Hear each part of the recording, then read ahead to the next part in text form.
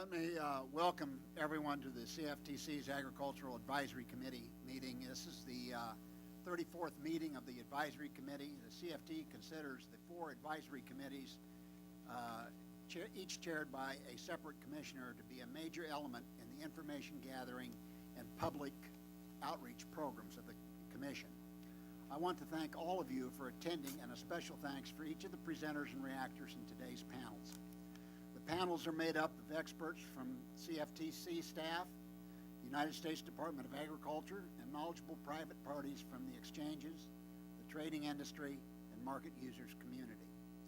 Each of the panelists has spent a considerable amount of time in preparing for today's program, and I want to recognize the contribution of your time and expertise and offer my sincere thanks and appreciation for participating today. This meeting will revisit some of the market concerns that we have discussed in the past agricultural and other commission meetings. The issue of cotton contracts has been the subject of both industry and CFTC studies and will be discussed again today, specifically recent developments regarding the contracts delivery points.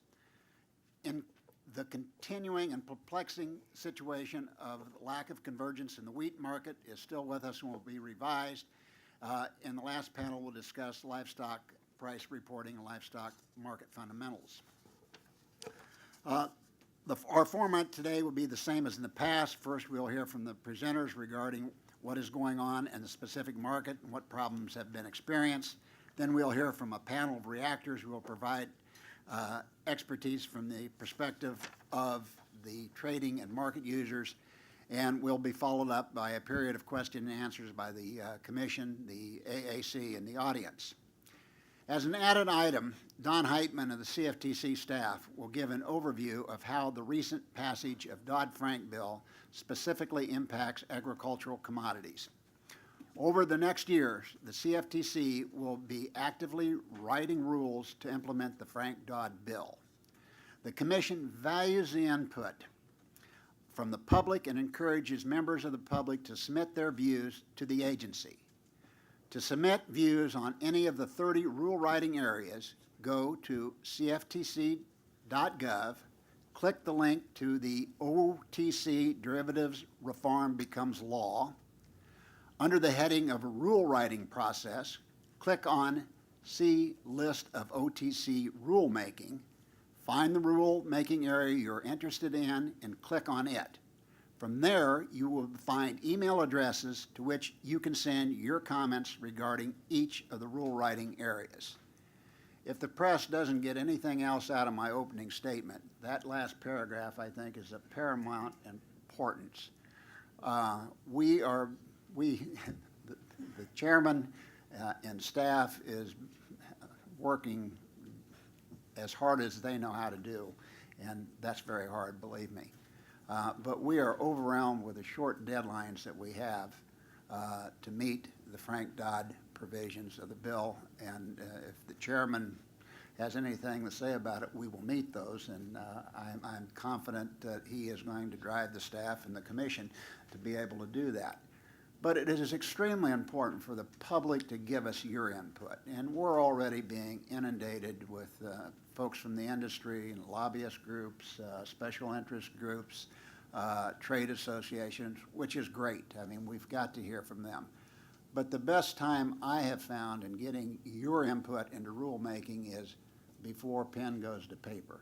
So it is extremely important for you to lock onto those rule-making areas and give the staff that is beginning the development of these rules your input on what you think is important. So please, please do that. I want to thank all of you for your attendance and the staff, the CFTC, in making this possible, and I will ask the chairman if he has any opening remarks. Good morning. Thank you, Commissioner Dunn, for chairing today's meeting of the Agriculture Advisory Committee and for your leadership in this important area and for those remarks about the overall Dodd-Frank rulemaking effort. And as you say, we have a lot to do. This is a great agency. The staff is up to it, but we need the public's help. We need the public's comments. You're going to hear today about agricultural swaps, and we'll hear directly from this committee, and hopefully the public will weigh in. But all 30 areas that we've put on the website. I appreciate what Commissioner Dunn said, because it's really important to hear from the public and their thoughts. I want to also join Commissioner Dunn in thanking my fellow commissioners and all of the expert panelists here today. The importance of the timing of the meeting, of course, is it's the first public meeting since the Dodd-Frank bill passed, and that legislation for the first time will bring comprehensive regulation to the derivatives marketplace. Specifically, it will subject all the dealers themselves to comprehensive oversight. It will bring standardized derivatives to transparent trading venues and also to centralized clearing. This will greatly reduce risk in the marketplace and promote transparency for the public. And as we move forward with regard to this, I was just going to focus on the areas today that I'm keenly listening to is, of course, the questions of wheat convergence and the ICE cotton contract. And I'm particularly interested in the views of the committee regarding how we write rules with regard to these agricultural swaps. Don Heitman from our staff, of course, will give an overview later on this important subject. I'm interested in hearing the views of the committee on the ICE Futures Cotton No. 2 contract. You know so much more than I do about this subject. It's important that exchanges periodically review contract specifications and make sure that we're keeping up with the changing market environment. It's important that exchanges review delivery points so that they best reflect the changing characteristics of the physical marketplace. And of course, I look forward to your thoughts. With regard to the convergence in wheat contracts, recently the Chicago Board of Trade went through some similar issues. They implemented changes with regard to variable storage rates on the soft red winter wheat. But unfortunately, now we see the significant problems down in Kansas City that you're going to help advise us on. And it's really at the core of any futures contract that it converges. Without convergence, hedgers lose confidence in the marketplace, whether that be farmers, millers, grain elevator operators. So I'm particularly interested in how this contract that is having problems now can be addressed for hard red winter wheat. I look forward to hearing from the panel, the third panel on livestock price reporting. And again, I want to thank Commissioner Dunn and my fellow commissioners, as well as the full Agricultural Committee here today. Thank you, Mr. Chairman. Commissioner Summers. Good morning. I just want to say thank you to Commissioner Dunn and to his staff for organizing the meeting today and for the excellent agenda items. And I want to say that I especially appreciate the forum that we have in the Agricultural Advisory Committee to discuss these issues that are on the agenda today. I think that bringing together both the exchanges and market participants and producers around the table to talk about the progress we've made on some of these issues, to talk about the specifics and differing points of view on many of these issues, because a number of these issues have been on our plate almost since I've been at the Commission. I've been here for 3 years, so we've been discussing these issues for a long time, and I just want to say how much I appreciate this forum.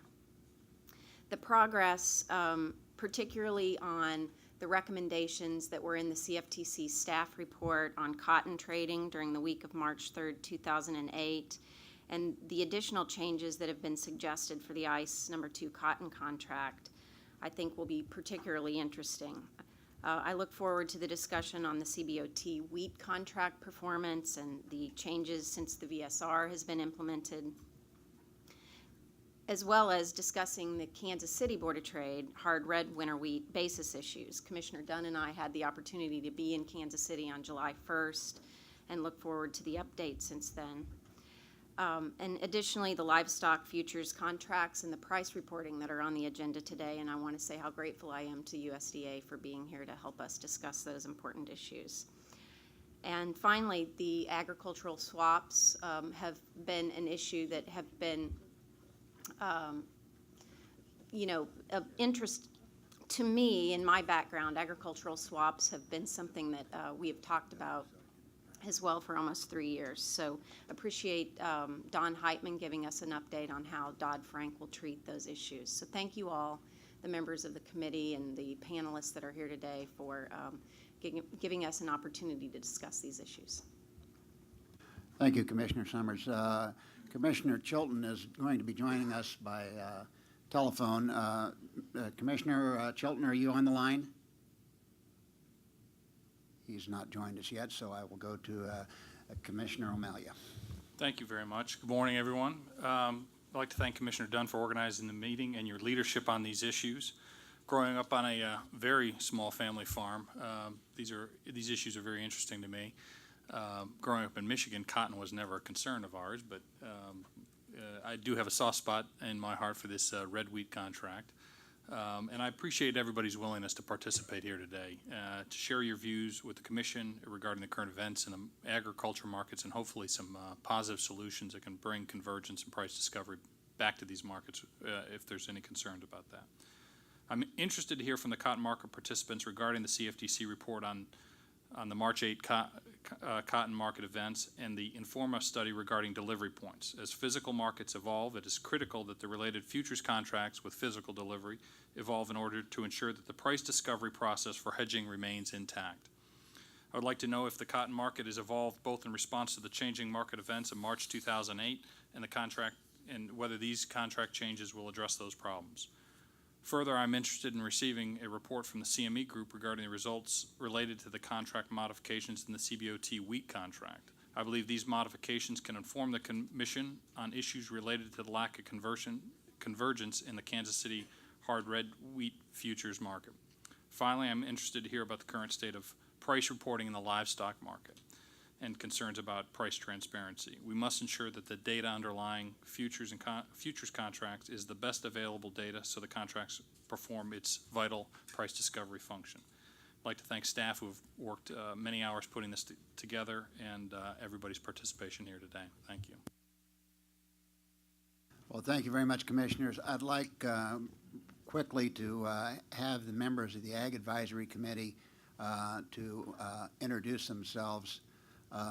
This is probably the greatest group, and I really, really appreciate not only what you're doing coming to these particular meetings, but also the advice that you give me periodically through the year. Edgar Hicks will send me issues and things that he sees out in Nebraska all the time. I really appreciate getting those types of heads up of what's going on. It keeps me in touch with what's going on with the field. But let's start with John, if you would start off with introductions.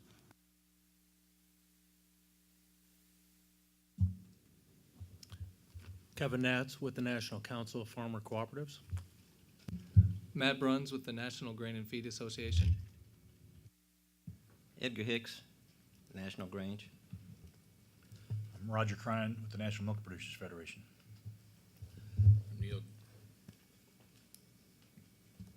I'm Neil Dirks on the National Pork Producers Council. Reese Langley, USA Rice Federation. Kent Longclaw, Risk Management Agency. Sam Willett, National Corn Growers Association. Greg Dowd, National Cattlemen's Beef Association. Dana Peterson, National Association of Wheat Growers. Jack Gain with Managed Funds Association. Christine Cochran with Commodity Markets Council. John Anderson, American Farm Bureau. Hayden Wands with the American Bakers Association. Thank you all. I appreciate that.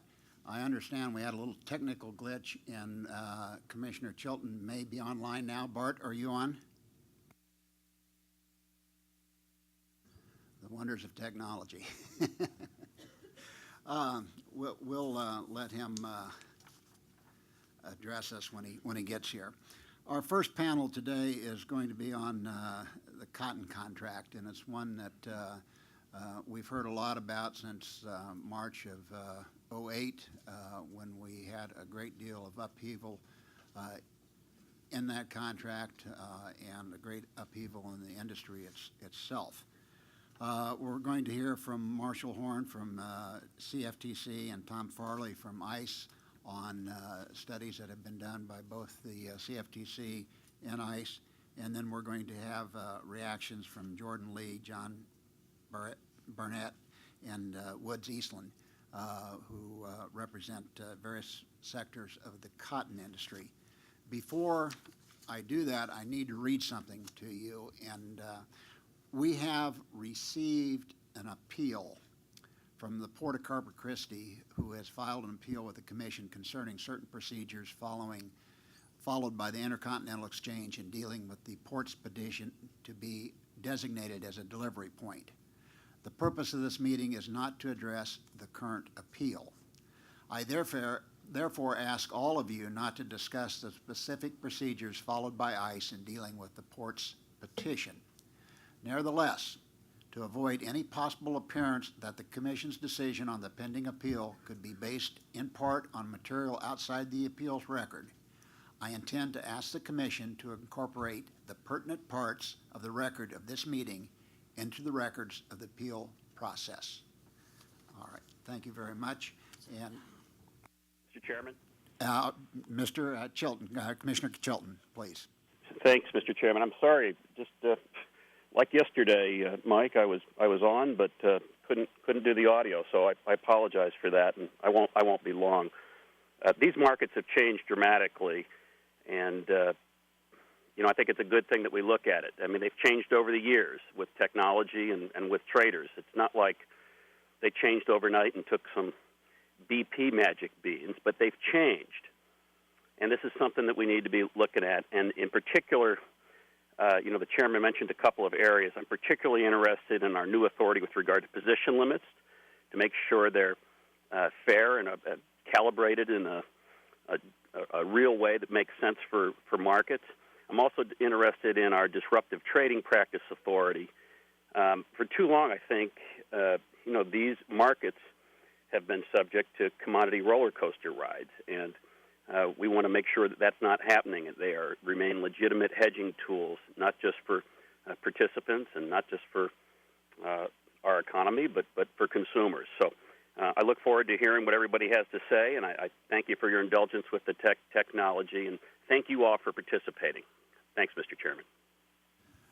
Thank you, Commissioner Chilton, and we'll try to make sure that we give you ample opportunity to have your input. I was just going to say that, as Commissioner Chilton mentioned about position limit authority, on agricultural position limits, this commission is supposed to do that in 270 days, which really means it's 255 days from now.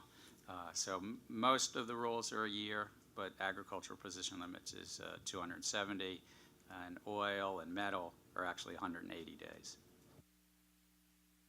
Thank you. I would like to recognize Don Stump, who is here from the Senate Agriculture Committee. Are any of your colleagues with you today? Well, thank you very much for attending this. And with that, Marshall, if you will lead us off with your presentation.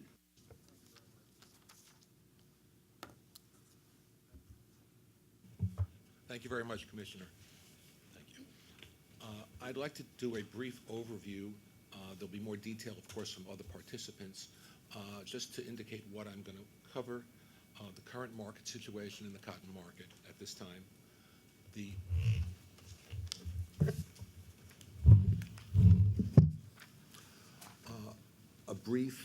very brief discussion of the March 2008 situation in cotton, the recommendations from the CFTC staff report regarding that time period and that volatility, the issue of price limits, and the very current issue, very topical issue of delivery points on the cotton contract.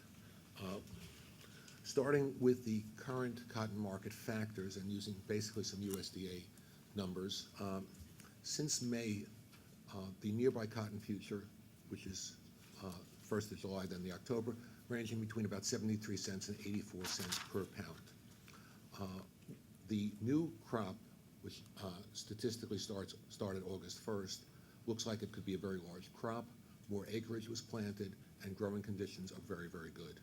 And the USDA estimates the new crop at about 18.3 million bales, which is about half, again, as large, 1.5 times as large as the 2009-2010 crop that we just finished, of 12.2 million bales.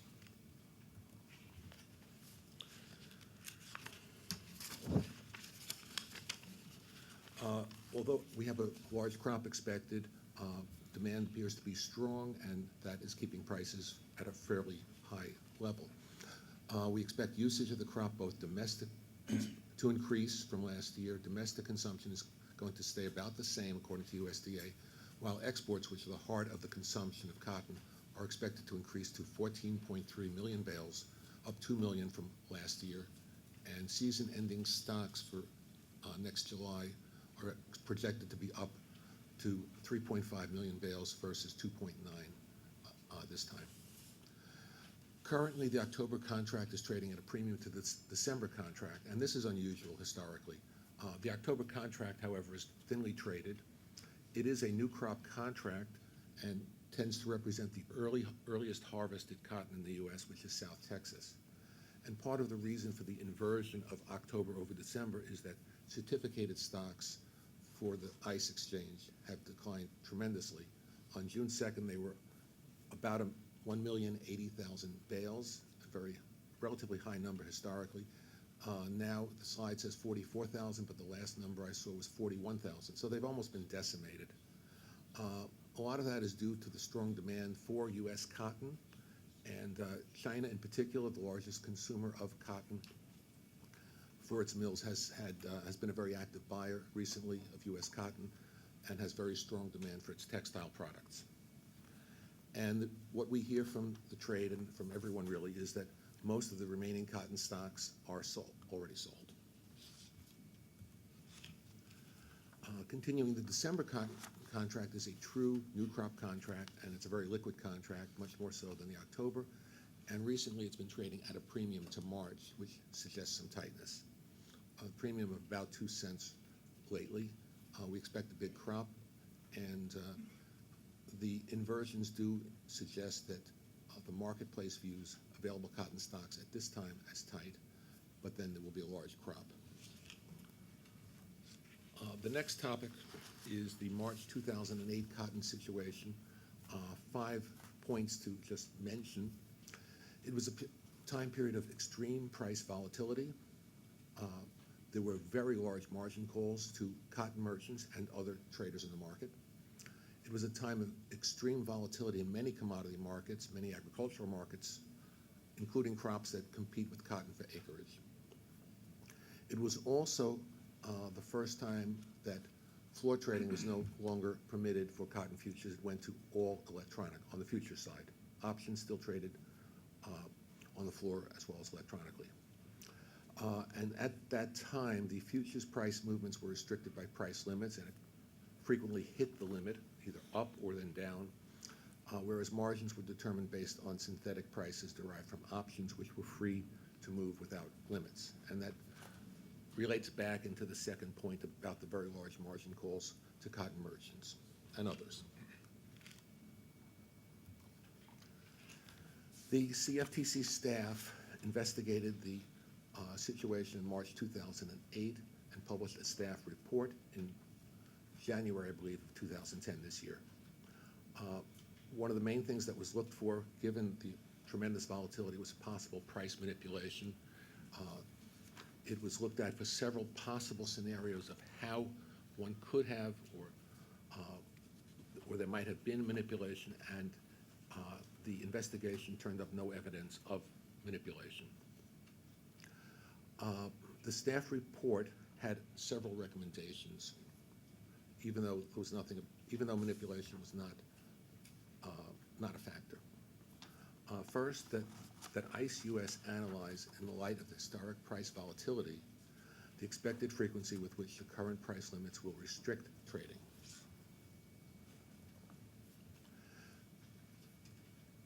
That ICE US evaluate whether, in conditions of rapidly rising prices and extreme price volatility, the newly expanded price limits will allow the cotton market to operate efficiently and facilitate the price discovery and risk management functions. There had been an increase and a change in the rules for the price limits for the cotton futures, but we asked that the experience with the new limits be evaluated. The That ICUS notify the Commission of whether it intends to implement the dormant Rule 1009B and subject cotton options to price limits. If so, ICUS should provide the Commission with an update on the status of the technology upgrades that are needed to implement that dormant rule. As a result, and in reaction to the report and the recommendations, ICE Futures submitted a proposal for Commission approval for a price limit on cotton options on May 21st, 2010. The Commission staff and the Division of Market Oversight requested additional information and clarification, and this proposal is being reviewed by the CFTC. I'd like to turn to the question of delivery points, and I'll point out very much that it's a very important issue, and it was not part of the staff report on what happened in March 2008. Currently, there are 5 delivery points for the cotton contract.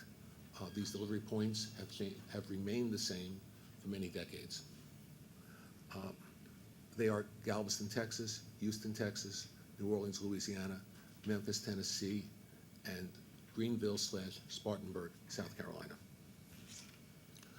Memphis tends to be the most active and have the most deliveries and most deliverable stock.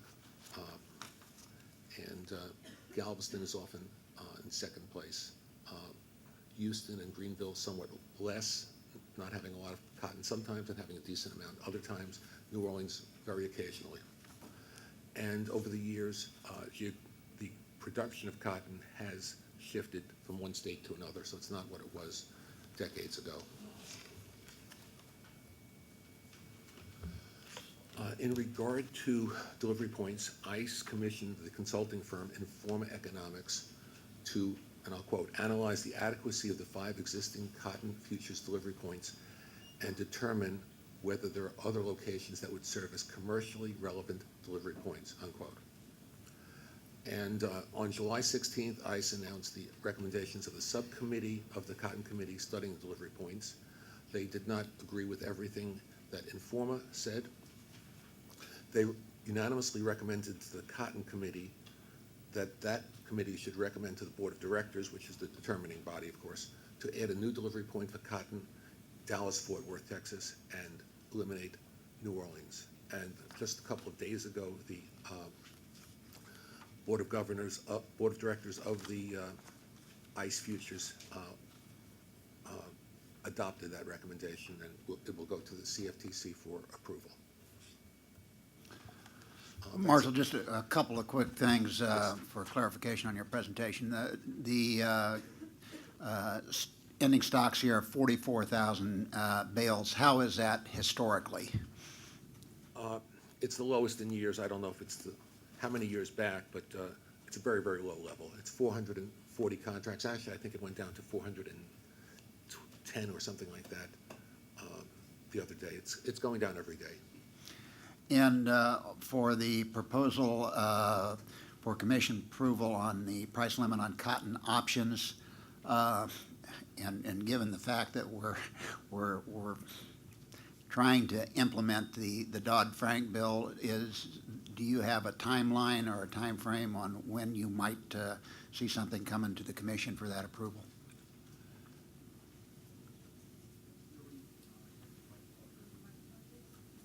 That's really handled by other parts of the Division of Market Oversight. I'm in surveillance. That's product review. However, it's a fairly complicated proposal in terms of how it works. And as I indicated, we did ask for clarification. But I know it does have a time frame on it that it's not anything like 200 days. It's a lot sooner than that. But I don't know the exact deadline at this point. And the same question then for the delivery point changes that ICE has currently made. That does have to go to the commission for approval. First of all, I wanted to make sure that's correct. Yes, sir, it is. And do we have an estimate or a timeline of when that might happen? I don't know. It'll be studied very closely, I'm sure. Thank you very much. Mr. Chairman? Yes. I just want to ask Marshall a question, because how he said it. He said that we were waiting on stuff from ICE, and it's my understanding that they submitted something on May 21st, and that the division asked for more information, and that over a month ago they responded. So I think it's on our court, and I hope we move forward like I think all of us do to get this done. I know we've got a heavy workload, and this would be one that would be nice, as Chairman Gensler said, to sort of clear the decks before we get on to the work in the Wall Street Reform Act. Is that correct, Marshall? Yes, it is. It's on the calendar to be addressed within a certain time frame. I'm not sure of the exact time frame. It's a fairly short time frame. Good, thank you. I guess, Marshall, what we're all saying is we're going to put this on that list that we were working with the division directors on, that the non-Dodd-Frank list, that it's a shared, I think it's a shared view of you're hearing from all three of us, that we want to move it along. Absolutely. Just to give you some insight here, some insider information on the commission. The chairman has what he has called the Clean Plate Club, and he is pushing the division directors to clear the plates so that we can go full steam ahead on the Frank Dodd bill. And there are things in there that I've been asking to address since the day I came on the commission that is finally being addressed, and I am very, very grateful for that Clean Plate Club. I thank you, Commissioner Dunn. I'm grateful to all of my fellow commissioners, because we have not only the 30 teams set up on the 30 Dodd-Frank, but we have nearly that many, no, it's less than 30, but on the Clean Plate list as well. So, and Marshall just realized he's now on it too. Thanks. Thank you. I'm sure it's an honor, and thank you for your volunteerism. Thank you. ICE has also been very busy in this arena, and we're fortunate to have Mr. Tom Farley with us. Tom, if you could walk us through some of the Informa stuff and the actions that's been taken by ICE. Sure, thanks. Just if I may, a quick clarification on something Marshall said. It might be a distinction without a meaningful difference, but my understanding is that we actually, adding a new delivery location does not require approval as long as it's being added for a contract month that does not have any open interest. I defer to others in this room, including Audrey Hirschfeld and those of you on the dais, about CEA and CFMA, but that's my layman's understanding, which I think is a little bit different than the way I heard it described. Thank you. We'll try to get that resolved and get back to you on it as soon as possible with the General Counsel's office. Great, thank you. Thank you, Commissioners O'Malia, Summers, Chilton, Chairman Gensler, and thanks especially Committee Chairman Dunn for allowing me to be here today. Thanks for your leadership, Commissioner Dunn, Chairman Dunn, I should say, in putting together this public hearing on issues of importance to cotton, as well as obviously wheat and other markets. I'll say a few words about ICE's cotton number 2 futures contract, generally, specifically on delivery points, and while not in my prepared notes, I'll also add a few words about the recommendations to address Commissioner Summers and Commissioner O'Malia's opening remarks. And I'll add that at the end, just so you have our perspective on the implementation of those recommendations. For almost 140 years, our exchange, first as in 1870 the New York Cotton Exchange, and then New York Board of Trade, now ICE Futures US, has traded cotton futures and options. Over the last several decades, our cotton number 2 contract has become not just the benchmark for US cotton, but really the benchmark for global cotton. By way of context, just briefly a few statistics. 2009, we traded just about 5.3 million contracts, which is $150 billion of value, or 5 times global production of cotton of 30 billion, and about 15 times world exports. During the last 25 years, we've had 5 delivery locations, and they've been static.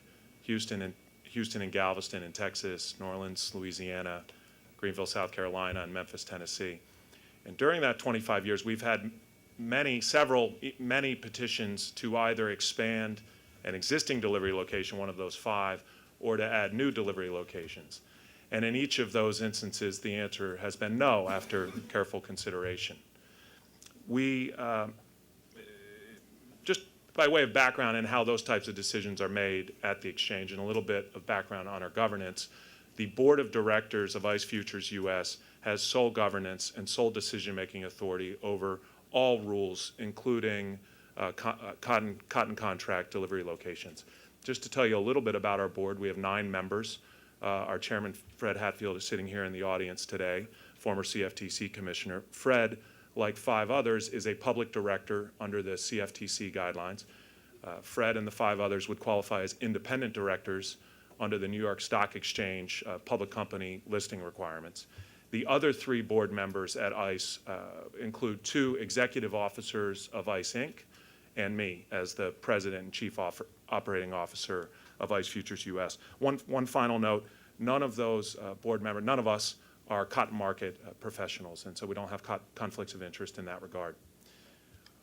At ICE, we agree with something Chairman Gensler said in his opening remarks, which is it pays to every once in a while take a step back and look at contract terms of all your contracts and make sure you're keeping up with market convention. I'm paraphrasing your words, Chairman Gensler. It's not exactly what you said, but that's the idea. In 2009, the exchange commissioned Informa Economics to study our current delivery points. Informa is a leader in broad-based agricultural research, and they completed their report in April of this year.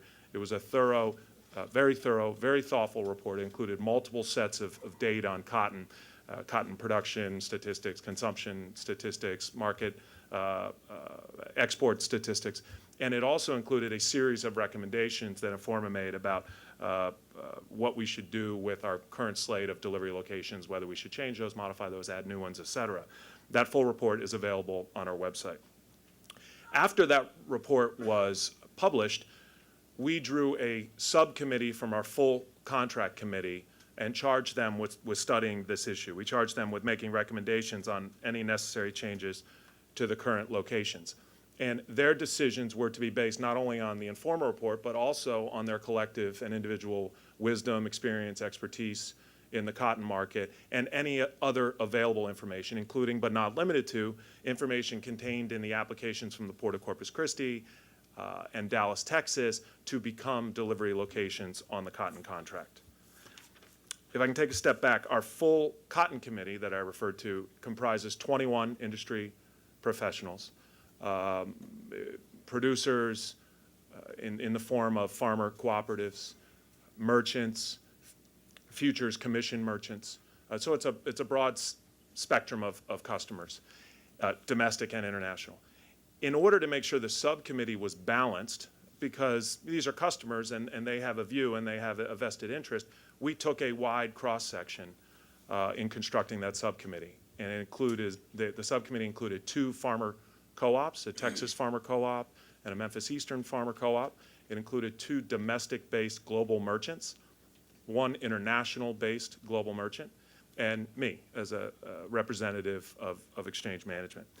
In carrying out its mission, the subcommittee first sought to clear up what they believed to be misperceptions in the marketplace and agreed on 2 facts or guiding principles that they thought were important to establish. The first was that the current cotton contract terms are sufficient to ensure convergence. There is no issue with convergence on our contract. The second item was that the events of the first quarter of 2008 would not have in any way been changed by a modification to delivery points, whether subtracting existing, expanding existing, adding new delivery points. It was fundamentally not a delivery point issue that arose. Having established those 2 facts, and having established that a lack of convergence or the Q1 2008 cotton episode are not reasons to make changes to delivery locations, the subcommittee then set about to say, okay, well, what are the circumstances under which you would change delivery locations? And specifically, what are the criteria that you will apply to a prospective delivery location to determine whether or not it merits inclusion? And they established 3 criteria. And the first was the trade flows in and out of that location. The second was the cost to move cotton in and out of that location. And the third was the extent to which that location is balanced between producers on the one hand and end users on the other hand. In addition, even if a prospective delivery location meets those criteria, you need to dig a level deeper and and understand all the factors in the mix for that location. And let me give you an example of what I mean. It's possible that a location could meet those criteria, but it could be so geographically close to an existing delivery location that it could be essentially economically comparable. And committee members, as a for instance, committee members cited the Port of Corpus Christi as potentially one such example. It's approximately 200 miles from Houston. It's approximately 200 miles from Galveston. It's equidistant to the West Texas growing region, equidistant when compared to Houston and Galveston. Ultimately, using this criteria, the subcommittee proposed adding Dallas-Fort Worth as a delivery location and subtracting New Orleans, and that was the sum total of the recommended changes. Other potential new delivery points, including Corpus Christi, as I mentioned, Lubbock, Texas, West Coast delivery locations, those were all contemplated as well, and there were reasons that the subcommittee chose not to recommend them. In the case of Corpus Christi, one thing I heard cited was it's not a significant center of trade flows. In the case of Lubbock, one thing I heard cited was that it may advantage producers but unduly disadvantage end users. In the West Coast location, it was the opposite. Could potentially advantage end users, but unduly disadvantage farmers or producers who would have to pay a great deal of money to get cotton in position to deliver against a West Coast delivery location.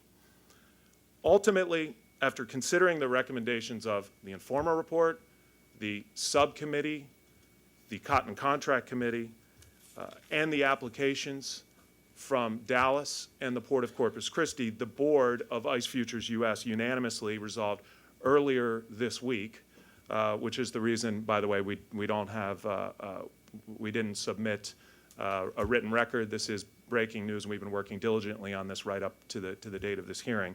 The board resolved earlier this week that New Orleans should be deleted as a delivery location and Dallas-Fort Worth should be added. The board also determined that these changes will be implemented commencing with the December 2013 futures contract, which ties back to the clarification that I mentioned at the outset of my comments. In reaching the decision to delete New Orleans, the board of directors noted that New Orleans is no longer a meaningful port for cotton or storage location, I should say, for cotton. In determining to add Dallas-Fort Worth as a delivery point, it was noted by the board that over the last several seasons, there's been significant volume of cotton moving into and out of the location, that costs to move cotton into and out of the location, whether by truck, rail, or otherwise, are competitive. And finally, that there is a balance between the producer community, particularly that Texas producer community, as well as the end user community. The board has not yet reached a decision on Corpus Christi. There was a little bit of bad information about that we saw earlier this week. The board has not made a decision about Corpus Christi, and we continue to study the matter. I'll just add a few comments to directly respond to Commissioners Summers and O'Malia. As Marshall pointed out, the recommendations, the report that the CFTC issued about the 2008 volatility, we agreed with the conclusions of that report. There was no manipulation, which is something that we believed all along and stated publicly. And further, there was no speculative buying. When I say no, I mean there may have been some de minimis, very de minimis speculative buying during that volatile period, February 29th, March 3rd, March 4th. But there was essentially no speculative buying during that period. And that volatility was a consequence of a tightening credit environment and heavy buying by the trade community. The recommendations that came out of that report, we agreed with wholeheartedly. We've implemented all three of them. We've responded. The third recommendation required that we notify the Commission of what we intended to do. We did that in May, as we described. The first two recommendations had to do with studying to make sure the limits that we set were appropriate. We did a study on it. We studied on our own. We worked with our customers. We all jointly agreed, mutually agreed that the limits we put in place are reasonable. And in fact, that has been borne out in the marketplace as we have not hit limits frequently at all since we implemented those. I don't have the exact statistics. And so I did want to respond directly to the recommendations in that regard. Thank you again for your time and attention. I'll be happy to answer any questions that you or members of the committee have. Thank you, Ms. Farley. Quickly, the Division of Market Oversight has sent me a note saying if there is no open interest in the contract, there would not, I repeat, not need to be Commodity Futures Trading Commission approval for delivery location change. So your contention is correct if there is no open interest on there. Mr. Farley, there has been brought to me a lot of concern about the Cotton Committee and Advisory Committee, what authorities they have within the contract. And I know when ICE took over the exchange, it was done with the caveat that they would retain those authorities, but subsequent to that, there was a governance rule by the commission, and could you tell me the impact that that has had on that committee? Sure, Commissioner. The Cotton Committee has no governance or decision-making authority at ICE Futures US, full stop. That said, I do view them as a trusted advisor. I don't want to embarrass them, but sitting to my left, one of the members, Woods Eastland. Suffice it to say, Woods knows a little bit more about cotton than I do. And so when there's a cotton-specific issue, Woods is the type of person, and I use Woods by name, again, not to embarrass him, but there are several Woods on that committee. To my right is Jordan Lee, also similarly well-versed in cotton. And so we go to that committee because they're a valuable source of information. And again, we view them as a trusted advisor. And with respect to cotton, they know more than any of us at the exchange, and we make a habit out of listening to our customers.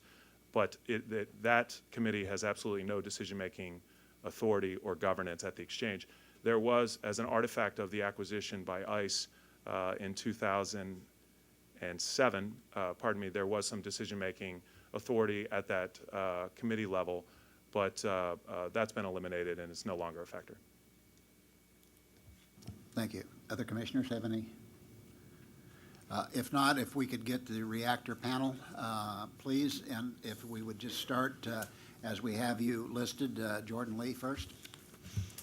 Thank you, Commissioner Dunn, members of the commission. I'm Jordan Lee, Eastern Trading Company of Greenville, South Carolina. I appear today in my capacity as president of the American Cotton Shippers Association, known as AXA, whose members market approximately 75% of the cotton produced in the United States and are the primary commercial users of the ICE number 2 upland cotton futures and options contracts. At the outset, I wish to inform the Commission that AXA endorses the recommendations of the subcommittee of the Cotton Committee of the Intercontinental Exchange, or the ICE, to delete New Orleans and to add Dallas-Fort Worth as delivery points on the ICE number 2 upland cotton contract. I want to stress, however, that the adequacy of delivery points is not an issue for the commercial users of the contract. As the attached 1997 study in my remarks conducted for AXA by Dr. Ann Peck and the 2009 memorandum prepared by Neil Gillen, AXA's former Executive Vice President and General Counsel, indicate the ICE number 2 contract is functioning well.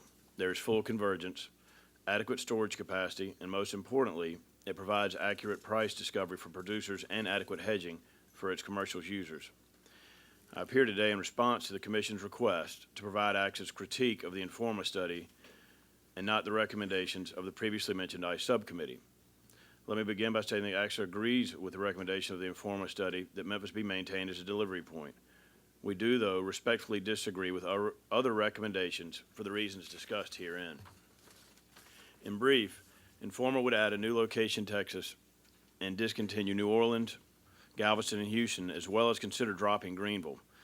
It would consider adding Lubbock because it is a primary production area, but not Dallas because it is not in a producing area and may not have sufficient warehouse capacity. We contend that the contract is functioning properly by providing convergence with the spot and the futures price and the delivery period, resulting in accurate price discovery and hedging for commercials. Given that fact, one must ask the question, as Professor Ann Peck did in her analysis of delivery points on the number 2 contract, whether a contract change will have effects on the market, and if so, whether those effects will improve the functioning of the market. Not only did the Informa study not address this critical question, it presumes that a principal purpose of a futures contract is to provide producers with delivery points at the farm gate. Simply put, it suggests that the ICE number 2 contract would better serve producers by being a cash or a delivery contract, which is contrary to the purposes of a futures contract and is a formula for failure of this extremely useful risk management tool. Another assumption of the Informa study is that a change in delivery points could increase income to producers. The net price to a producer is determined not by the futures price at the time of delivery, but by the market price. The fact is that the price received by West Texas, or really any producer, is the world price in the export marketplace, and not the literal futures price. Therefore, to place a delivery point in the heart of the largest production area in the world, as the Informer study recommends, would be detrimental to both producers and to the contract in general. The suggestion also ignores the established fact that the U.S. and the international cotton industries have been well served by location of delivery points in either consuming, export, or central marketing locations for the last number of decades, as previously mentioned. As Dr. Peck said, the central purpose of a futures market, insofar as it differs from other markets, is to give reflection today to the value of a commodity both today and at specified future dates. That is, its central purpose is price discovery and price discovery alone. Many of the features unique to futures markets, such as their standardized contract terms, were designed specifically to promote efficient price discovery. Peck notes, and I can tell you from personal experience, that the uniformity of contract terms rarely mirrors the actual physical transaction between commercials. On the current pattern of export flow, Informer's data is inaccurate in that it misstates the volume actually shipped from specific ports, given that the data was not properly gathered. More importantly, Informer overlooked the evolution underway in the export patterns of shipments impelled by the size of new ships coming online, which are restricted to deep water ports. The new generation of ships, the Panamax container vessels as we call them, designed to transit the widened Panama Canal starting in 2014, are already in service and currently calling on Charleston, which increases the importance of Greenville as a delivery point. I would add that in discrediting Greenville's viability as a delivery point, the Informer study primarily focused on the use of the contract solely from a seller or a deliverer's bias or point of view, as opposed to that of a receiver or ultimate user. And you've already heard Tom speak to the need to balance the needs of each party. When you combine the total production in the Southeast, along with the total consumption of the U.S. textile industry, a delivery point in the Southeast is more important than adding one in West Texas based on concentration and volume alone. Further, the diversion of cotton traffic from the West Coast ports will increase considerably when the co-joined ports of Houston and Galveston begin operation of their new container port in time for the opening of the widened Panama Canal. More Texas cotton will then move through the new Galveston container port because of the lower cost to move cotton to shipside and the decreased time of delivering cotton to Southeast Asia and the Far East, our primary customers. The development will also enhance the establishment of a delivery point in Dallas-Fort Worth. Corpus Christi, however, in our opinion, is lacking as a delivery point for a number of reasons. One of those reasons being that the container vessels mentioned, the Panamax vessels, will not be able to transit beneath the harbor bridge to gain entry to the port, and the Texas Department of Transportation lacks the $800 million necessary to raise the level of the harbor bridge to allow such vessels to enter that port. We would also concede that New Orleans' days as a cotton port have passed. Currently, there are no warehouses licensed to store certificated cotton in New Orleans. Therefore, we believe its deletion is justified. Lastly, the Informer report relies heavily on the change in crop production patterns for its delivery point recommendations. The fact of the matter is that crop patterns continually change and have changed since the high prices that impelled the switch to corn, other grains, and oilseed production. The latest USDA crop report shows that this year production will increase, as Marshall mentioned, by 50% from 12.2 million bales to 18.3 million bales. Therefore, the importance of delivery points in these areas has not diminished, particularly Memphis, which has always been the primary transportation and marketing center for U.S. cotton industry. In conclusion, I'd like to stress just a few following points. The events of March 2008 were nowhere related to the adequacy of delivery points on the ICE No. 2 contract, and I would basically sort of rubber stamp and agree with everything Tom said in reference to those, except maybe for my knowledge about cotton. I like to think I know a lot. The level of trading on the ICE No. 2 contract reflects a total confidence in the current configuration of delivery points. The fact alone argues for the validity of the current delivery points, which both the commercials and the speculative traders deem to be an adequate balance, wherein neither buyer nor seller are penalized or discouraged from using the contract. That belief by the primary users of the contract provides with the essential liquidity necessary to provide cotton producers with adequate price discovery. The users of the contract require stability in its terms and conditions. Though AXA believes that the current delivery structure is adequate, we have agreed to the deletion of New Orleans and the addition of Dallas-Fort Worth. AXA's membership believes that the users of the ICE No. 2 contract are best served when the contract terms are consistent. Therefore, we would urge that once established, the proposed changes in the delivery structure and all other terms and conditions of the contract be maintained. Thank you. Thank you very much. Let's turn to someone who does have a up-close and personal relationship with cotton. Mr. Barrett? Thank you very much, Commissioner Dunn. Can you hear me all right up there? Thank you, sir. Thank you for having me, all our commissioners. My name is John Barrett. I live in San Patricio County, which is near a place we've heard a lot about this morning called Corpus Christi, Texas. I've been a cotton and grain farmer for more than 35 years, and I really appreciate the opportunity to talk to you this morning about what keeps me in business, which is the cotton market and the cotton contract. I've got 4 main points that I'm going to try to make in my slide presentation. They are these. The first point is that the cotton contract, as worked by the New York number 2 contract, is not working for me as a farmer. In other words, it is dysfunctional for farmers. It's fine for merchants, but it doesn't work for farmers. The second point is that Corpus Christi would be a wonderful delivery point for reasons that I will get into. The third point, we just heard that Corpus Christi had an $800 million bridge problem, and we're going to show you some information about that. And then the fourth point that I want to make is that if it makes sense to exchange New Orleans for Dallas, that we think that it would make sense to exchange New Orleans, or excuse me, Galveston or Houston for Corpus Christi. Could you go to slide number 3, Michael?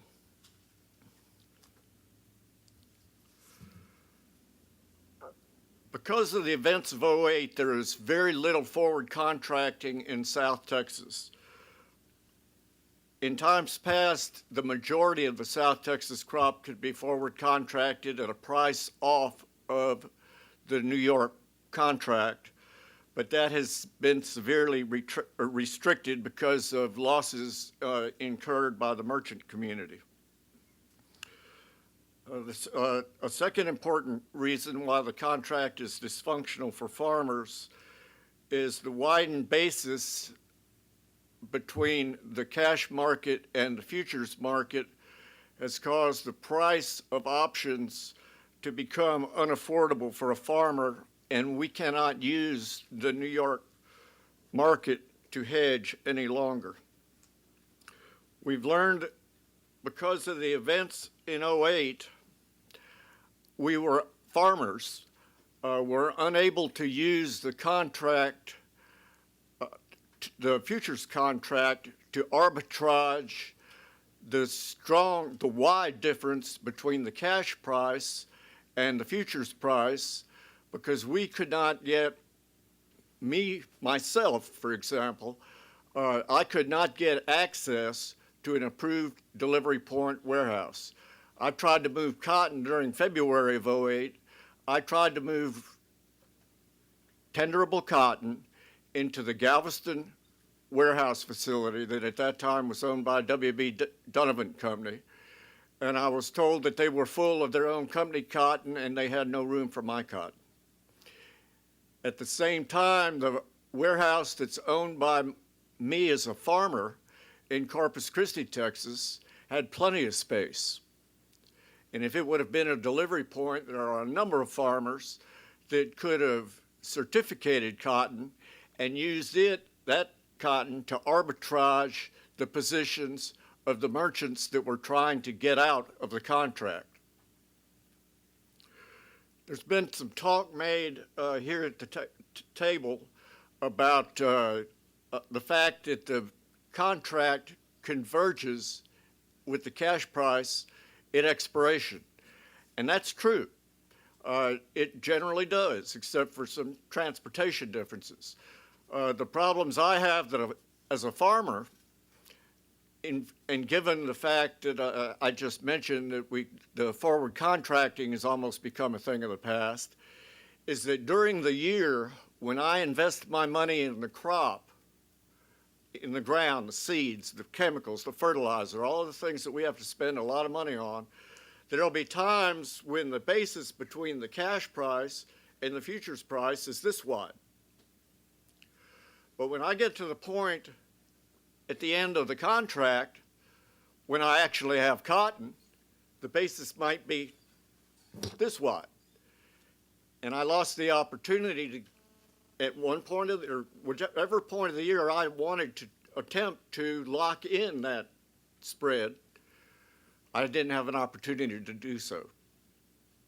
I could go to slide number 9, please.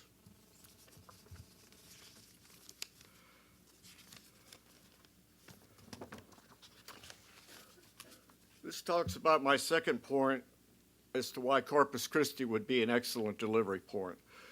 Corpus Christi, as opposed to the other delivery points, has a large amount of storage, warehouse storage space that is owned by producers instead of merchants. Corpus Christi has 550,000 bales of storage space owned by farmers. In addition, Corpus Christi is in the center of a substantial production area that stretches from the Rio Grande Valley almost to Houston. The addition of a point in Corpus Christi would allow farmers to arbitrage themselves against the contract without having to rely on the merchant community. In addition, Corpus Christi is the only port on the Gulf of Mexico that has a Corps of Engineers approved 52-foot ship channel. We have an additional ship channel that goes to the La Quinta facility, which I'm going to talk more about in a minute, that is not only permitted by the Corps of Engineers, but is currently under construction. That means number 14.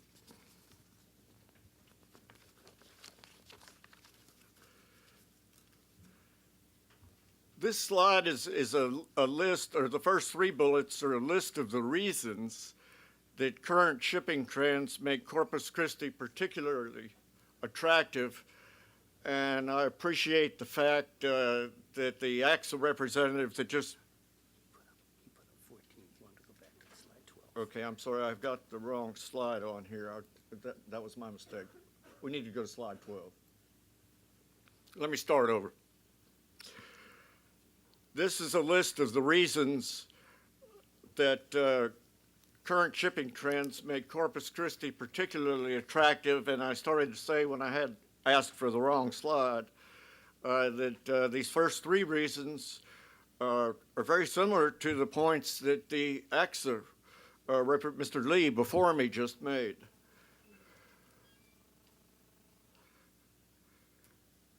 But the final point on here is the one that I really want to talk about. The La Quinta Trade Gateway is a project that the Port of Corpus Christi has been working on for several years.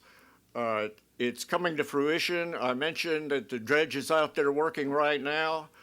4 years ago, the company that myself and my fellow farmers own, Gulf Compress, invested $13.5 million building a cotton warehouse at this future container port. It is going to be a hub of commerce looking into the future. The ICE contract has been looking into the situation as it was back in the 1920s, and we're asking ICE to look into the future after the Panama Canal is actually widened. And now I would like to go to number 14.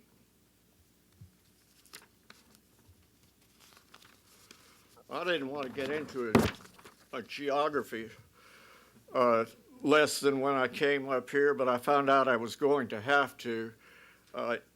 AXA has said that we have a bridge problem.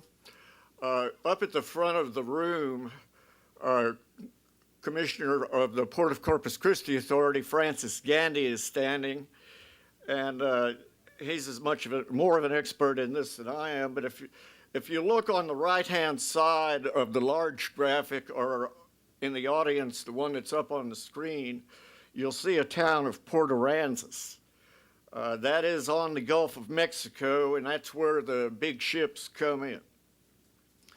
And then if you'll follow a blue line kind of to the southwest that's labeled Corpus Christi Ship Channel, you'll see that blue line kind of goes to the west to Corpus Christi, which is where the bridge is. Right where that blue line crosses Highway 181, there's a bridge. And the bridge is too short for some ships. But if you back up on that blue line back towards Port Aransas, you can see where it forks off kind of to the northwest, and it goes to the pink location there called Project Site. Well, that's La Quinta. That's where we want to do our cotton business. And there is no bridge. No bridge. Okay, can we go to 17?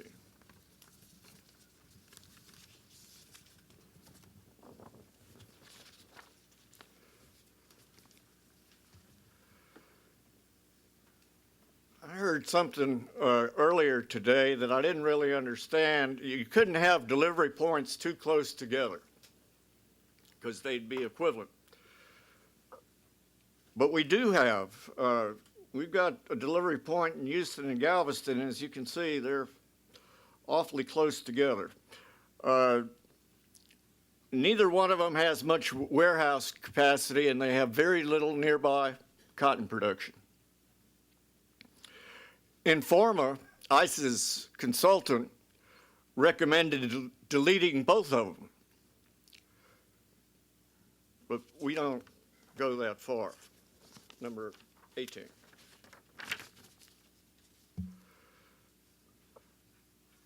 Our recommendation is that we make an exchange of either Houston or Galveston for Corpus Christi. Corpus Christi has more warehouse capacity than Houston and Galveston combined. The Corpus Christi capacity is readily accessible by farmers, and people in my situation wouldn't face the one that I had in '08 when there wasn't any room at the end at Southern Compress. And then unlike Houston and Galveston, Corpus Christi has significant nearby cotton production. Gentlemen, and commissioners, I appreciate your time, and I appreciate the ability to appear before you today. Thank you. Thank you very much, Mr. Barrett. Mr. Eastland, if you would, please. Thank you, Commissioner Dunn. My name is Woods Eastland. I'm the President, Chief Executive Officer of Staple Cotton Cooperative Association, which is a farmer-owned cotton marketing cooperative. We market cotton essentially that is raised east of the state of Texas.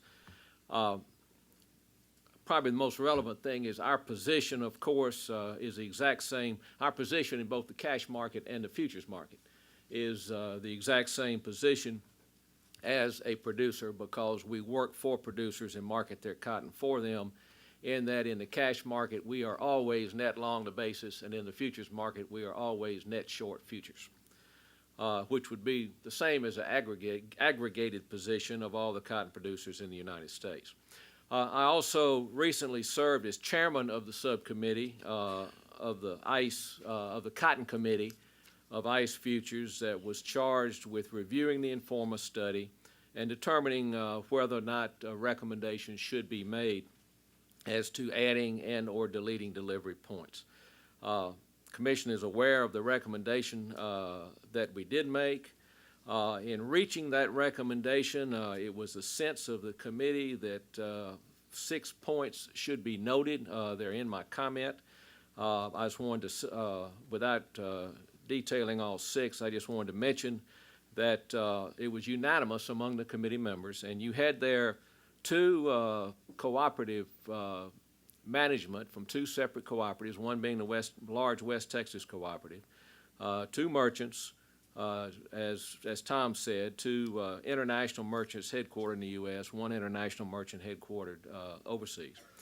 It was unanimous that the current terms, and that was the current as they existed while we were meeting, were sufficient to ensure convergence at expiration. And secondly, that the price volatility that we saw in March '08 was not related in any way or caused by an insufficient number or an inappropriate distribution of delivery points. I might want to add that as chairman, we in the subcommittee, we did not issue a detailed subcommittee report to the committee which detailed our reasoning process. And I think the reason for that is we all reached the same conclusion, but of the 6 members of the committee, I don't know if there were 6 different routes that were gone through to get to that conclusion, but I know there was more than one. And so unlike, we didn't want it to read like a U.S. Supreme Court opinion with dissents. And so we just issued our recommendations and the 6 points that were the state of the committee, sense of the committee. We did have a very open and very frank discussion. We had all of the submissions and I'm not sure from Mr. Chairman, your opening statement, what I should talk about or what not about Corpus Christi, but we did have the benefit of the Corpus Christi submission, which we reviewed, as well as submissions from other areas, and talked about some possible delivery points, such as West Coast, that had the exchange, as far as I know, had not been petitioned about by outsiders. And we did reach a unanimous recommendation. I could just say from the standpoint of the reasoning process that I went through as one committee member, and if somebody on your staff, you have the informal report, sometimes in the future, if you would look at page 30, and I reached an opposite conclusion than Informa did, even looking at Informa's own data. If you were to draw circles around Greenville, South Carolina, Memphis, Tennessee, and the Dallas-Fort Worth area of about 300 miles radius. And that's important because of the data that Informa presented that as far as freight costs are concerned. If you would draw those circles, you would see that the major production regions from the United States would lie within that 300-mile diameter of those 3 points. The major production areas of upland cotton in the United States would lie within the 300 miles of that area, of any of those, which would give the freight cost to deliver to a producer or somebody like a co-op representing producers relative equivalence all the way from the production areas of northeast North Carolina to the production areas of West Texas, that is, if Dallas-Fort Worth was included. And that's the reason why I argued for Dallas-Fort Worth. And I think that going forward, that concept is a very important concept for the management, not just of the cotton contract, but the management of all of the agricultural contracts, where you have a very widely dispersed geographical production area. Now, the idea of where the major production part of that is and where it's not, I realize would always be a thorny issue. But I think it's important for the management of the exchanges to, as these production areas shift, to realize that there is a responsibility they have incumbent to the producers to give producers in different area a relative, to have a delivery point where their relative freight cost to get their cotton to the delivery point would be somewhat the same from production area to production area. And I think that cotton has met that. Let me go on to the second point that I'd like to cover here, and that has to do with the responsibility that you all have now under the new financial regulation bill. And I'm probably not the only person in this room that hadn't tried to read those 2,000 and some odd pages or however long it is. But let me say this. I think in the debacle that occurred in the cotton market in March of '08, a contributing factor to that was the large speculative positions, which entities that formerly had been defined as speculative were permitted to take because their positions became redefined as hedge positions. And I'm talking specifically about index funds, and I'm talking specifically about the positions of swap dealers. I think that was a contributing factor. I think it's important, as you defined a hedger, that a hedger needs to be defined in its traditional sense. And let me digress a minute to say, I've been in office for 24 years. I was the CEO of Staple Cotton before the innovations of proliferation of index funds and of swaps through swap dealers occurred. And we had a cotton futures market that worked perfectly well without them as far as price discovery and convergence is concerned. And we've had since then, we've had a cotton market that has worked fairly well without them. Unfortunately, there's certain times in which it hasn't worked. The point I wanted to make is this.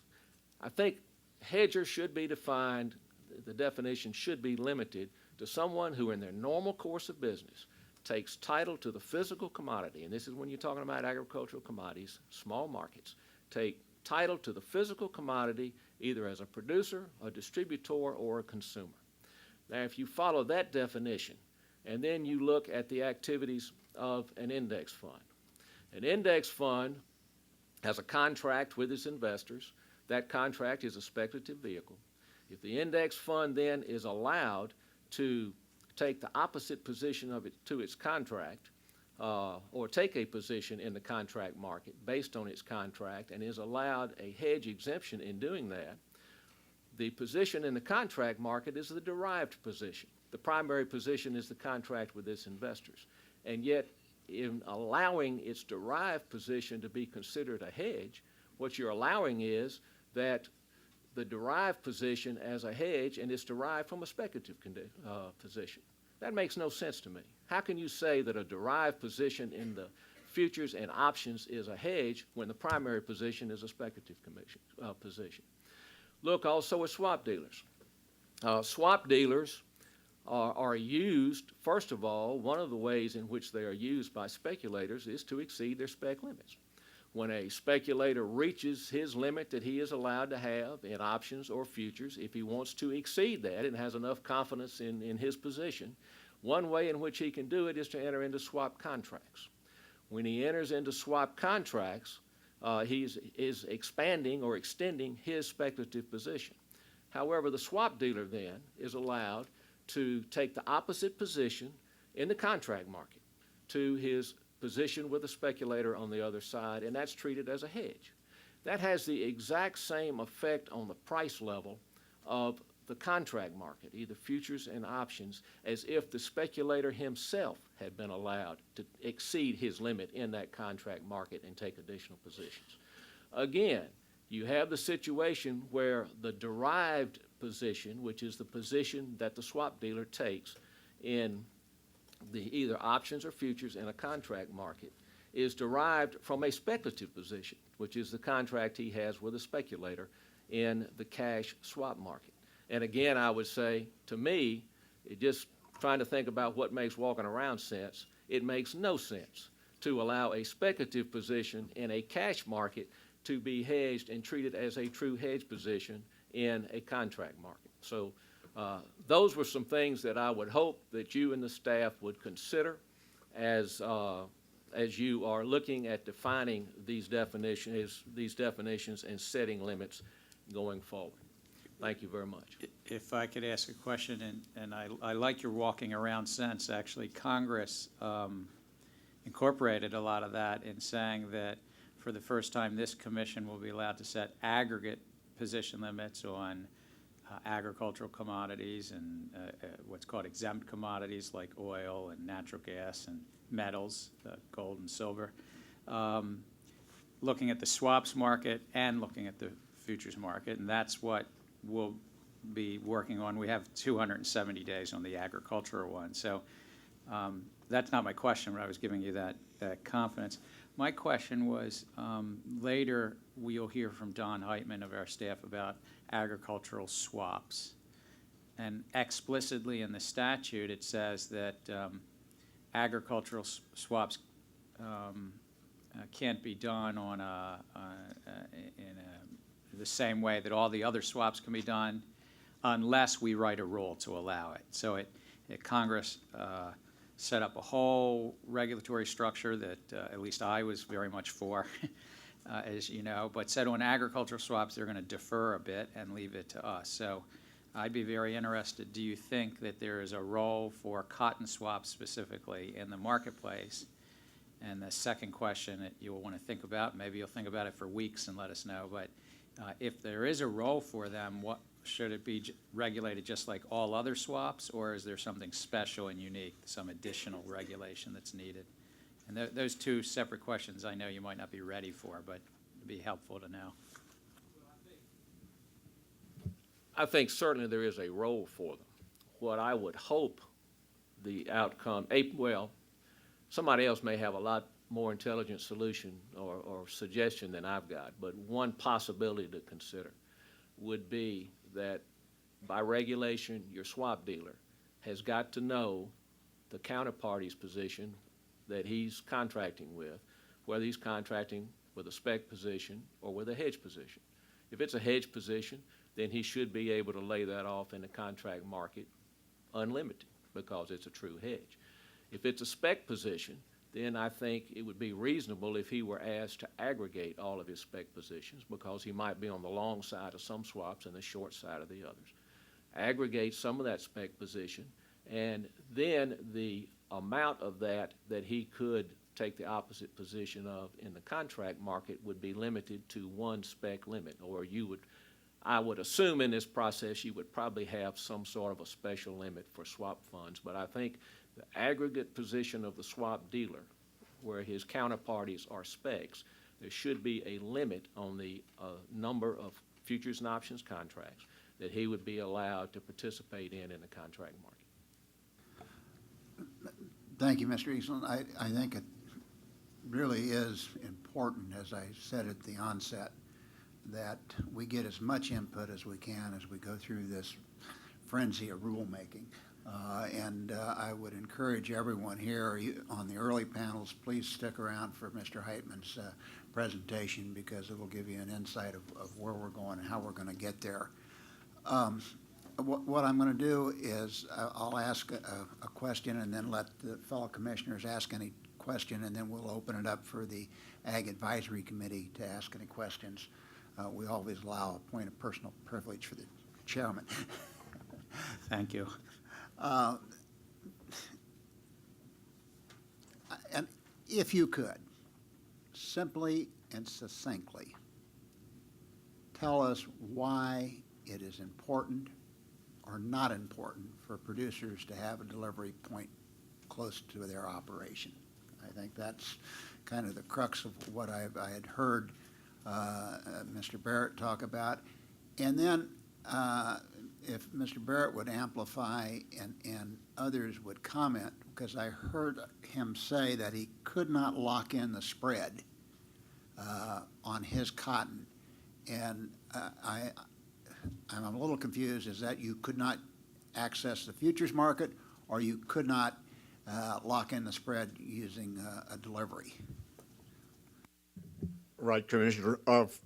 First of all, I'm not arguing for a delivery point close by my farm. I'm wanting one that producers can have access, that is readily accessible to producers.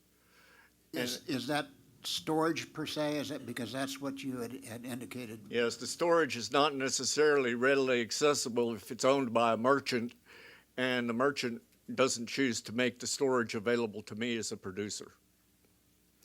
Okay, the question you asked about the margins or locking in, using the contract to hedge is basically a situation.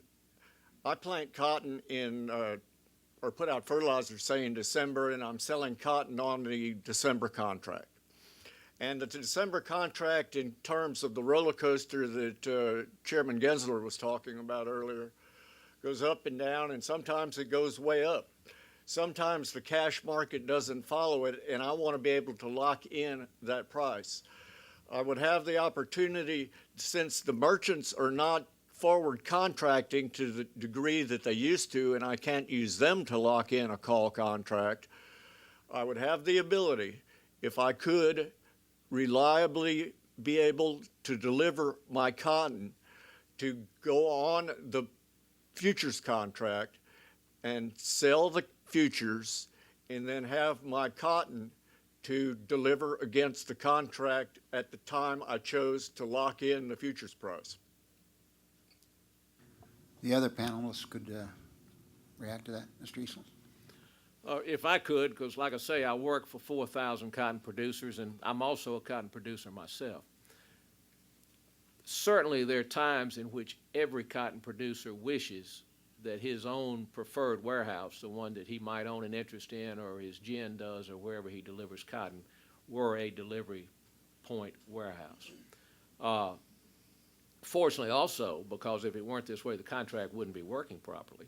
Those instances are pretty far between, I think, at least in my experience, what I've seen.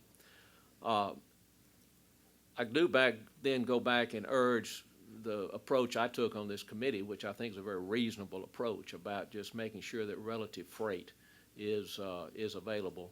The relative freight costs are somewhat similar. Now, there are producer-owned warehouses within, I know in the Memphis territory delivery point there are.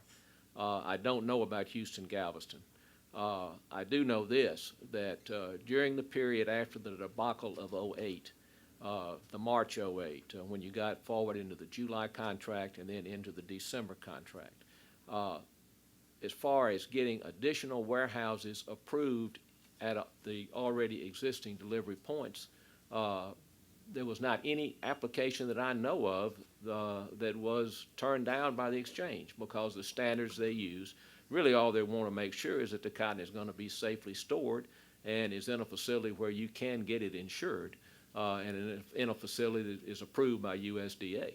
And those are pretty low hurdles to jump over. So I don't see where there's any I know Mr. Barrett with his own crop, unless he's just a huge producer, it wouldn't make sense for him to go out and rent warehouse space, in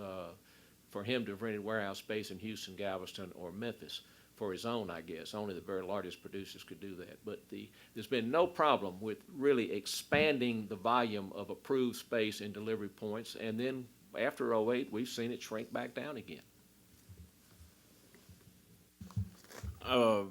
My comments will be relatively brief, but I do think the risk in putting a delivery point sort of at the farm gate is, and we've seen it happen in other commodities, you disassociate the spot market, or you actually co-join the spot market and the futures price, where the contract becomes the spot market.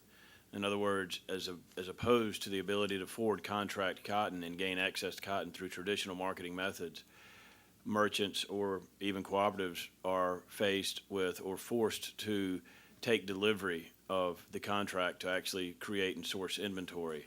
And that would be one primary objection to adding delivery points right there at the point of production in excess, or even really at all. Mr. Farley, what is the total delivery point storage capacity for the contract? I don't know the exact number, Commissioner, but it's about 2 million bales. And one interesting way of looking at it is if you compare the total aggregate crop versus the storage, the total aggregate storage, and then you look across markets to get a feel for how much storage is available relative to other markets. Cotton far and away has the most space, far and away by a factor of, I'm guessing now, but maybe 5 times wheat and beans and corn, for instance. During whatever passes for normal times, I guess I could say this, what is usually the percentage of storage capacity that's being used in the contract? Well, there have been very few normal times since early 2008. Early 2008, cert stock, Jordan, you might be able to help me here, but it went from in the couple 100,000 up close to that storage capacity. I think 1.8 million bales was our high point, and we're back down now, as Marshall said, to 41,000. So to give you a normal time, it's difficult to do. Now, if you look at cert stock going back prior to 2008, it's typical to have something in the 100,000 to 400,000 bale range. Yeah, I would agree with what Tom said. After March of 2008, as a response or in reaction to the volatility and to meet people's desires to deliver, we used almost 2 million bales of capacity, but at one point there was 3.3 million bales of capacity available. In Greenville, South Carolina, my community alone, there was over 1 million bales of available capacity, only about 70% of which was utilized. But to my knowledge, no individual point actually ran out of capacity Like I said, some were very close and were full, almost full. We had over 3 million bales of capacity even after 2008, and ultimately used almost 50% of it. Mr. Barrett, but you did have trouble getting certified deliveries, is that correct? Yes, sir. The warehouse I'm talking about is Southern Compress. It's located in Galveston, Texas. It used to be owned by W.B. Donovan and Company, and I tried to get cotton in there, and the manager told me it was full. Would be in February of '08. Thank you all, Commissioner Summers. Commissioner Chilton, do you have any questions? Yeah, I have a quick one for Mr. Eastland and Mr. Farley. I mean, these markets up until 2008 seemed to be comparatively stable, and the traders were fairly consistently commercial traders. There were speculators, of course, as there are in any market. We need speculators. Nothing wrong with speculators. Can't have an orderly functioning market without that. But that said, in recent years, there's been these new speculators. This is what I talked about at the beginning, that there are new dynamics in these markets, and that they've shifted their focus, to cotton and beans, et cetera, sort of seeking to diversify their investment portfolios. And these new speculators have the possibility of financially overwhelming the markets compared to the typical hedgers. And they had this distinctive sort of passive, fairly price-insensitive, long-only trading strategy. I call them massive passives. And they've come to represent a significant portion of some markets. When the agency looked at the 2008 debacle, these massive passives, or traders like them, and index funds, accounted for 38 to 41% of the open interest. And I'm not suggesting that they single-handedly, created a price spike or anything. I just think it's something new we have to look at, that when they are that large, people want to say it's liquidity, but if they're not trading because they're price insensitive, it seems to me it's dead liquidity. And, my question for Mr. Eastland and Mr. Farley is, with this new authority that we have in the Wall Street Reform Act, are there things that we need to look at specifically with regard to this class of traders? And I don't know the answer. I'm just raising the question. Thanks, Mr. Chairman. Thank you, Mr. Chilton. Commissioner. Thanks, Commissioner Chilton. You picked the right two guys, because I think Woods and I have in the past and may today have a healthy debate about this issue. So you'll get both sides of the perspective from both sides. Just a couple points on index funds. I think in general they're a very, very good thing. Number one, they encourage inventory accumulation, which can dampen price volatility in times of minimal supply or extreme demand. And I think as consumers, as Americans, as global citizens, that's a very, very good thing because it's going to limit price spikes in extreme circumstances. The second thing about index funds that I think are really a great thing is that commodities markets, by and large, are full of people who want to go short the futures contracts, because the consumers are you and me.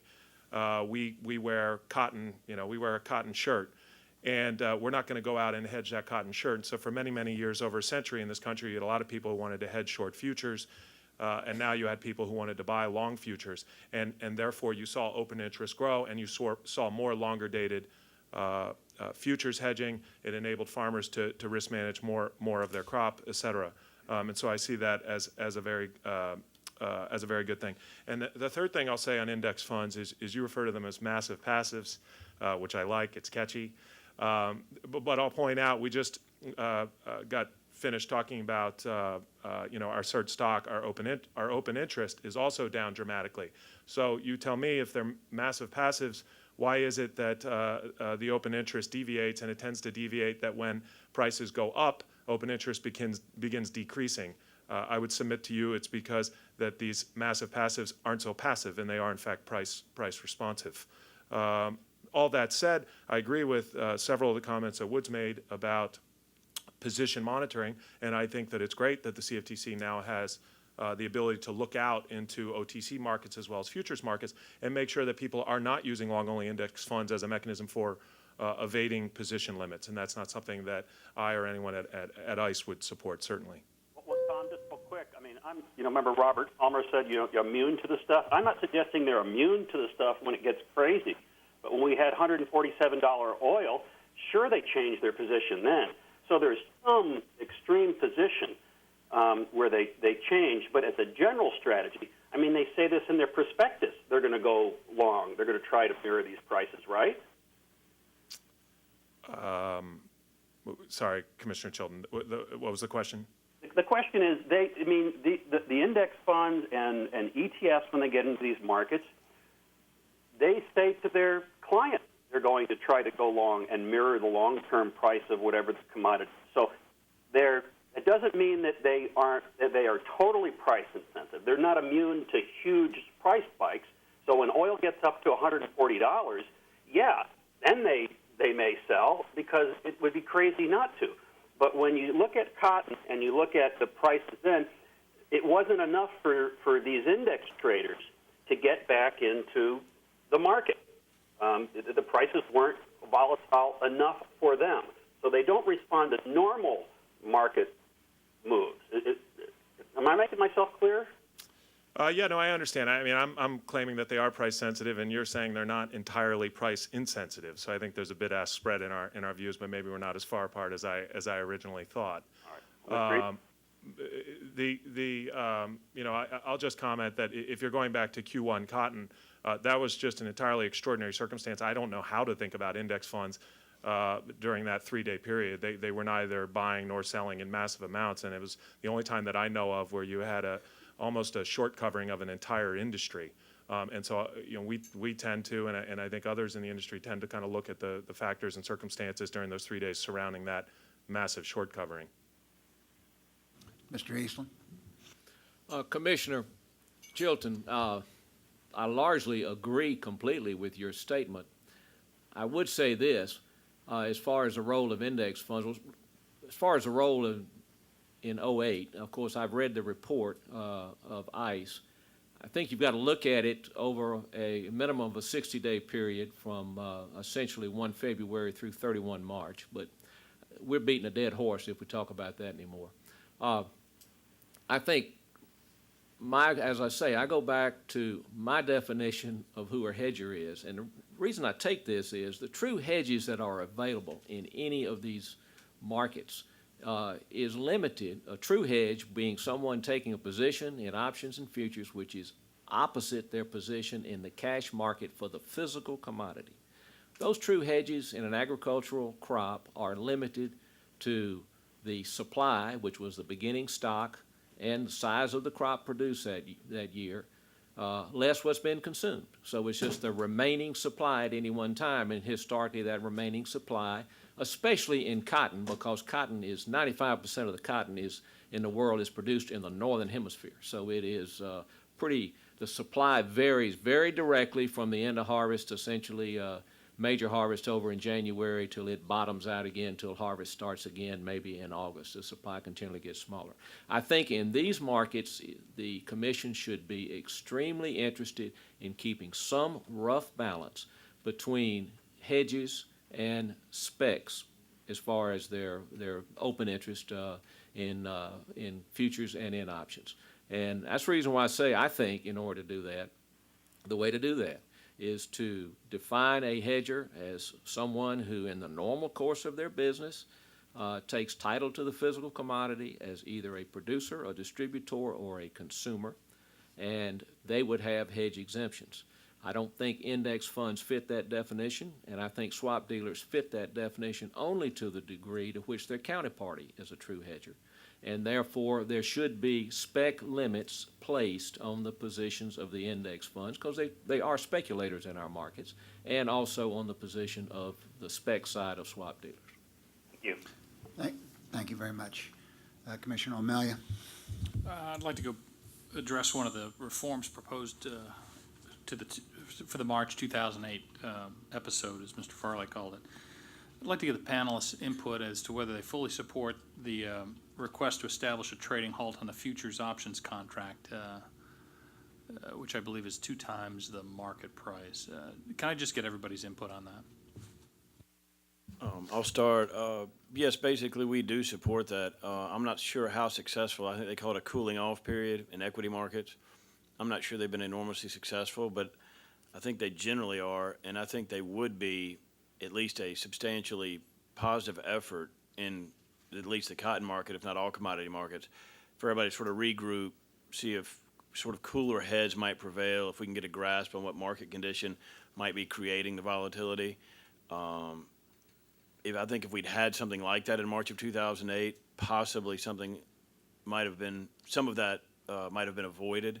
So I do think it's a step in the right direction that, of course, if it's not appropriate, if it doesn't work as well as we think, I think you don't have to scrap all of it, but we try a similar effort. But I think it's definitely a step in the right direction, from my personal opinion. I agree with Jordan. I believe that the synthetic closes circumvented the normal daily limits, and I believe that's what made a lot of people go broke in March '08. I think it needs to be fixed. No, I agree with the proposal. Mr. Chairman, did you have another follow-up? So there's 5 of you, I guess, on the panel, but you could even just raise hands if it'd be more efficient. Who thinks that there should be a delivery point in Dallas? So that's 3, and who doesn't? Oh, that's right. We won't make Marshall. Yeah, Marshall, that's right. Sorry, Marshall. All right. Yeah, okay.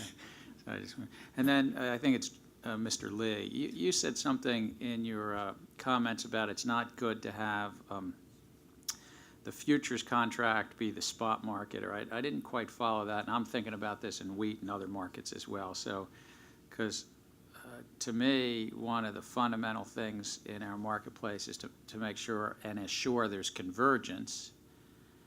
I think you were saying something a little different, but I was confused because you might be saying you didn't want convergence, and that was confusing to me. Yes, sir. No, I fully support and want convergence, and I think that the cotton market, with the exception of the episode that Tom mentioned, has, generally speaking, I've been in the cotton business for over 28 years now. We've always seen a convergent market, and largely because of the success of the number 2 contract. But my comment was, and actually you mentioned wheat, I've got a paper where the former chairman of Pillsbury mentions that the delivery process needs to represent a relative inconvenience. Otherwise, if delivery is too convenient for the producer or even the consumer, then the futures market becomes the spot market.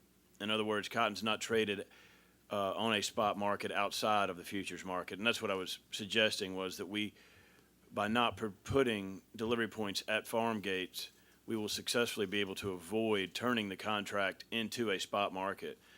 We certainly want to do everything we can to keep convergence like we've had in my experience with the cotton market. But what I don't want to do, I forward contract 99% of I don't forward contract. I buy 100% of my cotton currently on the spot market or in the spot market. I rarely take delivery. I have delivered in the past. But what I want to avoid is I've seen instances in other commodities where you can't build inventory without taking delivery. And Eastern Trading, specifically, maybe I'm not representing the opinion of AXA. Let me just, to clarify, you do think convergence is a good thing? Yes, sir. You want some, as you said, relative inconvenience, but I also take it that you think it's important to be able to deliver against a contract. I mean, absolutely. I think some of the problem in the Kansas City situation is those delivery elevators really aren't taking delivery. And there's a lot of farmers that I met with when I went out to Kansas City who said they really can't. You can't do 5,000 bushels. The delivery elevators aren't taking delivery. So, relative inconvenience or lots of inconvenience. No, I would agree with you. The small inconvenience. Small inconvenience. All right, I got it. Thank you. We were just trying to figure out what the contract terms are. Does the cotton contract have a hard position limit, or does it float with open interest? Pardon me, it's a hard position limit. let me just ask the panelists if they have an opinion whether they prefer hard or something that floats with open interest in light of potential involvement from the massive. Can I just make one distinction, Commissioner? And cotton is distinct from, say, sugar or other commodities such as oil in that it's not just a delivery month position limit, it's an all-month hard position limit, no position accountability. My opinion would be a hard limit. Going back to the massive passive Woods mentioned, our challenge, the reason we like the hard limits and would like to see illustrated who owns those positions is that, in our opinion, massive passives are basically illiquid. And so we would like to know, we want the speculative activity because we want the open interest. It makes my job as a hedger easier, but I also want to know how much of the market is potentially liquid in periods of extreme volatility. But I've never thought about your question. I think it's a very good question, but right now I'd say we prefer hard limits. I agree with him. That's right. I agree. Thank you. I also agree. Our firm, we have a hard hedge exemption, and we feel like we need that in order to plan our business. If it were floating, then it would be dependent on what everybody else is doing and the size of the open interest, which would not work for us. And since we have a hard one and like that, we certainly want the specs to have a hard one also. Well, it was your comments that kind of made me ask the question, due to the bona fide hedging that you had raised and kind of the criteria for that, does it make sense if we're able to look through the dealer to the position, does it matter whether it's a hard position or an open interest? I was just going to ask Commissioner Amalia, I think I'm allowed to do this, but yeah. So when you're saying hard versus floating, in January we put out a proposed rule that had something that reset. It was a hard limit, but it reset once a year based on the size of the market. So you could say it's, it was a little bit of hard and floating, but which one were you referring to? Well, I'm referring to what's going on in the ag markets today. Okay. And if they have an opinion about that, obviously we're going to have to revisit that. And I was thinking a little bit about our position limit proposal and getting everybody's opinion here and what we're going to be addressing as a result of what bona fide hedging is and how we establish position limits and what the priority should be. Because I think that it's in that context, I think what we heard from the panelists was a hard limit's good, and cotton at least is what you said. But if it were reset, whether it's once a year, once every 2 years or something, so it's relative to the market and specifically the hard limit maybe went up because the size of the market changed or sometimes went down,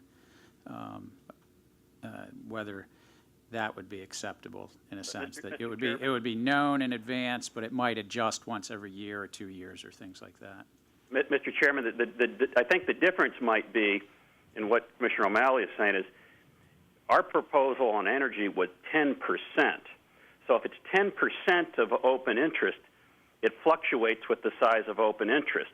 If it's a certain number of contracts, then it's a static number. Right. And I have a lot easier time talking about percentages because if you go out and you say to somebody, should a trader be able to have 30 or 40% of a market, they can give you a quick answer. If you give them a hard number, you really have to be familiar with the individual market. And so while I like sort of the ease of a percentage like we had in our energy proposal, I'm not sure that makes sense because it constantly would be fluctuating. Even with your annual reevaluation of it, if it's 10% of the market, that depends on how many traders are in the market. Is that what you were asking, Commissioner Amalia? Well, yeah, a little bit. I was obviously responding to Mr. Eastland's comments in light of the legislation that's going to essentially allow us to look through the dealer and look into who has kind of the bona fide hedging.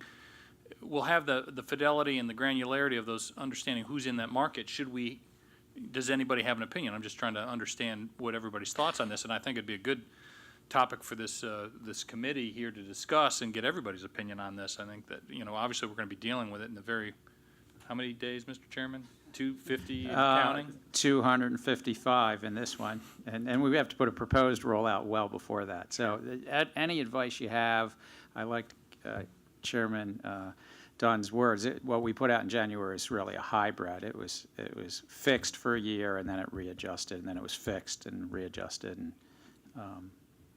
And it allowed us not to have to readjust it, but let it readjust it formulaically. Future panelists, be prepared. Commissioner O'Malley will be asking that question again. Let me turn it open to the Ag Advisory Committee. Do you have any questions of the panelists or the reactors? Mr. Hicks? The part where it says December represents, I'm looking at this. December represents the new crop, which should be big. It appears that new market right now views available cotton stocks as tight. But it mentions that there's a 2-cent premium for Dec over March, but you have this big crop coming on. And so theoretically, if you got a big crop, you got carrying charges. Well, there's two parts to price determination. One is supply, and we're going to have a good supply, and one is demand, and we have considerable demand at this point. Okay. The other point is, what is the relationship between the open interest in December and the open interest in March? December has the bulk of the open interest. I believe it's over 100,000 contracts. March has a very sizable open interest. I'm guessing in the neighborhood of 40,000 contracts. October has about 1,000, very, very small. I guess my concern is, one of the questions I have as again, I'm speaking more of my interest in grain, but this catches my interest. What impact does the funds have in terms of trading the spreads between Dec and March? Are they participating, the index funds, do they get involved in any of that at all, the price relationships?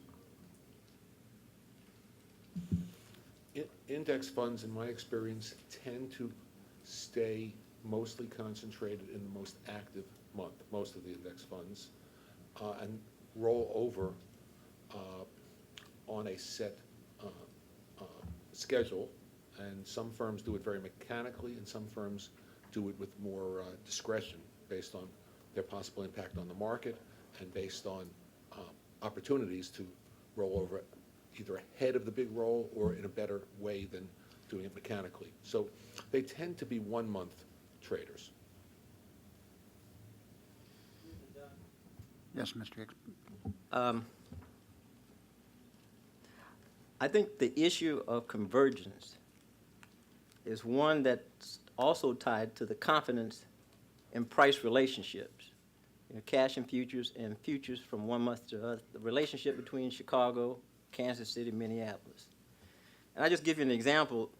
When I worked at Cargill, we were pretty successful, and our division was pretty successful at trading wheat. Matter of fact, we were so good at it, I thought I could do it on my own. I quit my job, bought my seat in Chicago. Well, I bought my seat on the smaller exchange in Chicago, which at that time was the Mid-America, and became a spread trader. And I look at this now as if I had to do that over again, I still would be at Cargill because of the financial ability that they have. And I look at the guys when I was a clerk in Chicago, and I look at the guys that I admired who were spread traders. We have very few spread traders in Chicago now. We have no intra-market traders, and we have no inter-market traders because of that exposure.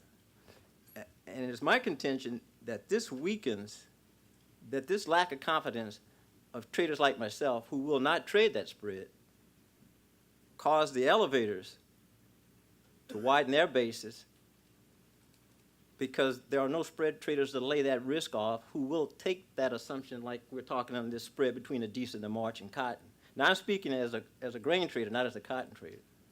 The other piece, it's probably a good segue into our next panel.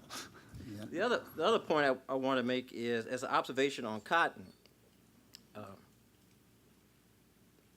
I think about, I started trading, I lived in Louisiana, so I was a cotton trader. The first markets that I traded were cotton. And I couldn't help but think, and my interest was more as an interest in Civil War issues than, that's how I started trading. And I couldn't help but think about Darwin S. Finner, who was a member of the New Orleans Cotton Exchange. And when the recommendation made to to eliminate New Orleans. I was just thinking, boy, if Darwin Finner was here, he'd turn over in his grave. But it also makes you wonder, if we have these issues now, the magnitude of the decisions that the commission has to make, because it's going to be a confidence issue in that exchange. If people that are farmers, like Mr. Batter's raising, if he has a lack of confidence, then as a trader, that I'm going to have a lack of confidence too. It's just an observation that. Thanks for putting a little more heat on us. It's just an issue that, listening to the discussion of cotton makes me realize what the challenge we have in trying to deal with the issue of wheat, I guess, is basically. Good observation. Any other comments? If not, let me finish up with probably the big question to Mr. Farley. And with the changes that you've made, are you relatively confident that we won't see a repeat of what happened in March of '08? Yes. Yes, I'm confident you won't see a repeat of what happened in March of 2008. You know, we've referred to it publicly as, you know, perfect storm. You had this confluence of factors that were really unique. You know, it seems like in the history of risk management in this country, each crisis is slightly different. So I'm not confident we won't have the next crisis. You know, those sorts of things happen. But no, I think the industry, and I want to thank the industry, has really helped us put in place mechanisms and controls that give us all a great deal of confidence that what happened in March 2008 won't happen again. Although I'd be interested in hearing what the others' views are and whether or not they agree. I would say, Commissioner, the significant change was divorcing, letting futures have their own daily limits and not have them being margined to options that had no limit. That was the most significant change. And as long as that's changed there, the next crisis will just be a little bit different, that's all. Thank you. I would basically agree with them. I hope that Tom's right. At my company, we've obviously tried to amend the way we do things to avoid another, even if 2008 comes along, we're more prepared. But the margining to the futures close, as long as we can maintain that, then I think it, you know, shame on you if you do wind up in a similar situation in March of 2008. Shame on you, the trader, not shame on anybody else in here. Well, let me thank this panel. This was really, really good. We went way over our limit, but it really got some great discussion here amongst the commissioners, and I really appreciate what you've done here today as far as plant a lot of seeds for us to reap at a later date. Thank you. If I can get the Wheat Convergence, David Amato, Nicole Ulrich, David Lehman, Jeff Borchardt, and Steve Campbell.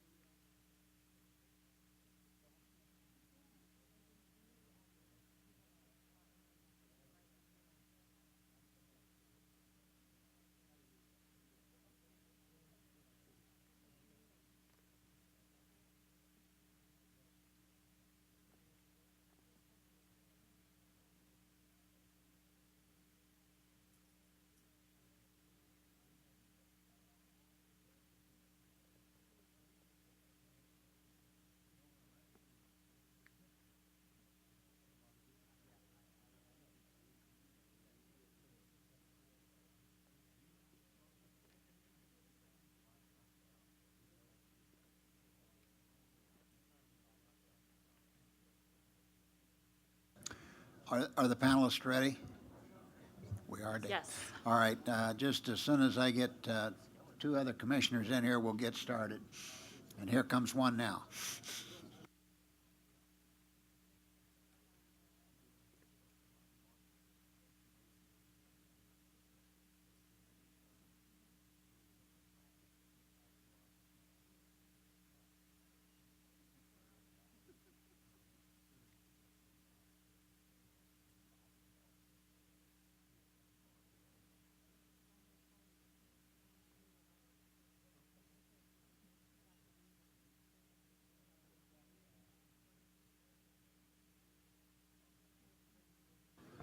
Ladies and gentlemen, if we can get started, if we could get that, John's getting that very well.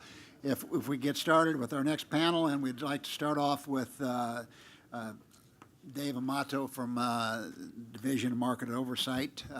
David, if you will, please. Thank you for the opportunity to speak today. My presentation is going to be sort of a generic overview of Kansas City and the Chicago market. And then my colleague Nicole is going to kind of drill down. So this will just be the generic overview. The first slide takes a look at open interest at Chicago and Kansas City. This is all futures and options combined open interest, AFOC open interest. The blue line is Chicago and the green line is Kansas City. And you can see over this 10-year time period, we've had a tremendous increase in open interest. At Kansas City, the open interest today is about 3 times greater than it was in the year 2000. It went from about 300 million bushels to about 1 billion bushels over this time period. And as most of you know, the production tends to be in the 750 to 900 million bushel range for hard red winter wheat on a year-to-year level. Chicago also has seen tremendous growth over this 10-year time period, going from about 800 million bushels in the year 2000 to over 3 billion bushels currently. So that's almost a 4 times increase since the year 2000. The U.S. production for soft red, which is traded on the Chicago Board of Trade, is in the range of, say, 280 to 400 million bushels per year. So despite the soft red winter crop being much smaller, which trades on the Chicago Board of Trade, that's the contract that has the large open interest. So we have a contract at Chicago and Kansas City that's been expanding, but we have had, at times, performance issues, and that main performance issue has been the Wheat Convergence, which we've talked about quite often. So the next slide deals with some of the side effects that we see when we have poor convergence. The first one being price discovery is weakened. When you have a consistent weak basis, and we're seeing futures 80, 90, sometimes in Toledo in the past, in Chicago it was $1.50 over the cash market. Clearly there's a disconnect between what we're seeing in the cash market and what we're seeing in the futures market. So the idea that people can look to the futures for price discovery, obviously there's a disconnect there. Hedge effectiveness, if you're a producer and you're used to having your basis be 30, 40 cents under, and now you're having a very volatile basis, a basis that's now $1.50 under maybe in Kansas City, obviously that reduces your hedge effectiveness ability. Third point, crop insurance programs. The USDA crop insurance programs, when they're trying to calculate potential revenue that a farmer can receive in a year, they use the futures price. So if that futures price is potentially overstated, if there's this disconnect between the cash and the futures, and futures appears to be overpriced, it's overstating what the potential revenue that a farmer would be receiving, and therefore it sort of disrupts the insurance program, and the farmer won't be getting the protection that he actually should be getting because his real price is far under what the futures price is showing. We've talked to several ag banks that have talked about ag lending credit crunch due to this volatile basis. And finally, the forward contracting. We've talked to elevators that have sort of reduced their forward contracting based on some of the volatility in the basis and the weak basis. The third graphic would be an overview of sort of the supply and demand. This is the U.S. wheat ending stocks as a percent of annual use. The blue bars are the hard red winter on Kansas City. The red bars are the soft red winter, which is traded on the Chicago Board of Trade. If we just kind of highlight the last 2 years, 2009-10 and 2010-11, 2010-11 being a prediction by the USDA. Just to give you a quick primer, the bigger the numbers, the more ample supplies. So you can see the last 2 years for both Kansas City and Chicago, we've seen a tremendous amount of what is considered the ending stocks to use ratio. If we look at 2009, the hard red winter stocks use to ratio was about 48%, and for soft red winter, it was about 66%. And then now this year, we see that Kansas City is expected to be just about the same area, maybe slightly a little bit more. Obviously, this is a long-term projection. And the soft red has come down substantially from the 66% ratio down to about 44%. But still, if you look on this graph, that 44% would be a very, very high number. So even though it's come down, we still have relatively ample stocks being projected. Now, this number came out earlier in the month with what we're seeing in Russia. Maybe that's going to change rather quickly, but at least when these data was published, it was looking at fairly ample stocks for both Kansas City and Chicago. If you can take one thing away from the briefing, I think this would be the graph that I'd like you to sort of remember. This is basically looking at the July expiration that just happened back about, well, 2 or 3 weeks ago. And it's looking at a moment in time, so it's trying to compare the July expirations that we've seen for over the last 10 years or so. The green dot there is 2010. The blue triangle is 2009. The bars that you see is a high-low range for 2008 to 2000, and the red is the median over that same time period. The portion on the left that's highlighted, that's the hard red winter Kansas City, and the portion on the right is the Chicago Board of Trade contract. And the thing to focus on is the green dots. Obviously, for the Kansas City section, you can see for this expiration that we just had, we see a very, very poor convergence. Kansas City went off the board. These are truck bids, just to keep everything consistent. And it went off the board in the 70-cent range. You see Salina, Hutchinson, and Wichita all in that 100-cent or under range. Meanwhile, on the Chicago side, you can see where we were last year, which would be the blue triangles, on the low side of the range. However, this year, the 2010 in green, you can see we're very, very good convergence, pretty much right on that zero line for the 3 main points. So, you know, I'll let maybe Dave or Steve comment on you know, the causes of this, but the one thing that we can say with certainty is that the Chicago Board of Trade has instituted the variable storage rate, which I'm sure Dave will highlight and Nicole will talk about as well. We do have the difference, if you remember the graph that we showed on ending stocks, where we showed the ending stocks decreasing a bit, being a little bit tighter for soft red, so that's another factor into this equation as well. But Chicago has definitely seen an improvement over the last year. I believe there's been loadouts in the March, May, and July expiration, which would imply that at least at certain locations on the Board of Trade contract that there is convergence happening. So that is obviously very good news. The last 2 graphics deal with positions, and it's sort of a controversial topic, and I know it was covered in the cotton conversation.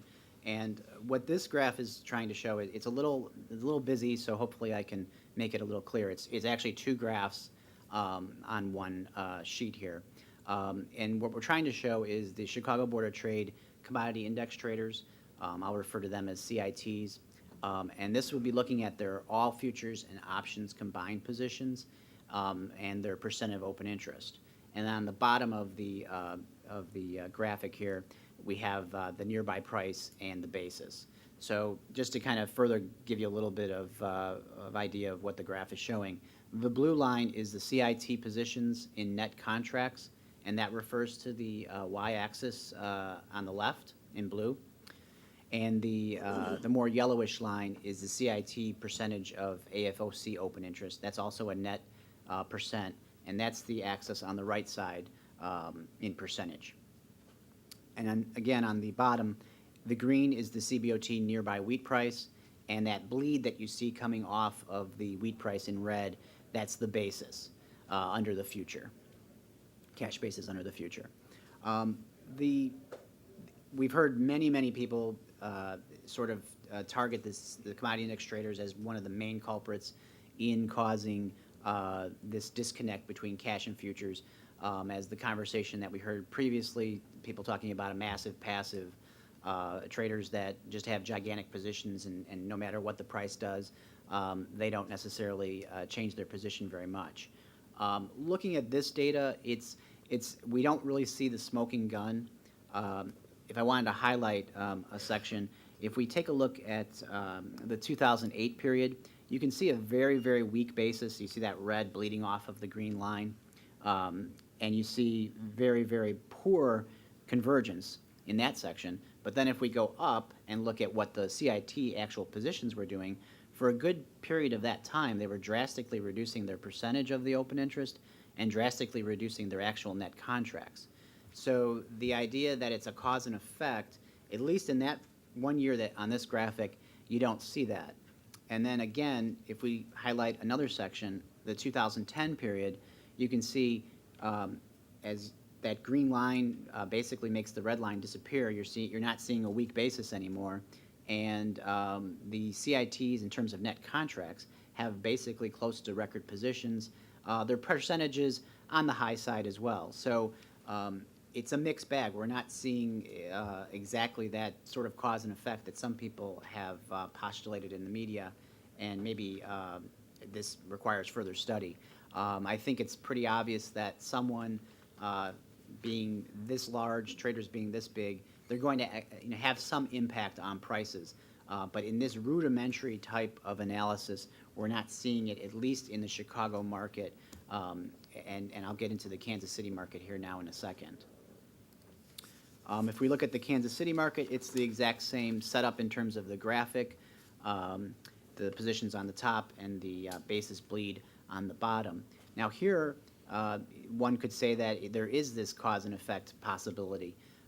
We see that currently in Kansas City, positions have, over the last year or so, have increased a lot on a net contract basis.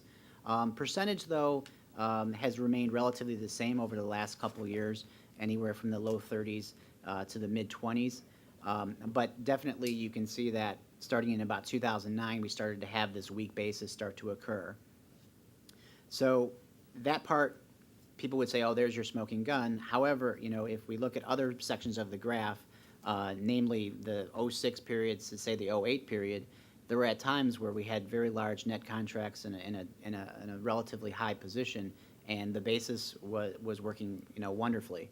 So I think that if I may make just an opinion, it would appear that the market fundamentals have the main impact on whether we have convergence or not.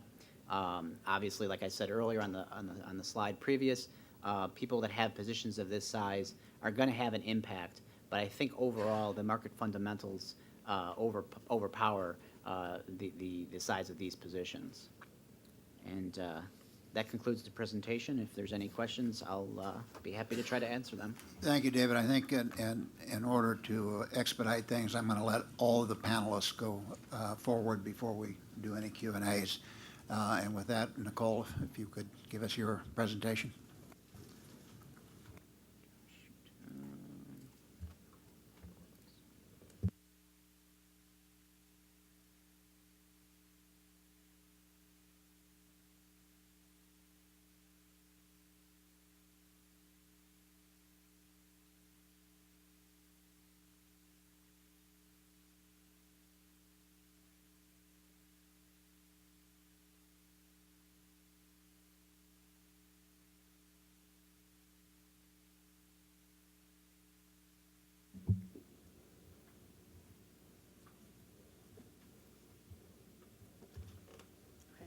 Thank you for having me here today.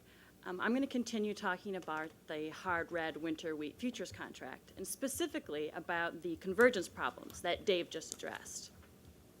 So first, what's at the root of convergence? Well, the futures market links to the warehouse receipt market, and the warehouse receipt market links to the cash market. And between the warehouse receipt market and the cash market is where we're seeing a linkage breakdown. So first, let's focus on the futures market and the cash market. Now, we don't expect the futures markets to exactly replicate the cash market. There's frictions in the marketplace. So we have storage, transportation, different market dynamics, buyers and sellers. But what we do expect in the futures market to reflect the supply, demand, and the quality fundamentals of the underlying crop. So for the warehouse receipt that lies between the cash and the futures market, this is the instrument that's delivered by the seller to the buyer at expiration. So you're not getting delivered a rail car or a truck filled with wheat, but rather this warehouse receipt that's giving you the right to this grain. Now you can hold this receipt for as long as you want, as long as you pay the storage cost of 4.5 cents per month. So this warehouse receipt is the linkage mechanism between the cash and the futures market. It's the right, but not the obligation to load out the grain. So incentives are right now that we're seeing in the marketplace is for the warehouse receipt to be held and not loaded out. So basically what happens is you're holding on to it and not exchanging it for the underlying wheat. So the question is, why is this happening? What are the incentives for you to hold on to the warehouse receipt? So I'm going to walk you through a brief example here. So let's say you are long the March futures contract and you take delivery of the warehouse receipt. You can buy that warehouse receipt then at $4.96. At the same time, you're going to sell the May futures contract short because you can deliver this warehouse receipt on the next futures contract as long as you pay the storage cost of 9 cents for those 2 months, giving you a 2-cent profit. Over your original investment, $4.96 will give you about a 2.5% return, annualized return. Well, in this low interest rate environment, this is pretty attractive. Now, this strategy is not just a one-time thing. You can repeat this strategy. So let's say at the end of March, the spreads are attractive. You can close out your May futures contract and roll it forward and sell the July futures contract. Now you have more storage fees to incur for 4 months, but you come out with a profit of 5 cents over your original investment, which was still $4.96, giving you about a 3% return. So again, the strategy is to hold on to the warehouse receipt and not exchange it for the wheat in the cash market. So it's not linking the cash and the futures market. So this optionality feature of the warehouse receipt creates a wedge between the cash and the futures market. The futures market starts to value the warehouse receipt, and the cash market is solely valuing the underlying cash commodity. So the larger the optionality feature, the larger the value of the optionality feature of the warehouse receipt, the larger the wedge you're going to see. Now the question is, can we see this in the data? Yes, we can. So on the vertical axis here, we have the number of warehouse receipts. And on the horizontal is the expirations of the futures contract. So our blue line, or our blue bar, is the number of warehouse receipts issued at each expiration. And the red is the number outstanding. So the difference, the red being over the blue, is the amount of warehouse receipts held over from expiration to expiration. So at the end, towards the right, you can see in the 09-10 crop year, there was a large amount of warehouse receipts being carried over from expiration to expiration and not being redeemed for the wheat. So not connecting the cash and the futures market. So this is consistent with the incentives of the return that we just talked about. Now, Nicole, just a clarification. Yes. This is on what contract now? This is the hard red winter hard red. wheat, yes, from Kansas City. Now, all parties are acting in their best interests. The warehouses aren't issuing receipts because they know the grain isn't going to move anywhere. So they don't want it filling up their warehouse and then possibly disrupting their merchandising business. Likewise, the warehouse receipt holders aren't loading out the grain because it's in their best interest to hold them and earn this return in the futures market. So the question is, how do we remove this wedge? Well, left alone, market fundamentals will eventually change. So either we'll have higher interest rates, the spreads will eventually tighten due to a tighter crop or additional near-term demand, Or this strategy can be made less profitable. You can make higher costs through seasonal storage rate or the variable storage rate. Or you can limit the terms of the warehouse receipt. You can make it expire, devalue over time, make it non-transferable, or you can add additional delivery options. So this concludes my brief example of the warehouse receipt in convergence connection, and I can answer questions now or later. Thank you, Nicole. I appreciate that. And I'd like now to go to David Lehman from the CME Group to talk about the experience that we've had with the Chicago soft red wheat. Thank you, Chairman Dunn and Commissioners Summers and Amalia. It's a pleasure to be here today. I'll try to speed through this a little bit because I know we're short on time. What slide 2 shows is a little background of the issue. We began seeing convergence inconsistency in 06 and it lasted through 09. We've made a number of contract changes, implemented shipping certificates as a delivery instrument instead of a warehouse receipt. New delivery territories and seasonal storage rates were implemented. And then finally, variable storage rates were implemented effective with the July 2010 contract. Also improved quality specifications by lowering the vomitoxin allowed in deliveries. Results of all of these changes, we had good convergence in the March, May, and July expirations. As Dave said, we have had loadouts against each of those 3 expirations in some of the delivery territories. We've seen the calculated FOB elevator values at delivery equivalent in March of this year, and USDA cash bids at delivery equivalent in July of this year. We've also seen strong growth in volume and open interest in the contract since VSR was announced, with open interest up about 47% and year-to-date volume up 20% through June, and that's grown a little more. I got an update this morning. It's now up about 29% as of this morning's volatility. Slide 3 explains how VSR works. I won't really walk through this, but it essentially allows the storage rate to increase by 3 cents per bushel per month if the nearby spread as a ratio to financial full carry is 80% or greater, and then also allows storage rates to decrease by 3 cents per bushel per month if that spread is 50% of financial full carry or less. And it's interesting, right now we're looking at we're monitoring for this September-December spread. That's running right around full carry, about 100%, 105, somewhere in that range. But if you look out into the March spread, we're about 50%. March, May, July are flat right now. So it's going to be very interesting, I think, to observe how VSR works as we get into this environment in the 2011 part of the forward curve, where we have a very flat market. Just to give you a visual of the July expiration, these are cash bids at the various delivery points. Chicago, I know there are a lot of lines here. The top dark blue one is the New Orleans Gulf. That should always be a premium to Chicago because there's a transportation differential embedded in that price. And then the various delivery points: Chicago, Cincinnati, Mount Vernon, Ohio, the Gulf, Toledo, and Memphis on the Mississippi River. The Northwest Ohio is not represented here, and that was a shuttle loading location that we added in 2009.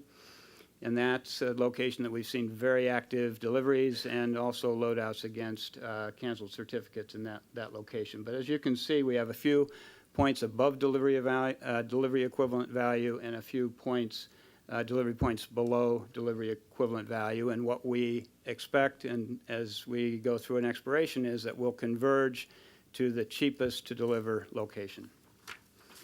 The next 2 slides are just the May and March contracts. I really won't talk much about those. We didn't have quite as good a convergence with the cash bids. Again, this is a number that we talked about last fall at the meeting here, that these aren't always the best representation of whether an elevator is going to make delivery. It's really what they can sell the wheat for in the cash market that should be compared to the futures price. And that's this calculated FOB value in Chicago, which is slide 7. And this was the first snapshot of this data, the first collection of this data that we were able to provide. It showed, convergence back in mid-February and very close to delivery equivalent value through the March expiration. Just to drill in a little more into the composition of open interest in the Chicago wheat contract, this chart plots the supplemental commitments to traders or commodity index trader data that CFTC began collecting and reporting in 2006. The red dashed line is open interest. So you can see a very strong growth in open interest, and we're up near record levels of open interest, and this growth upward has occurred since late 08 or early 09. What's also encouraging to see is the middle dark blue line is the commercial hedging open interest in the contract. The top gray line is trend following fund or non-commercial. It's not the index fund, but it's other non-commercial traders.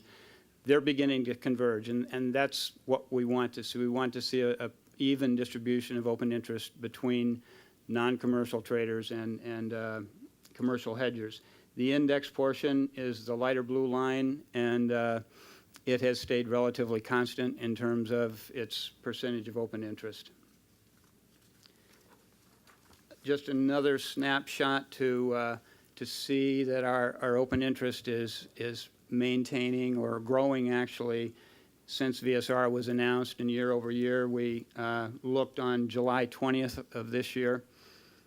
Total open interest 583 versus 421 when VSR was announced, so up 38%. Commercial short open interest up 34% since VSR was announced. Commercial long up 137% since VSR was announced. And index long up 22%.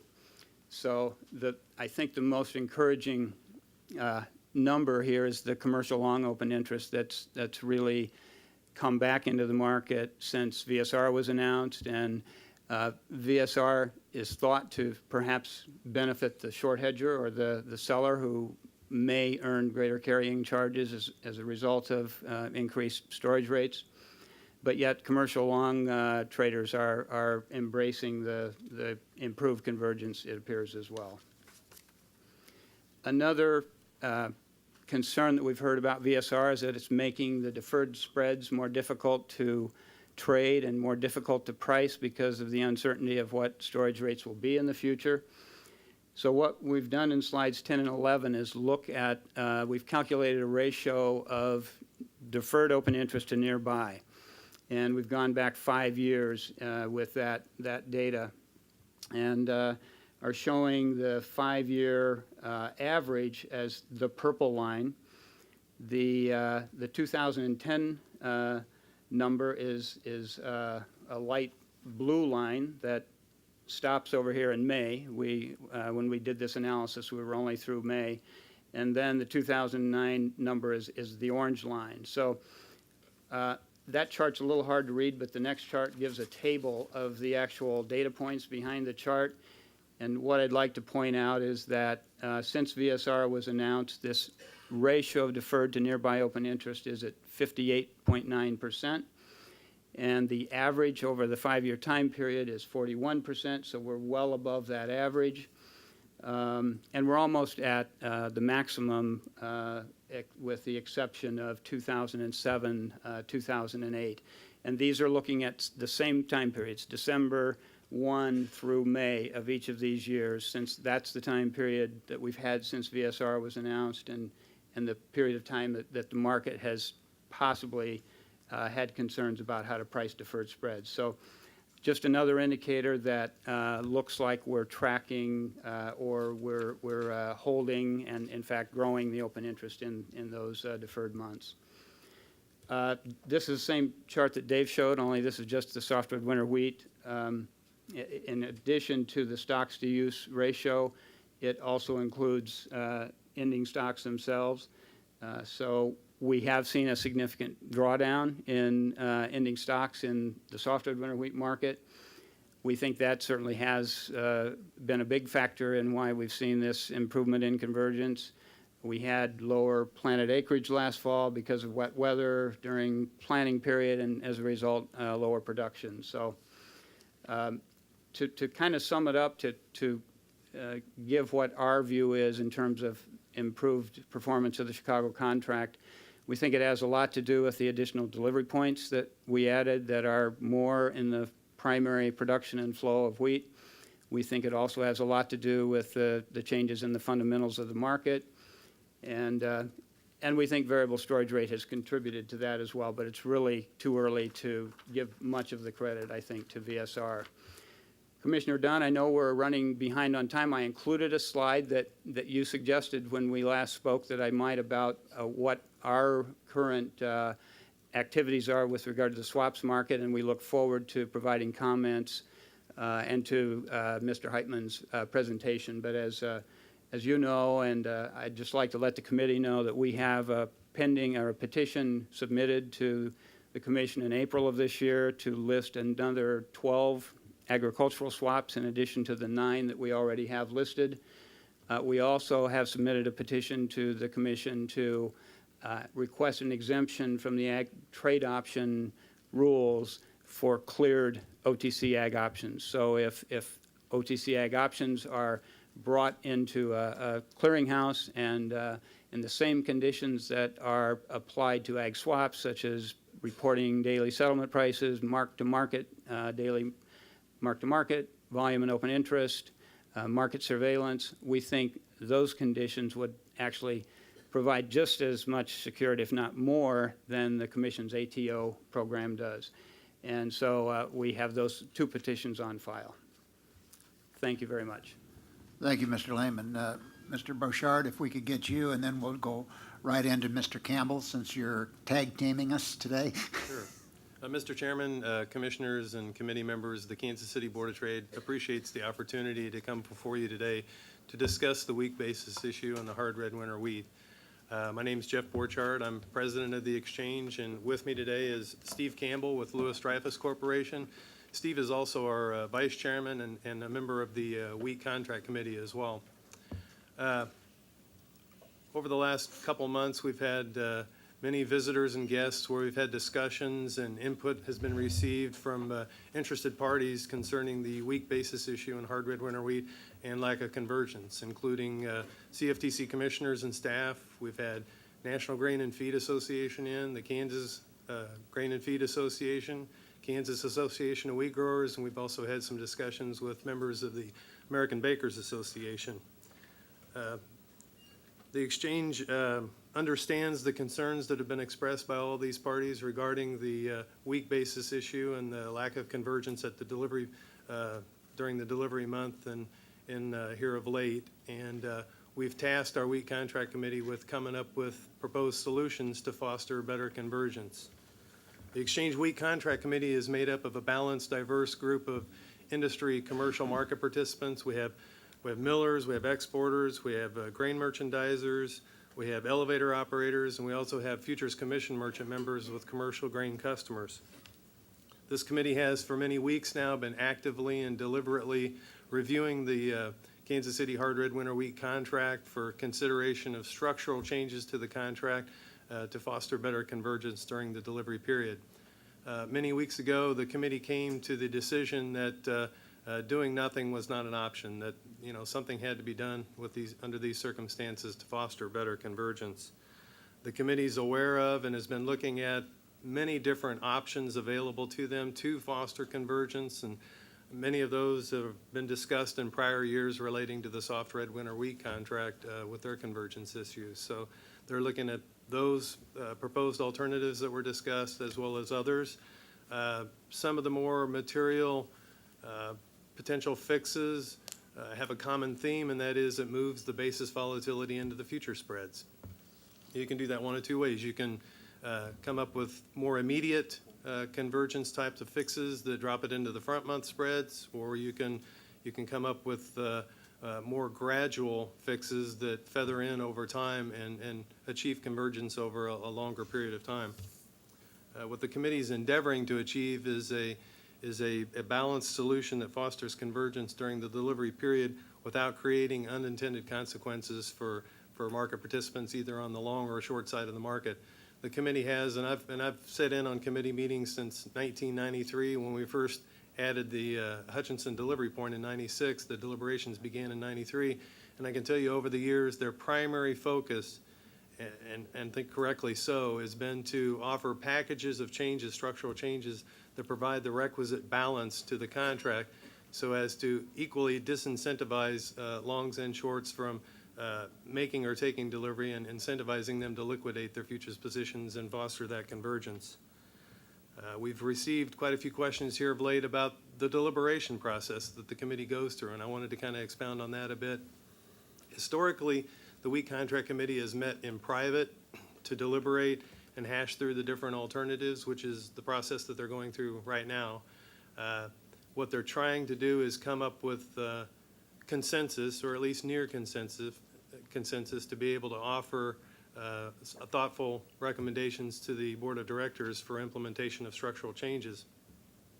At the time that they get to the point where they achieve near consensus or consensus on that, what they've traditionally done is at that point invite in outside parties to come in and go through the process that they've been through, the discussions, and the ultimate conclusion that they've reached, so that they can receive input from the outside parties to make sure that there's something that they haven't missed before forwarding it on to the Board of Directors.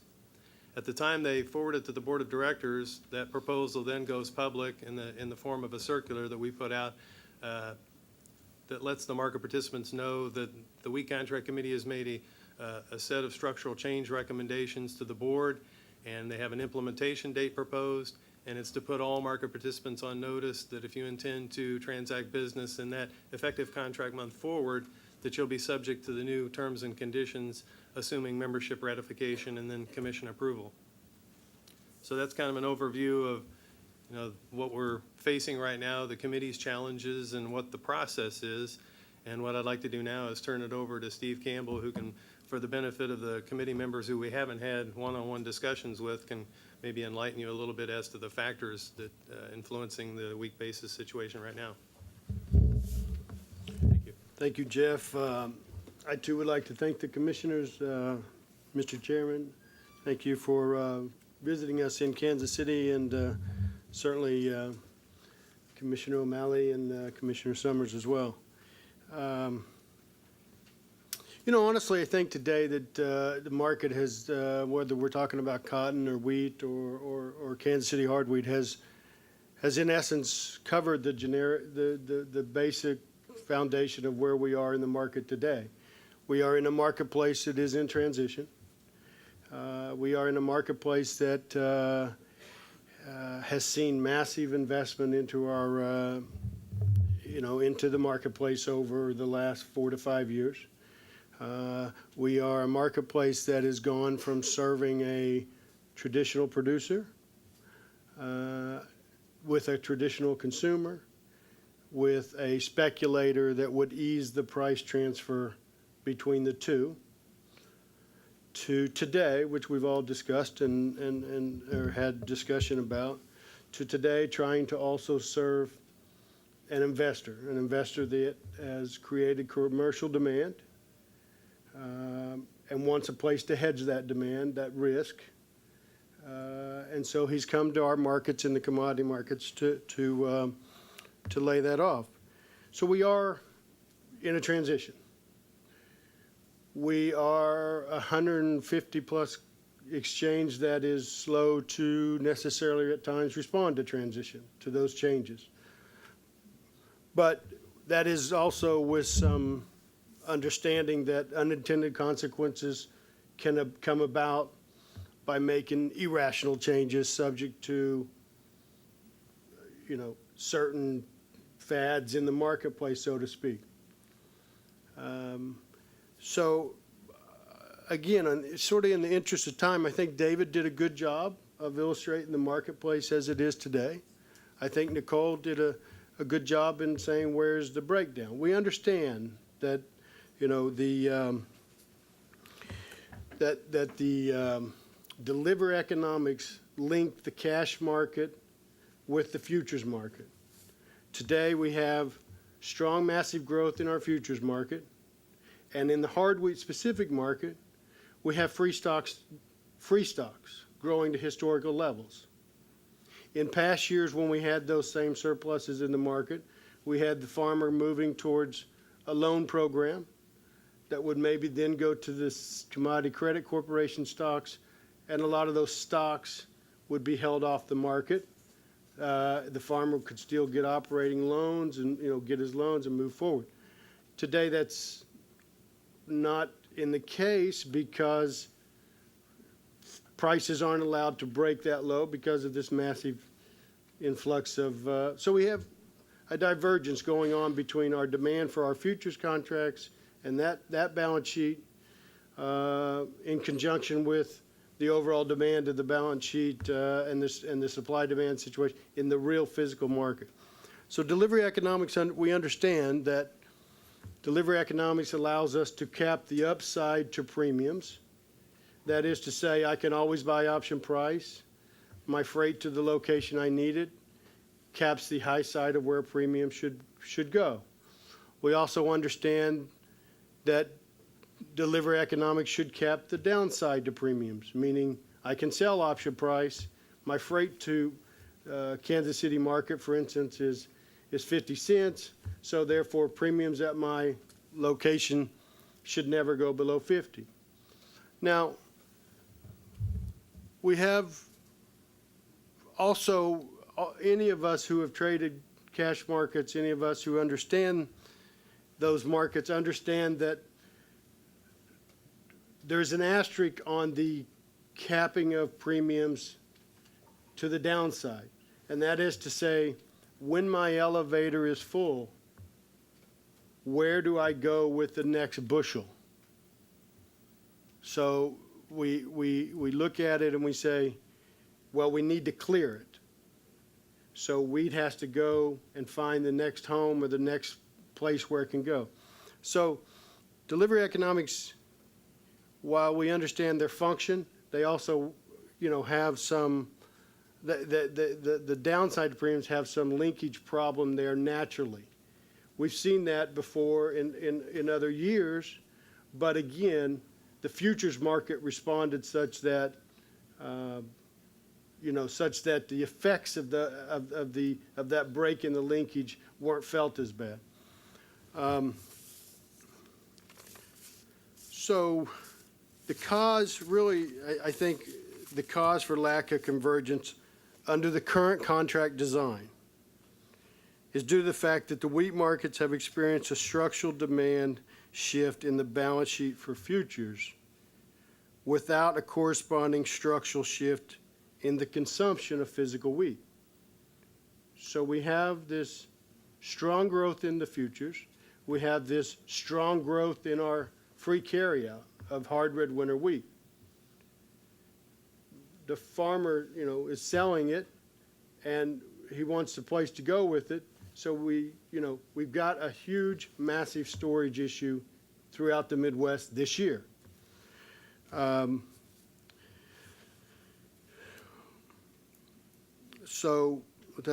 Consequently, our warehouse space, whether due to constraints on actual physical space or to the constraints on credit and position limits.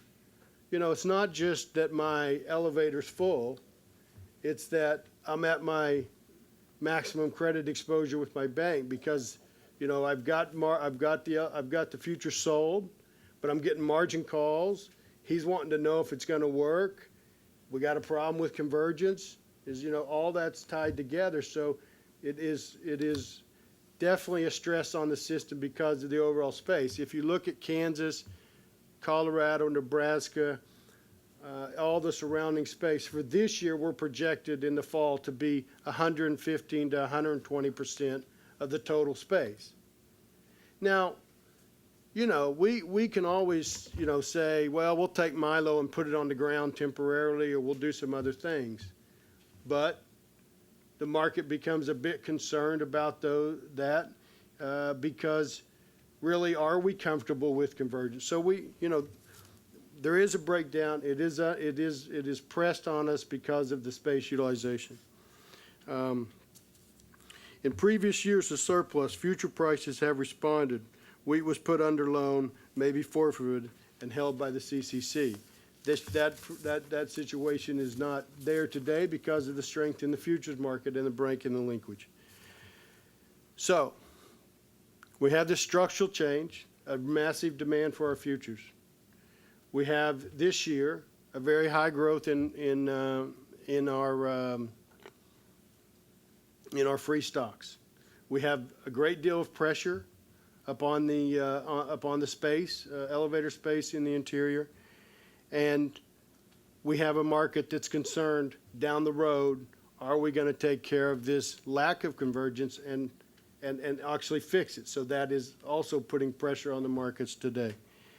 Kansas City futures contract was designed for a pre-index investor marketplace, i.e. it has, as Nicole and David point, a fixed storage rate, and thus it has a fixed financial full carry. So as Nicole pointed out in the warehouse receipt example, you will see a warehouseman roll at full carry. There is no incentive for him to put it out.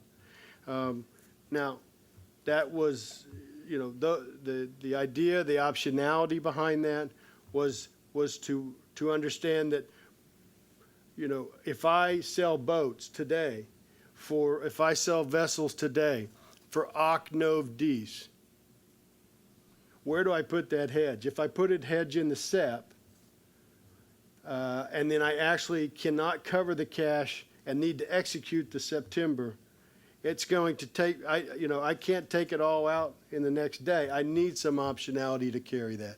But I also need the optionality to carry it because if by doing that transaction, what do you really want to happen? You really want the market to respond. Premiums go up, the spreads narrow, the flat price responds, the farmer moves a little bit of wheat, and the wheat flows because I've held on to that hedge and the market starts to be pushed in.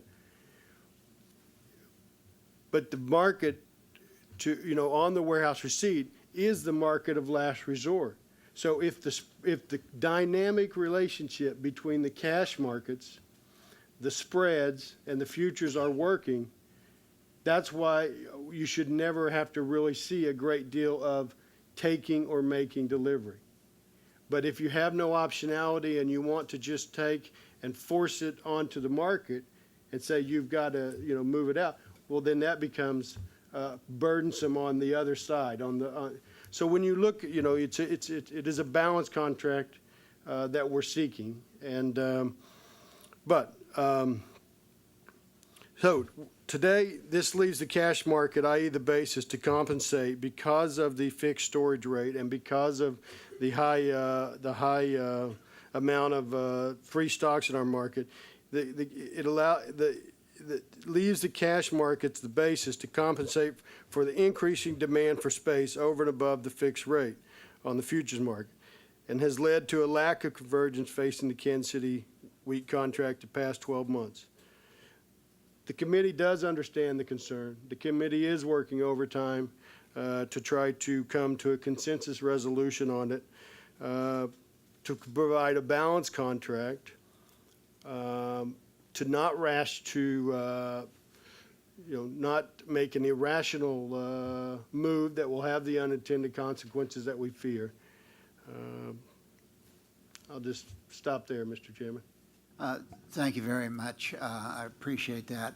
I had gotten a request from Josh Curley, who is a trader, to be able to make a short presentation, and Josh has done this in the past. So, Josh, if we can get you to kind of keep this short, so we're running way over, but I appreciate you coming in. Josh comes in at his own expense, and we greatly appreciate that. Thank you, Chairman, Commissioners, and members of the Agricultural Advisory Committee. I will do my best. I'll keep this brief. While I'm certainly not qualified to speak on VSR's role in restoring convergence to the CBOT wheat futures contract, as one of the more active high-volume traders, I am confident in discussing the effect VSR has had on the deferred months and spread markets. To put it bluntly, spreads, especially past the second month, have become virtually untradeable. In terms of liquidity, they are thin and skittish. It's not a healthy marketplace. A healthy market is one where traders and customers can afford to be wrong, where they are able to offset a bad position and come back to trade another day. Currently, in our back month and spread markets, this is not the case. Lately, there is simply no out, making it nearly impossible to manage risk. Many of these spreads are not actually trading. What I mean is that there is no longer a natural progression where bids take out offers one tick at a time. We are subject to just violent repricings, often driven by relatively small orders. Liquidity makers like myself are exposed to several times the risk with a fraction of the position. I believe this is because VSR has destabilized our contract. Spread orders that were once absorbed by the market in 1 or 2 ticks are now moving at 10 or 20. Desk managers and floor brokers are reluctant to take orders past the first 2 months because positions are so difficult to get into and out of. Spread order books are a skeleton of what they once were. I believe the variable storage rate has created needless uncertainty. Going forward, 5 times each year, VSR will unnecessarily impose more volatility into our spread futures. What is worse is that by its design, VSR rewards rather than discourages market manipulation. Predatory funds that have the capital and ammunition will more easily profit if they're able to either hold the spreads above 80% or below 50% of financial full carry during the review period. While there has been a significant recent spike in volume and open interest, this merely serves the interests of the exchange. It would take an increase in true liquidity to benefit the core participants and the long-term viability of the market. These increases in volumes and improved ratios between deferred and front-month open interest have not meant greater liquidity. To me, liquidity is how easily you can execute an order with minimal price movement. Let's say you have to go to the market with 50 Dees July wheat spreads. It doesn't matter if you are a broker in the pit or a trader on the screen. This is vastly more difficult and more expensive to execute than it ever was prior to VSR. And there's not a single market participant that will tell you otherwise. And just real quick, a real life example because of what's going on in the market right now. If you went home yesterday with 50 Dees July wheat spreads on, which is not a huge position, you woke up today $100,000 poorer, and that's just mark to market. It would probably cost you another $20,000 to get out of that position in terms of market movement. Even if VSR has solved convergence, I don't know at what cost. The futures market is of no utility if you cannot trade past the front month. Again, thank you very much for your time. Thank you, Josh. Commissioner Dunn had to step out for a few minutes, but he will come back, and I'm sure will want to engage in the conversations on wheat convergence. I'll turn it to my colleagues if they have any questions they want to ask this panel. Do you have any questions? And I apologize because I had a meeting that I had to attend to, and I missed some of this, but so if I'm repetitive, I apologize. My question is what do we do to fix the problem? I thought the slides, maybe I'm complimenting our own staff, but Nicole, great slides, and whether you all accept, maybe my first question is everybody accept what Nicole writes on page 2. She has a little X, and it says breakdown and linkage. I think when I was in Kansas City and I met with a bunch of people, I said it's a broken contract, and I didn't even coordinate with Nicole. But so my first question is do people believe that there is this breakdown in the linkage? Well, Commissioner, certainly I think that, as I said in my presentation, the Wheat Contract Committee weeks ago came to the conclusion that there is not a sufficient backstop mechanism in our contract to handle the types of situations we're in right now. Historically, we've been on the flip side. Normally, we have shorter supplies and we're worried about short squeezes, and so we're trying to formulate packages of changes to bring assets to bear and diversity on the market to compel convergence that way. We're not used to the situations that we're in now. Normally, we did have a little bit of it in 1998, but we worked through it pretty quickly. But we're just not accustomed to having the tremendous supplies and scrambling for storage space in the interior like we have today. So I think they understand that there is an issue and that there needs to be some sort of a mechanism brought to bear on the contract to alleviate the stress and to compel convergence. And there's several different ways to accomplish that, and they're in the process of trying to flesh out those alternatives. And I know we were all together, and I thank you for that. It was 4 or 5 weeks ago. It's a little bit of a blur. And at that stage, I think I'd asked you whether you thought you'd be ready by August 15th or something. But how long do you think you'll be ready before you have some firm recommendations? I feel confident that we will not be ready by August 15th. You mentioned that 4 or 5 weeks ago. And the committee has had really good marathon, helpful discussions working towards trying to formulate consensus, which is really difficult because with the myriad of alternatives available to you, obviously you're going to have differences of opinion. You're going to have some that prefer one method for whatever reason and others that prefer a different method because of maybe some unintended consequences or whatever. So we're trying to work forward to come up with enough consensus to work down a particular path to flesh it out to see whether it's the right solution for our contract. And then at that point, once we have the mechanism decided on, then you can dress it up with other enhancements to the contract to create the requisite balance. Will it be before the kids go back to school? Which year? No, more seriously this year. I mean, I respect that these are challenging things, but I express this in Kansas City. I'm just hopeful that you don't have meetings until, Christmas, and then, people go on holiday, and then it's meetings until the spring. And I hope we don't have multiple meetings each week or twice a week before Christmas as well. But I think the committee, in my opinion, I'm there as an observer, have been since 1993. I sit in on all the meetings because I have to write the rules to accomplish what they decide. But I think they're making some good progress. I think that they're looking at alternatives that foster convergence either immediately or over time. And, I think most people can imagine what those solutions might be. It's either, we all know about variable storage rate, which I think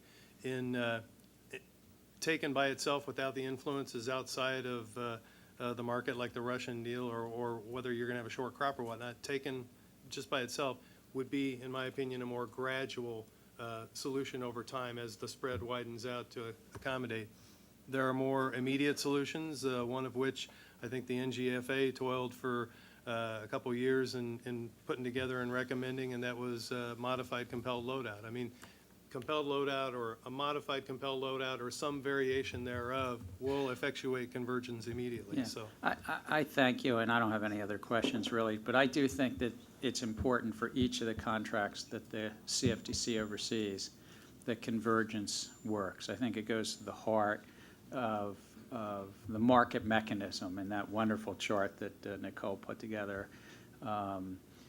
that the cash market and the futures market for a certain number of days in the spot month should converge, and that's what farmers then ultimately get contract, which is often so caught up in the financial markets and caught up with whether it's index investors or other investors, but at some point in time it actually has a relevance to the cash markets. Then they have the confidence that they can deliver into that contract on occasion, not always, but on occasion, and so forth. So I would hope, I'm glad we agree that there is a problem. I just hope that you whatever solutions you come up with are soon, not, many months.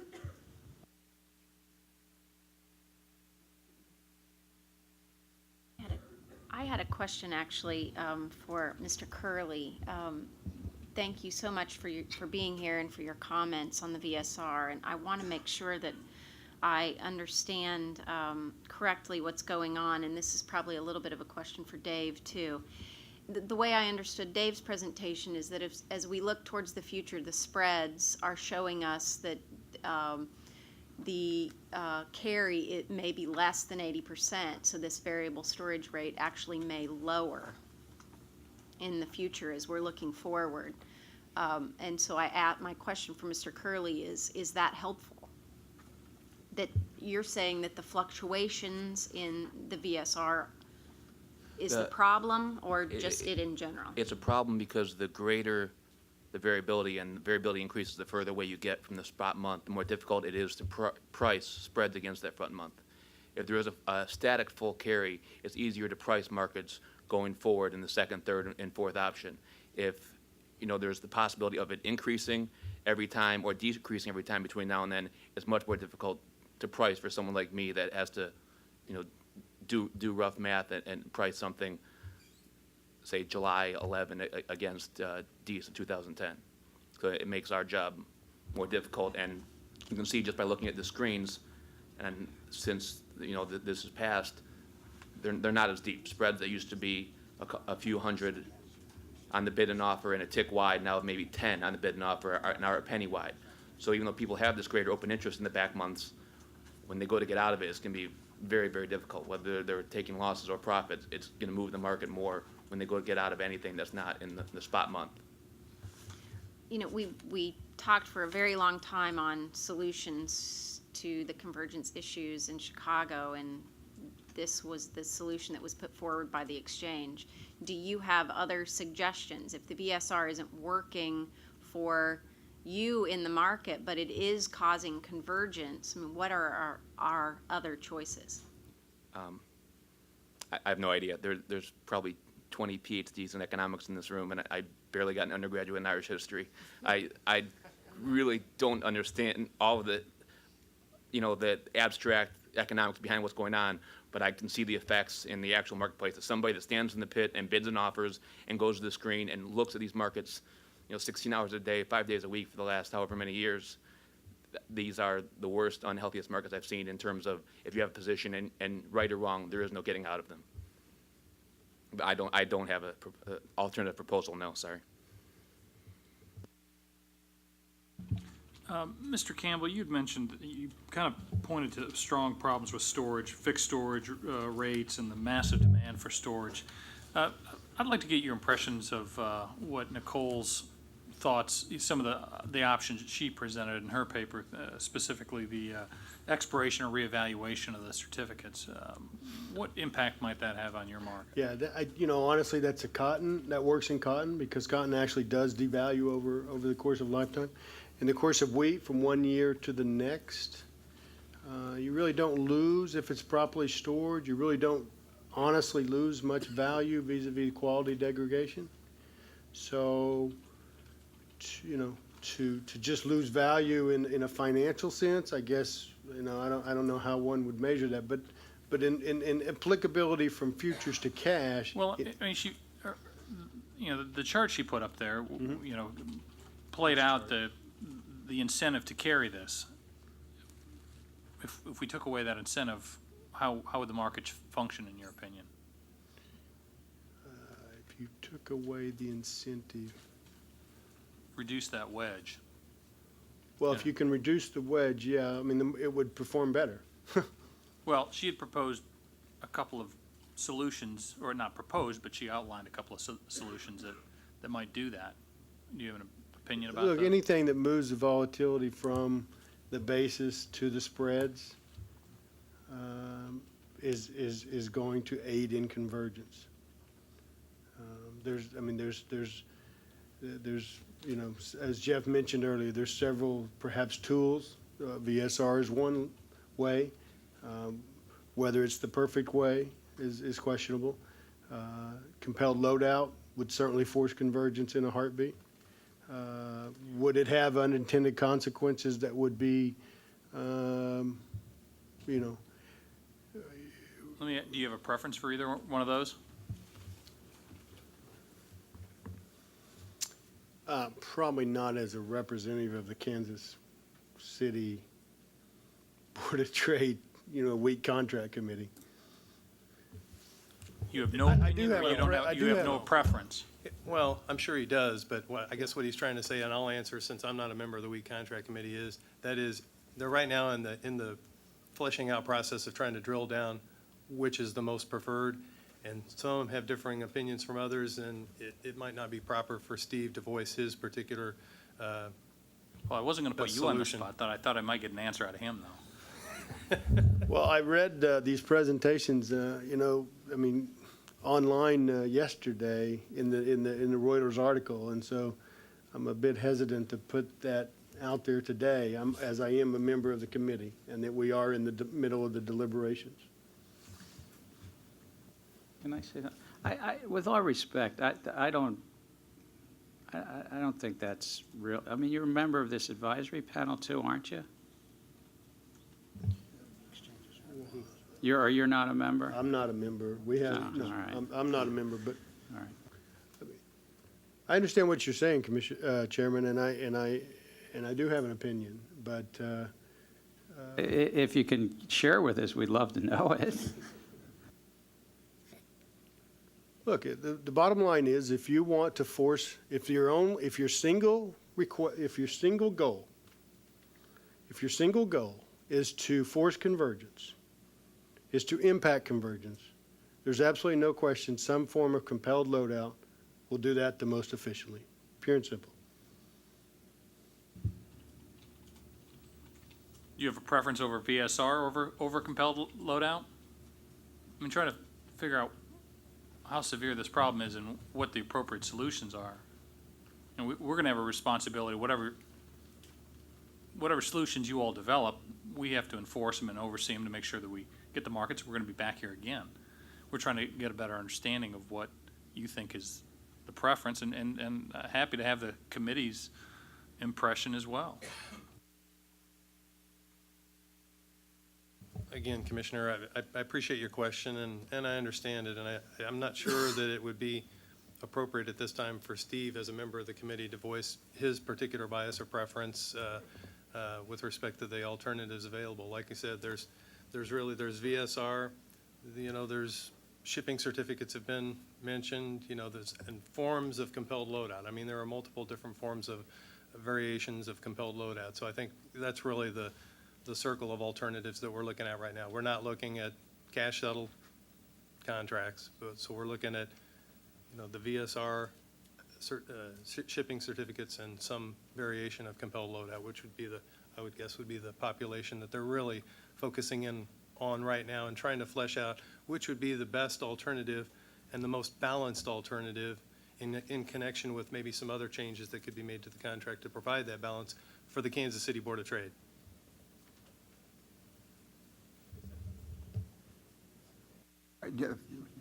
Commissioner Chilton, are you on the line? Do you have a question?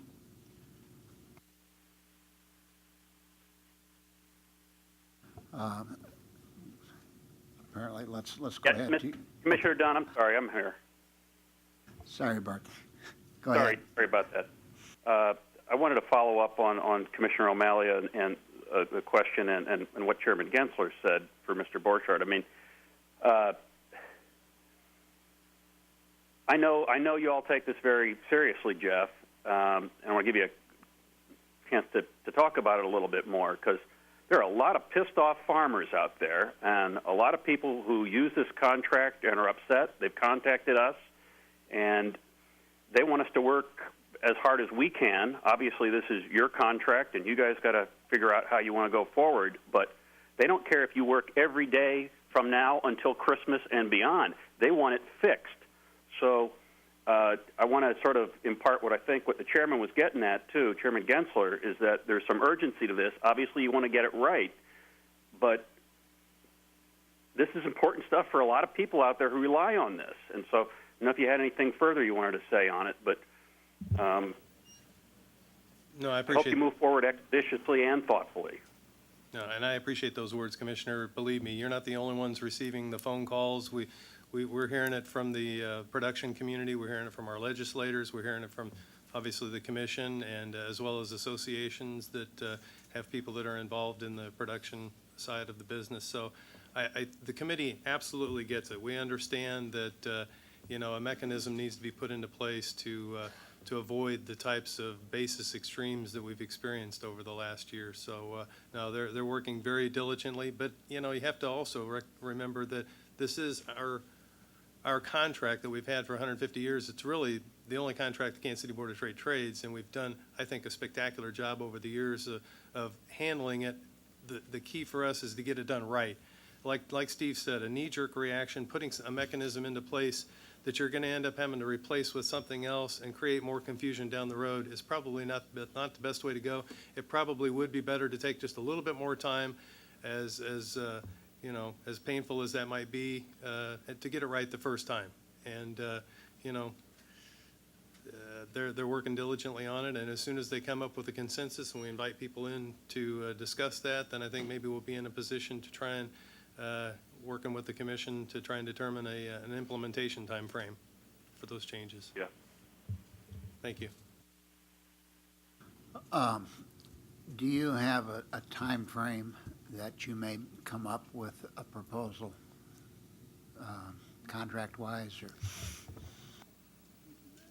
Not at this time.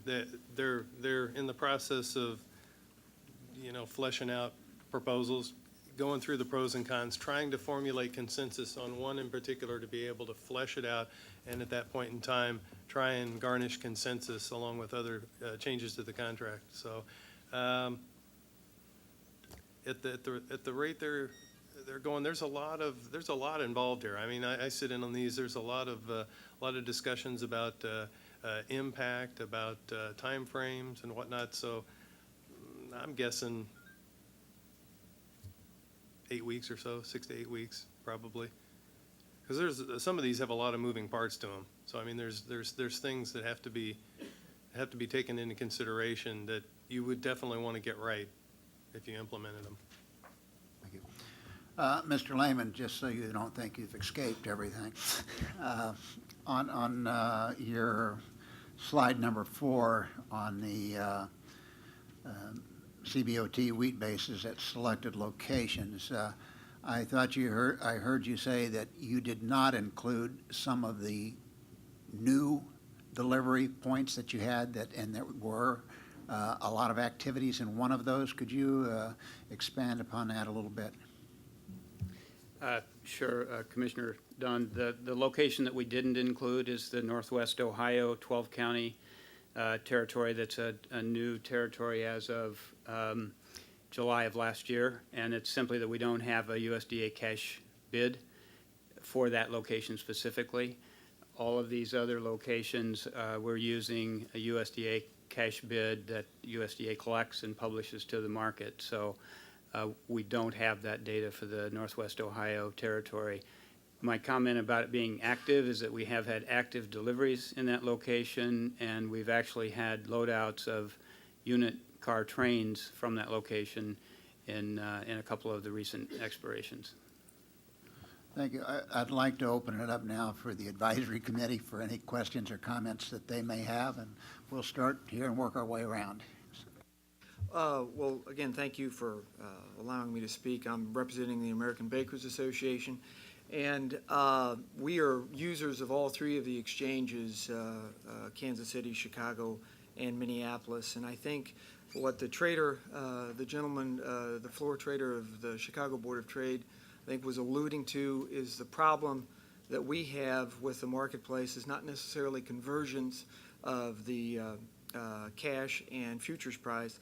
What we have to deal with on a daily basis is the ever-increasing volatility that we've seen in all three exchanges. Just to give you an idea of what we've seen in the last 30 days, we've seen a 60% increase in our flour prices due to the volatility, and over the last 24 hours, we've seen a 15% increase in our flour prices due to the volatility of the marketplace. So it has caused us to drastically re-examine how we hedge our positions. For some of our smaller members, it has been such a financial impact that they've simply gone out of business, and there's been a lot of consolidation. And what we keep on talking, we met with the CFTC before, and we've met with a number of the commissioners. What we want to keep addressing is the presence of the index funds in our marketplace. I mean, we can talk about convergence, we can talk about why the contract is not working, but I think what we should initially address is who are the new players that have come into the marketplace, and that has been the index funds. To give you a size of their presence, they own 367% of this year's soft wheat crop alone. I mean, so their size has really what we think has caused the volatility in the marketplace. And we're not talking about high prices, we're talking about price moves. For example, the Chicago wheat opened up the limit today, and now it's trading up 42 cents. So it moved 20 cents in less than 2 hours. So to a baker that has to price flour, that is just an extremely expensive move on our part if we guess it wrong. So I would like to see if we could limit we would like to have a limit on the index funds in the marketplace and treat them as traditional speculators instead of hedgers. So. Thank you, Mr. Wan. Next. Yeah, John Anderson with American Farm Bureau. I guess I think I want to follow up a little bit on what Commissioner O'Malley was talking about. In the course of that conversation, we talked a little bit about forcing convergence, and there are a number of things can be done to force convergence, and certainly for our members who are affected by this, convergence is a big issue. But really, I think to talk about forcing convergence is really to focus more on a symptom and not so much on the disease.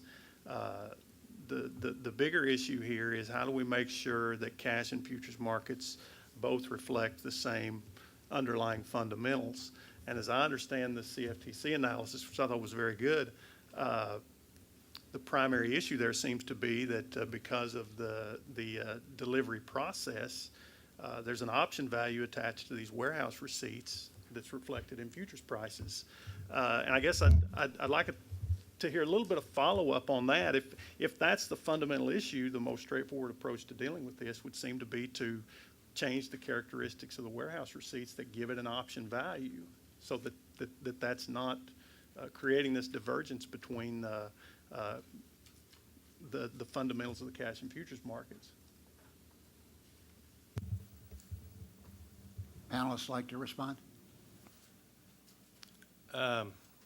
With respect to the warehouse receipts, I know what you're saying, and like Steve said, they utilize that in the cotton area because cotton does devalue. But I think just sitting in on the meetings and whatnot, I think it's still good to have the warehouse receipt as an option.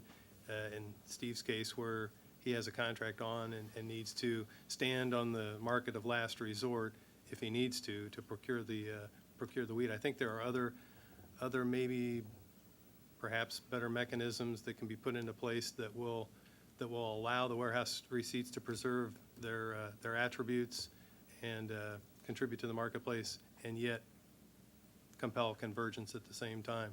And really what you're doing is you're through whatever mechanism you're allowing the front months in the case of not BSR but some variation of compelled loadout, you're forcing the futures price down to cash in the front month to what the true values are. I mean that's what the farmer's getting is the real cash price. So you're just looking for a mechanism that would force the longs to liquidate their positions rather than carrying and compel that convergence in the front end of the spreads. If I could follow up, if I'd like to hear just fairly plainly what would be the consequence operationally for these end users if, for example, the warehouse receipts had an expiration date, for instance, an expiration that coincided with the termination of a contract month. What kind of difficulty would that present?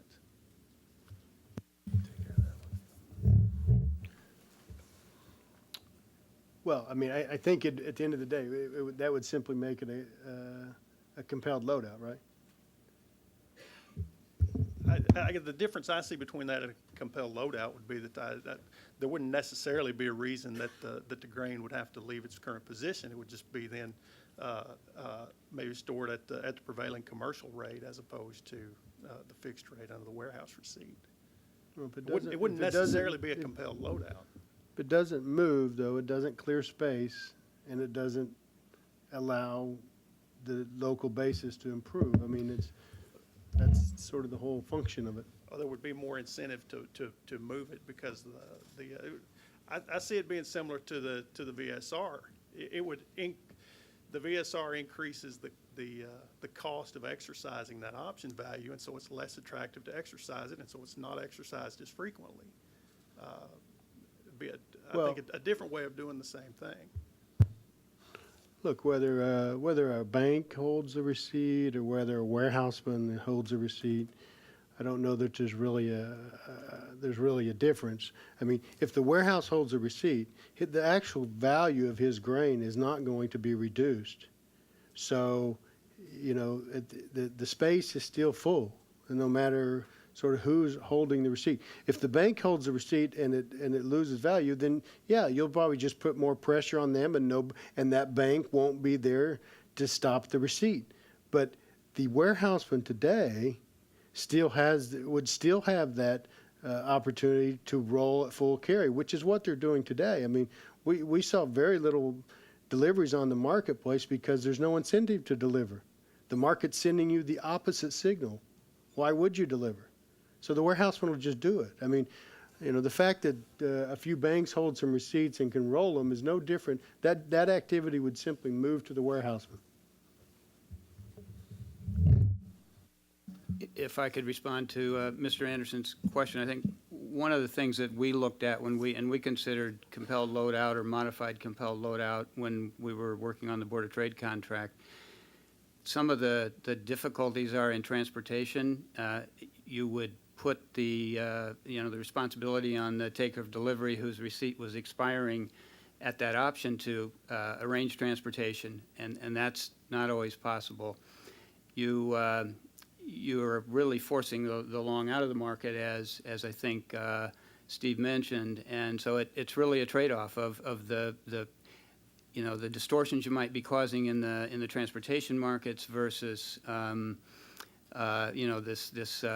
this wide basis, and from our view, VSR was maybe a little less onerous on the long side of the market because at least you're able to trade this spread or this opportunity. You have a maximum amount that spread can widen over a 1-year period of time or over a 6-year period of time, and you can make bets. You can put your money in the market on where that spread is going to go. And I'd kind of be curious to hear Josh's comment on whether a compelled loadout contract would be more tradable or more conducive to liquidity and deferred month spreads than VSR is.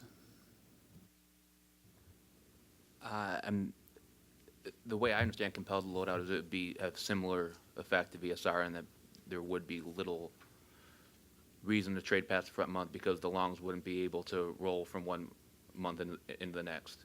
So my guess is it would still put the liquidity not in the first option and not in deferred months. But that's just my take, and I maybe have to see it implemented and look at the markets and see how they react. No, for sure.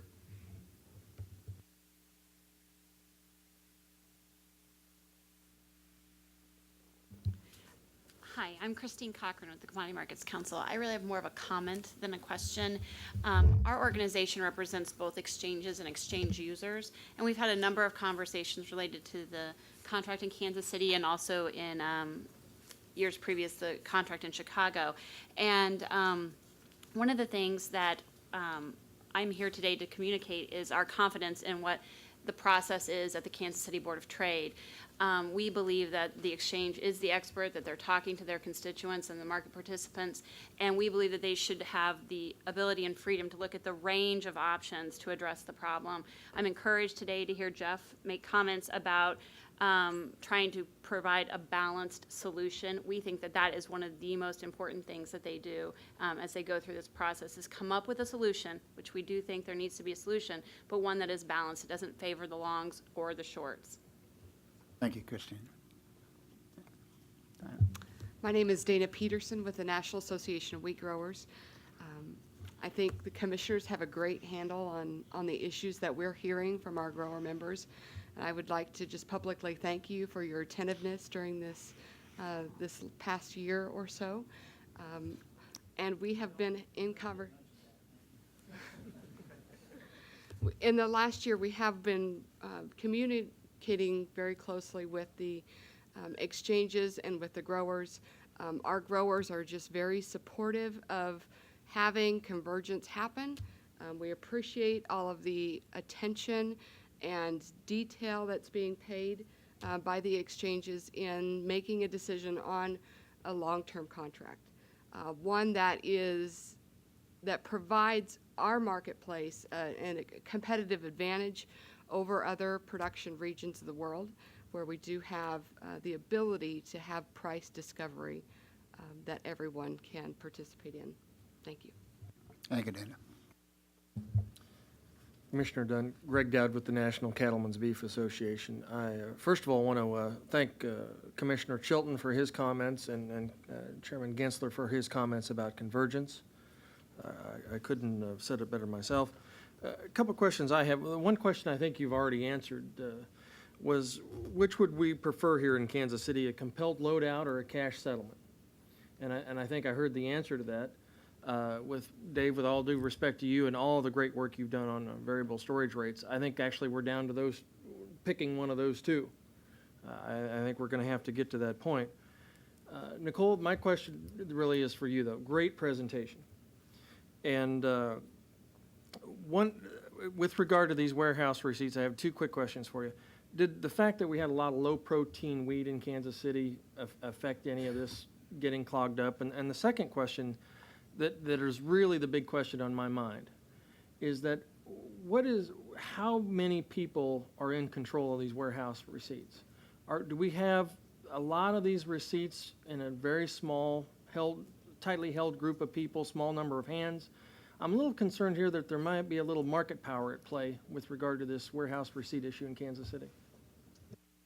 Well, first to address your protein question, there is no protein specification on the Kansas City Board of Trade.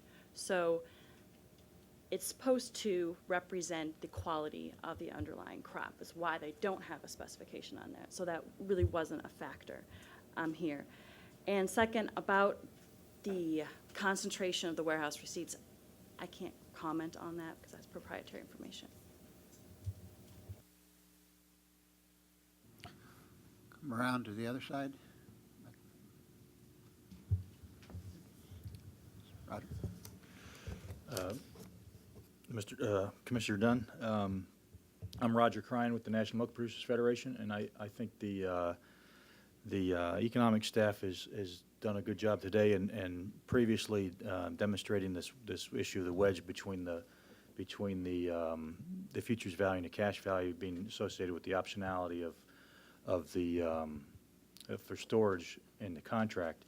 And it seems to me because the breakdown is because the warehouse receipt is not strictly the commodity, it's the combination of the commodity and that optionality.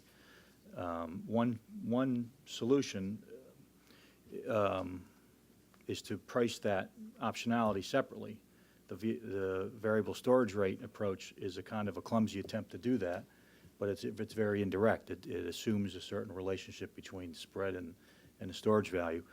It may be possible that the exchanges could come up with some approach that would offer maybe posted rates for storage as to be attached to the contracts at the time of the execution, instead of having just an option that a lot of people don't want. So, for example, if somebody's buying a contract, they want to carry it. If they want to carry it for 6 months, they can buy that option or buy that 6-month storage rate. If you can separate the price discovery for the underlying, for the stored commodity from the price discovery for the storage, you might be able to solve everybody's problem. That's all I've got. Thank you very much. Thank you, Roger. I have a couple of questions for Steve. First, Steve, you got a great deal of credibility with me. I know who you are, so thank you. I say that with great due respect. But I also am here representing the National Grange and Farmers of Kansas and Nebraska, and I'll get roasted if I don't ask you some of these questions. Okay, fire away. You mentioned a couple of times the word massive, and you applied it to investors, and you talked about influx. And are you giving equal significance to investors in this process as you are to farmers, as people we serve? I'm sorry, what was your name? Edgar. Edgar, okay. I just can't read them. Or maybe I should turn it down so you can't see it. Edgar, I don't know that I'm weighting one versus the other. The reality of it is, forget that I'm a trader, I'm wearing an economist hat, and all I'm saying is we have had a massive inflow for the demand for our futures contract. That demand for our futures contract has not been offset by a physical demand for our cash wheat. So therefore, our futures contract market has responded to that demand, whereas our free stocks in hard red winter wheat have grown substantially. So my point being, they're not in sync. And when they have a financial futures investment type product that we sort of serve today, that is going in an opposite direction of your cash market, you will have divergence. And when you then you can have convergence up until you plug all your space. And once you plug all your space, you're done.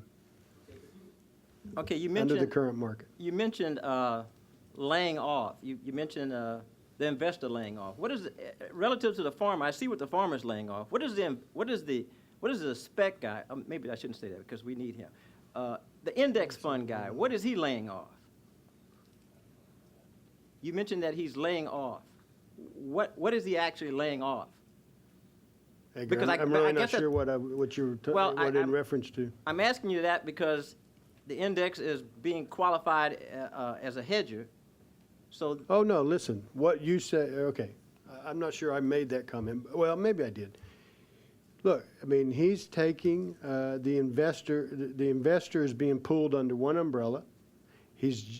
Because of that, he's generating what's considered commercial risk. And much like we were talking about in the previous cotton example, that commercial risk has been deemed a bona fide hedge. I'm not making comment if that's good or bad.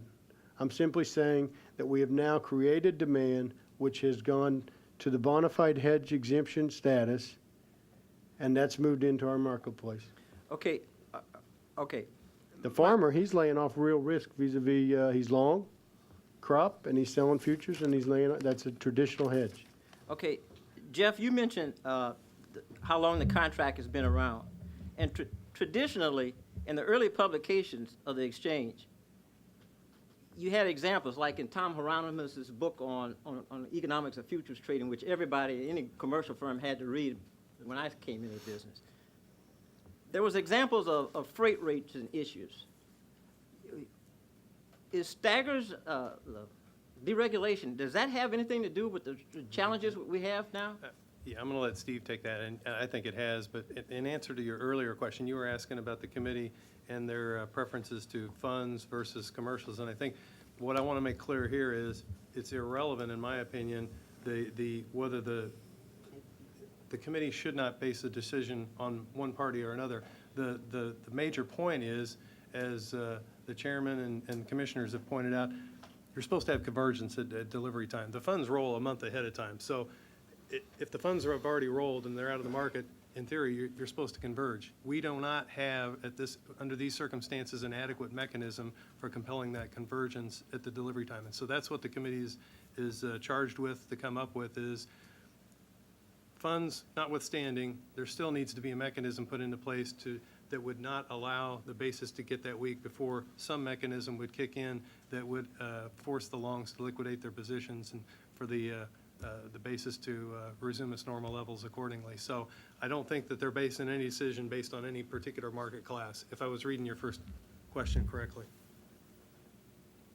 Okay, but the issue in my mind should be some of that market obligation should fall on the spreads. But like in western Nebraska and Kansas, that obligation is being excessively put on the basis. And going to your point about the spreads, which as a hedger, again, I'm representing farm groups here, but I'm wearing another hat too. As a hedger, if I don't have his confidence in those spreads, how can I take advantage of the opportunities that the market today is giving us when we're up the limit? And I want to go out and take advantage of that. If I can't suck him in to take the other side of my trade, then my farmers are cooked. And I don't know I'm what the familiar answer. with some of those technical terms. I don't know I don't know the answer, Steve, but I just know I regard your opinion highly, but I don't think that's good enough for me to go back to Nebraska with, I guess. Well, Edgar, I think, and look, there's no defense here. We have, as I said in the beginning, we have seen structural changes. The market, the committee is dealing with those structural changes. Frankly, with all due respect, I mean, we saw Chicago struggle. We saw the actions that they took. We had not at that point in time seen the level of activity to warrant necessarily movement on our part as far as a committee and our lack of convergence. On the hard wheat, we've really seen that just over the last 9 months, and we've seen that in conjunction with free stocks building to a record level. That set aside, Edgar, we understand that there is an issue. Now, as far as I think where Jeff was going is, look, if Kansas City is trading at par or close to par value, and the freight back to your farmers in western Nebraska is higher, then by default, the absolute basis that could fall into this current is going to be less. But we had a period of time. Again, I'm talking when I came in the industry. We had a period of time where you knew that when you came out a year ahead that you could start, let's say corn, you knew that you could start in central Nebraska, even when that option first came on, that new crop option came on, you knew you could start at 40 under. I mean, you didn't have to have any, you didn't have to have any, you knew you could lay that risk off. You can't do that now. And you can't do that now because of guys like him that we can't get to participate. Again, Edgar, I'm not defending it. I understand. I mean, we as a committee do understand that you cannot do that. And you partially can't do it. I know we can't come up with the answer. Matt, I'm going to defer to you. Commissioner's done 3 hours with what's going on in the marketplace right now. I mean, that's what I've heard, that, you're going to spend 3 hours on this when we're up the limit like this? Matt, it's your turn. We just don't, it doesn't seem like it's enough time to address this issue with what we're going through right now. It really doesn't. Well, thank you, Edgar, but this is the tip of the iceberg. The chairman has been out to Kansas. All three of the commissioners have been out. Have you been in Nebraska? I have not been in Nebraska recently, but I have been out and listening to folks on this issue. And this is, what we can do here is the bully pulpit, and that's what I'm using today. And both of these exchanges have been bullied by me during my tenure. We have the scars to prove it if you want to. I really appreciate your coming in, because my saying things to them and others saying things to them doesn't reflect the passion that you have in reflecting those members of the Grange that you represent. And I really appreciate that, and I think it's good to hear the concern for the producer out there and the impact it's having on them. With that, Matt, we'll go to you. Thank you, Commissioner Dunn. My name is Matt Bruns. I represent the National Grain and Feed Association.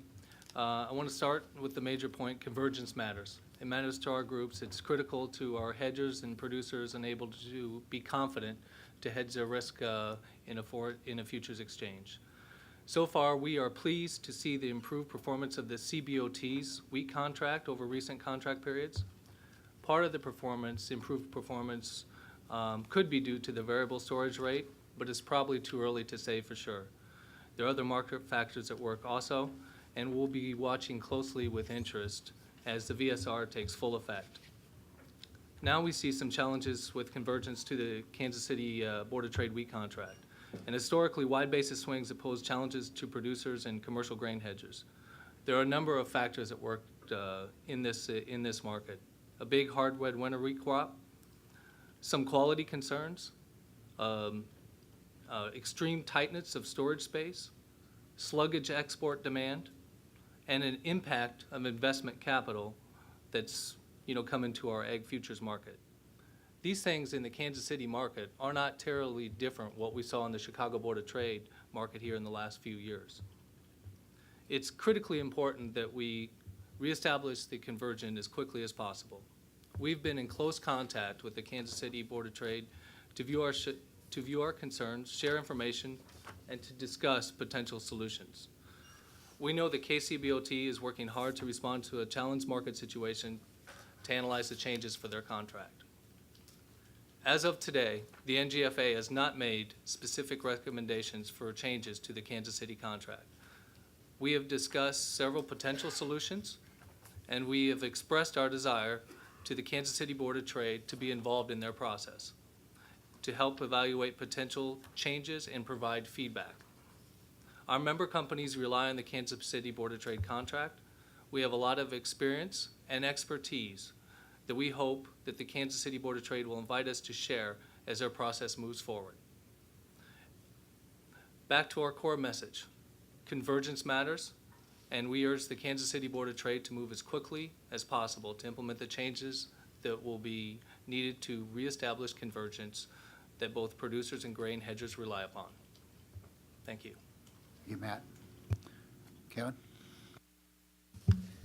Hi, I'm Doug Sumke, representing National Farmers Union. I'm a grain farmer in South Dakota. I appreciate the panel's presentations. Nicole's yours was exceptional. I think you nailed it on the head. In the light of time, I have to agree with Edgar, what he was saying, and also what Hayden was saying. I think the speculators have created a huge mess here for us. And I just want you to know that what Commissioner Chilton was saying is his passion is exactly what we have. Farmers are feeling this today. And I hope that you guys can get this fixed because we're hurt and we do need the likes of the trader. So with that, just want to say the National Farmers Union supports the efforts of the board, but at the same time, long enough already. Thank you, Doug. Appreciate that. John, you want to put a cotton shot in here? Well, I really, really appreciate this panel. This is something that I think you can hear from the advisory committee, from the members of the commission, is something that we're greatly concerned on. For the exchanges, there's a lot of pressure on you to fix it. It's your contracts, but if you can't use them to hedge, if you can't use them for price discovery, then they're actually worthless. And I'd have to go back and say, why do we even have those? Can I just add one more thing, Chairman Dunn? I don't think we really talked about it here too much, but we are subject, half of our wheat is exported. So we are subject to the price of world wheat. Well, obviously, and we can talk about convergence, but the basis levels in hard wheat down at the Gulf represent, we need to compete on a world level. And right now, because of where the futures are and who's in the futures arena, the cash market's doing the job of what the future should do. So that's going to continue as long as we have the entities in there, as long as we don't have those limits, because we've got to sell half our wheat to the world. Has to. So. Again, I would encourage all of you to take a look at what we're going to be doing. Am I stealing? No, I was going to ask. Of what we're doing under the new legislation, and to get on and get your input into that, Mr. Chairman. Jeff, I was mulling over something you said. You said 6 to 8 weeks. So I just want to confirm, hear you say it again, you think that you're not going to have it before the kids go back to school, but you're certainly going to have it before homecoming dance. I guess before October 1st. I guess what I was saying is that at the current rate of production, so to speak, to try and drive to a consensus, I'm hopeful that the committee members will be able to come to consensus, 7-3, whatever it takes. It'd be nice if we were all 10 of them in consensus with a solution to go forward with and nail down and bring in the outside parties to bounce it off of them, and then try and work towards well, I guess before bringing the parties in, part of that consensus, though, then you have the other aspects that come into play. I wasn't really terribly interested in your process. I was interested in the deadline, 6 to 8 weeks. I'm hopeful of that, but All right, I don't know what our legal authorities are. I think every one of the people in the room wants you to figure out a solution. I'm more than hopeful that you do it in the 6 to 8 weeks. we're working as hard as we can. Commissioner Dunn, Yes, I have a question on, just a comment on your open interest sheet. And so I guess this is your official CFTC document. Open interest from an index fund piece, I think this is a little bit skewed because we have a lot of participants that are in and out the same day, and this isn't reflective. And I think that's part of a lot of the problems that we're having with funds. I think if you're going to use this chart and making your decision, somewhere it needs to say that a commercial hedge will put the position on, he may have it on for months, whereas an index fund may have on maybe 5 or 10 minutes. And I think that skews the value of this a great deal. Edgar, you make a great point in here, and the massive passives, as some of the CITs have been called, are the ones that stay there for a long time. But it is a whole nother related problem that we have of the high-frequency traders, and that, again, is something that we're looking at here at the Commission, and our economist office has been working on that as well. The chairman has them tasked with doing a few things, and it's a great point and something that is good for us to keep in mind. With the indulgence of my commissioners, I mean, I apologize because I have run way over our time frame, but I think it's extremely important that we talk about the livestock situation, and I do want the advisory committee to be privy to what we're planning on doing on implementing the new legislation. So without taking a break, if we could go to the next group, and if anybody feels like they've got to get up and leave, that's just great. Go ahead and do that, except for the panelists. They can't get up while they're going. But a shrinking negotiated market and consolidated packing industries are combining with a poorly structured and non-transparent cash market price reporting system to cause a rise in complaints. Neil, just a point of information for me. Are you related to Eldon Dirks? No, but I grew up in the same neighborhood. Eldon's a dear old friend of mine who, he'll hate me for saying this, but was one of my mentors in agricultural credit. So it sounds like Eastern Iowa. Yes, Commissioner, I grew up about 2 miles. His brother was my school bus driver, so.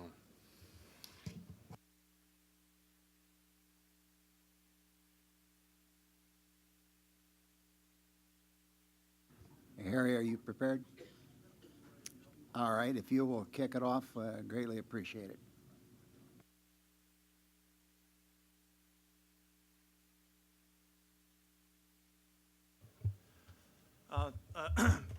Thank you, Commissioner Dunn, Chairman Gensler, and fellow commissioners. Today I will discuss some observations in livestock markets related to price reporting and industry trends. My comments will focus on the hog market specifically. I prepared these comments, and the views are my own. The USDA's Grain Inspection, Packers, and Stockyards Administration are here as well to comment on this trend, and the Agricultural Marketing Service is here as well. And I believe the Chicago Mercantile Exchange is on hand next to talk more specifically about the contract itself. I will begin with a very brief description of the futures contract and how it's connected to the cash market.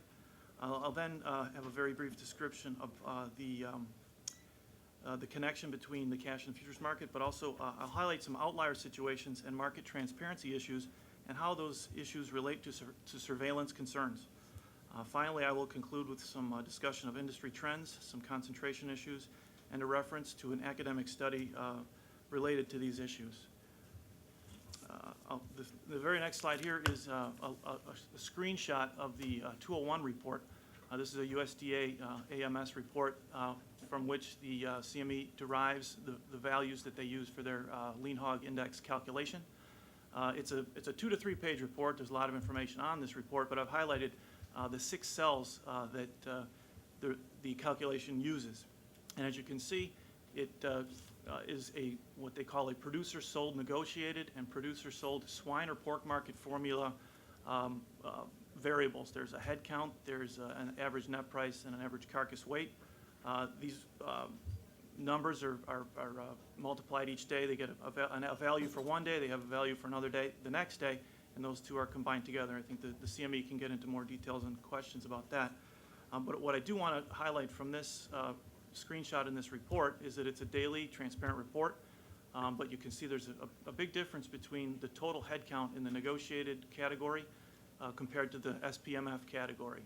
And that is something I think that we'll see a little bit more detail later on. But it is important also to note here that these are net prices. These are prices that are derived from hogs that have been delivered and have been slaughtered. And I'll get a little bit deeper into that later. And one final point from this slide is that in the SPMF category, it's industry practice for packers to buy hogs using long-term contracts. And each day, a certain undetermined percentage of these contracts use the Western Corn Belt or the Iowa Southern Minnesota negotiated base price as their reference base price. And we'll get into that in the next slide here. This is the Western Corn Belt USDA report. It's an afternoon report. It's actually a report for July 30th. Lower down on the screen, you can see that this is one of the more referenced prices and head counts in the industry. I've highlighted there that it's barrels and gilts on a carcass basis. The head count on that particular day was 4,953, and the base price range that day, that's a range of obviously highs, lows, and a weighted average middle price. The range that day was 75 to 83.78, roughly $8.78, and the weighted average was 81.49. The cash hog market generally trades and reports trades using these base prices. Again, the CME uses net prices for the index, but the cash market trades a base price. The base price becomes a net price when the hogs are delivered and slaughtered. Each net price is determined by the base price and the packer's grid or matrix. Each packer has a different matrix because each packer values different hog attributes differently. These attributes are weight, target weight, leanness, and just general yield of the animal. So each packer has his own value for those. As the hogs are processed, this base price becomes a net price. The net price accounts for the hog's yield and determines what the hog seller gets paid. The CME, again, uses these net prices to calculate their index. Before we leave this slide, I'd like to make a couple of quick points about the negotiated market. The negotiated market are spot transactions. The hogs are to be delivered within 14 days. There are some other rules, but I'm just going to highlight a few. The transaction sizes in the negotiated market can be quite large. And as you can see, the head count on this particular day on this particular report was roughly 5,000. But one of the other attributes of a negotiated transaction is that negotiated transactions can be canceled after being reported. So in other words, the price and the head count could get into this report, but the transaction could be canceled and never been delivered. And packers also have choices on where to purchase negotiated hogs and how and when to report the prices. This is an afternoon report. It compiles some of the prices and head counts from a morning report, and then later on there's a full day report. So there are different times and cutoffs from which packers can choose to report.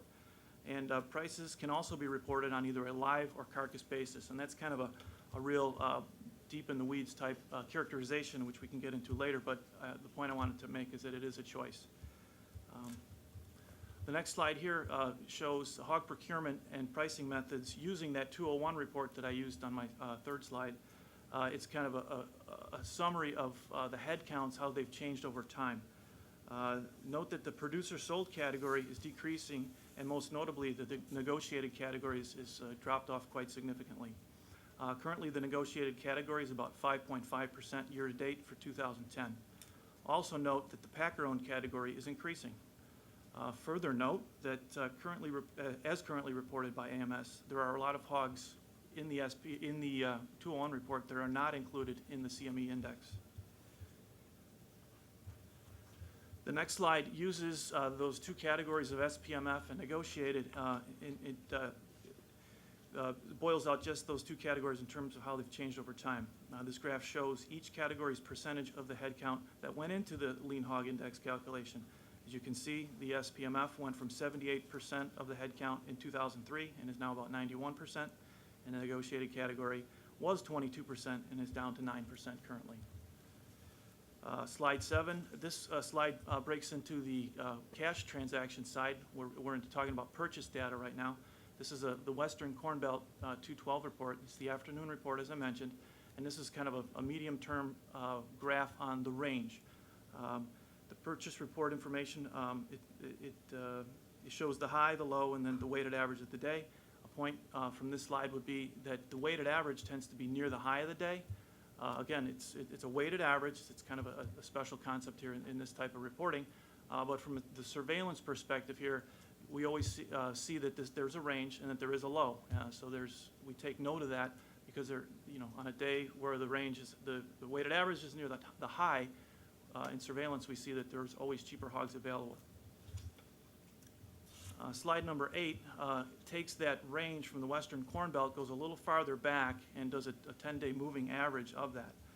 The graph shows the 10-day moving average of the range, and that range tends to be about 10 to 15 cents per hundredweight. The graph also shows a period of outlier ranges, periods where the range exceeded 15 cents and was as wide as 20 cents per hundredweight. Periods of sustained wide ranges can lead to surveillance or transparency problems. On such days, hogs appear in great supply on the low end and in very short supply on the high end. This is the Western Corn Belt range. It's not a range from the national report. Now, an example of this range, if you take 20 cents as a range, as an outlier, if hogs are trading roughly 40 cents or $40 per hundredweight, a 20-cent range, if you split it, means that hogs are trading as low as 30 or as high as 50. If you're buying hogs at 40 and your next purchase happens to be at 50, that's a 25% increase just in one transaction. So these outlier situations, again, lend themselves to some surveillance concerns.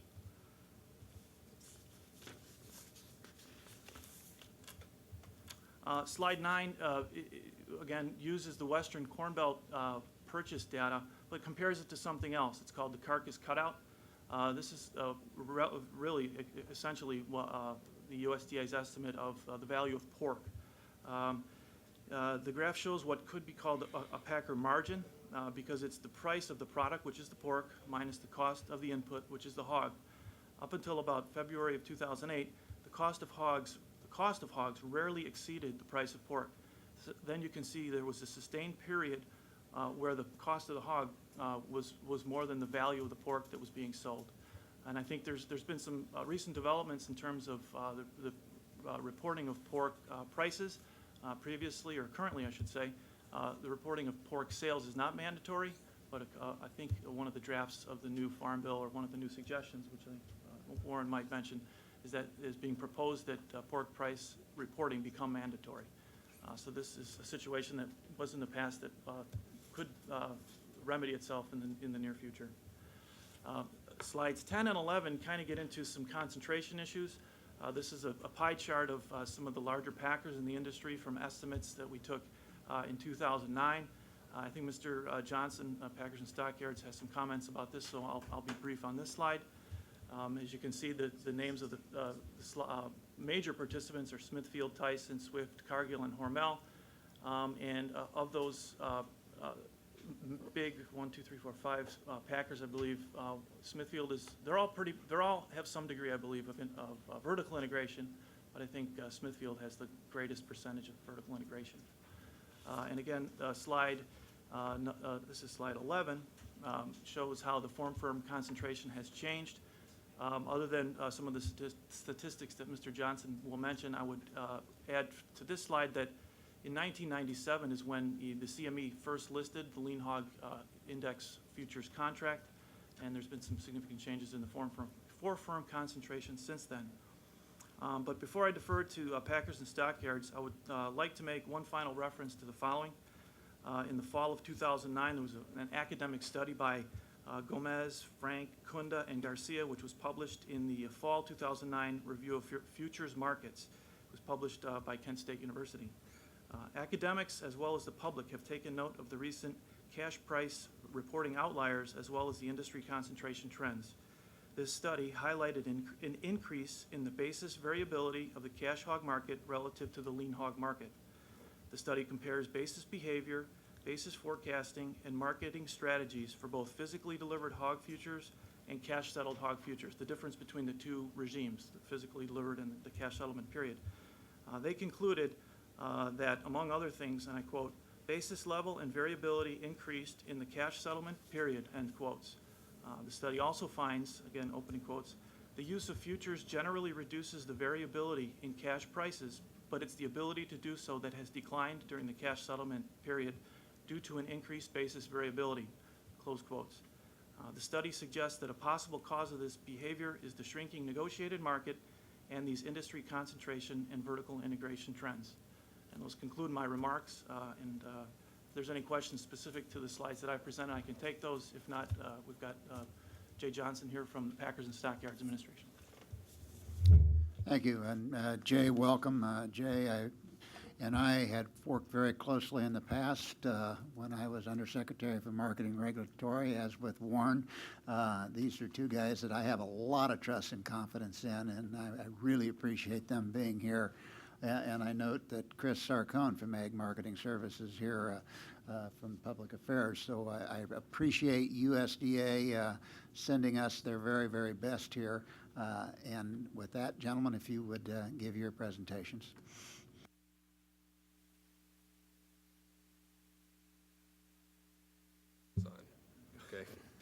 Okay. Thank you, Commissioner Dunn and your fellow commissioners, for inviting the Grain Inspection Packers and Stockyards Administration to join you today to discuss the structural issues in the pork industry. An examination of the pork production sector shows that producers raising more than 5,000 hogs per year produced 61% of the market hogs in this country. Producers raising more than 2,000 hogs per year produce 85% of the hogs. We have some truly large producers in this country. In 2009, the top 10 producers owned approximately 2.3 million, or 40% of the nation's sows, that raised about 46 million pigs. The top 20 producers have 2.8 million sows, or about 48% of the nation's sow herd. Successful Farming Magazine's annual survey of pork producers shows that Smithfield Foods in Smithfield, Virginia, was the largest producer in 2009 with over 922,000 sows, which represents about 16% of the U.S. herd. Triumph Foods, St. Joe, Missouri, was second with 371,500 sows. Seaboard Foods, Shawnee Mission, Kansas, was third with 213,600. And Iowa Select, Iowa Falls, Iowa, was fourth with 152,500 sows.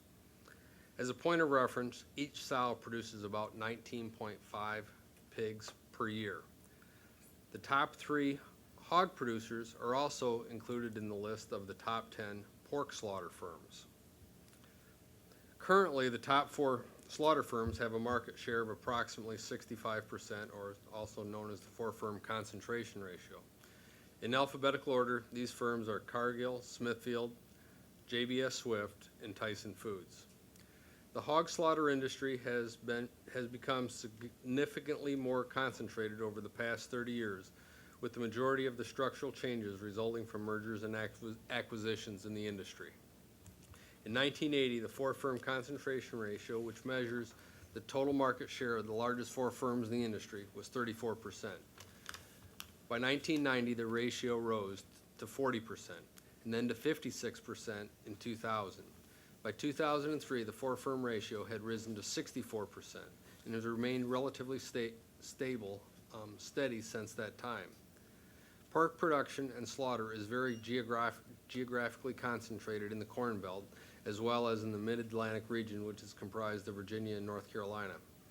There are other isolated areas of production in Pennsylvania, Utah, Oklahoma, and Texas. Probably the largest change in the hog industry in the past 15 years is how hogs are marketed. Today, a very large percentage of hogs are sold on a formula basis or other type of purchase arrangement as opposed to on a negotiated basis.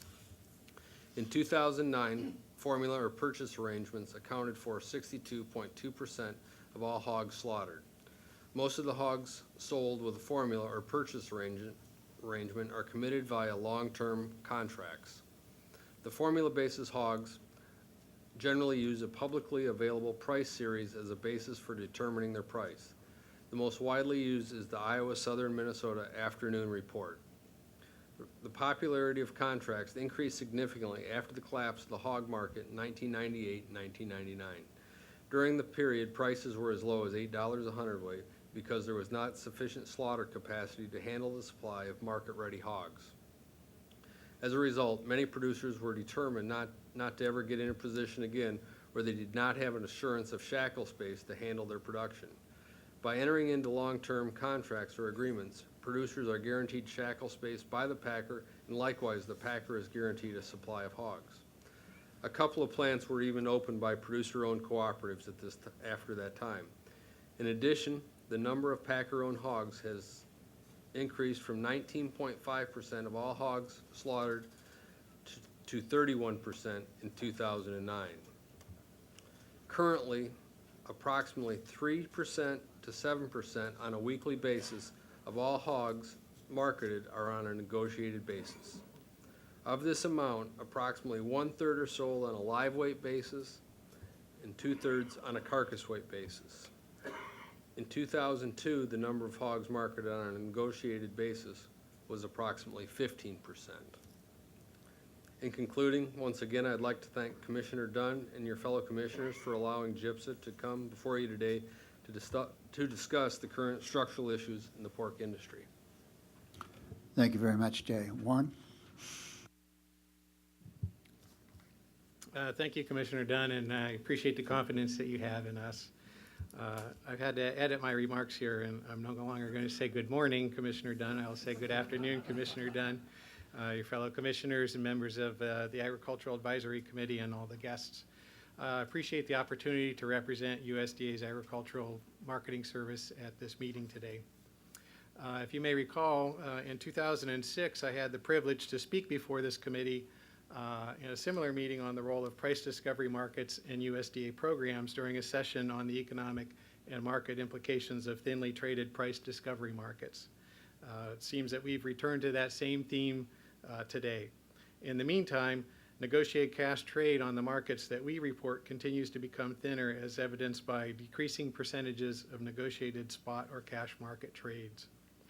My purpose here today, though, is not to speak as an economist, but rather to provide an overview of how we at AMS provide price transparency to the marketplace through both voluntary and mandatory livestock reporting programs.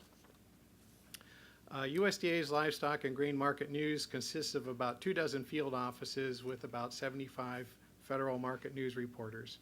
Our livestock mandatory reporting program is carried out in 2 of those offices, Des Moines, Iowa, and St. Joseph, Missouri.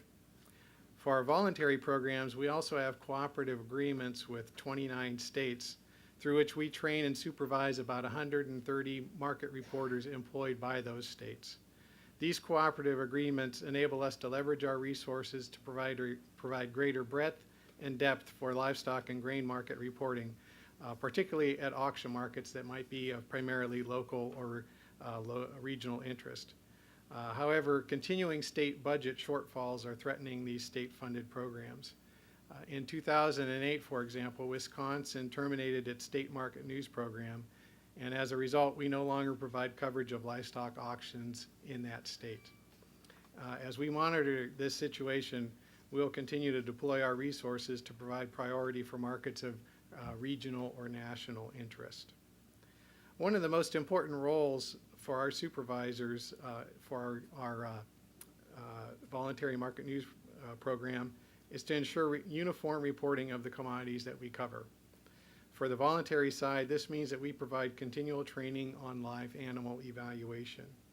For example, when a state or federal market news reporter covers an auction market, we want a feeder steer reported as a large frame number 2 thickness animal to represent the same characteristics, whether that steer is reported at an auction in the far southeastern part of the country in Florida or in the far northwestern part of the country in Washington.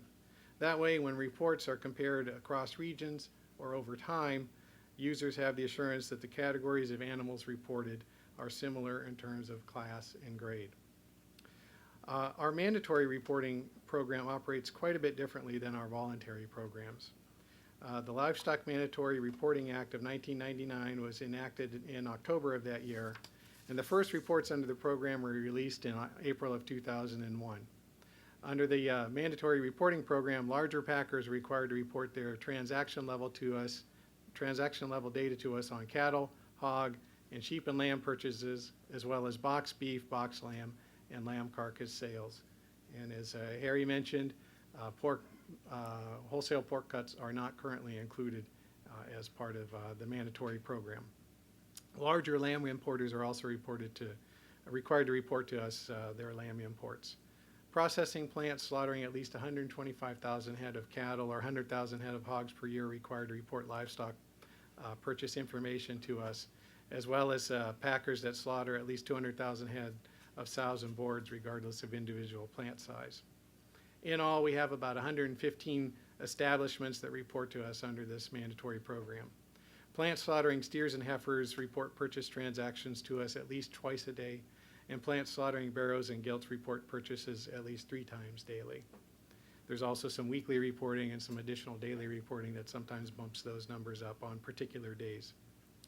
Under the mandatory reporting program, within 1 hour following the data submission deadlines, we validate the data received from packers and lamb importers to prepare and disseminate over 100 daily, weekly, and monthly reports. These published reports cover an estimated 77% of slaughter cattle, 93% of box beef, 95% of slaughter hogs, 60% of slaughter sheep, 41% of box lamb, and 26% of the carcass lamb markets. Each entity required to report under livestock mandatory reporting is audited at least twice a year. Our auditors examine randomly selected transactions to ensure that the information is reported to us correctly, timely, and completely. Tabulations of the results of our compliance visits are posted quarterly on our website. And beginning in 2009, we also began posting monthly summaries of excluded transactions. These are transactions that would be omitted from our public reports at the discretion of our market news reporters. For example, in the process of validating transaction level data, a reporter may mark a transaction to be excluded from publication for price aberrations notably lower or higher than the bulk of the market due to discounts for premiums for weight, quality, yield, dressing percentage, inferior livestock, or mixed classes of livestock in the same lot. A review of our excluded transaction summary shows that few transactions are omitted, and when there are transactions excluded, the impact on our weighted average prices is minimal. In addition to our standard published reports, we have launched 2 new items to make our information more readily available and easy to understand.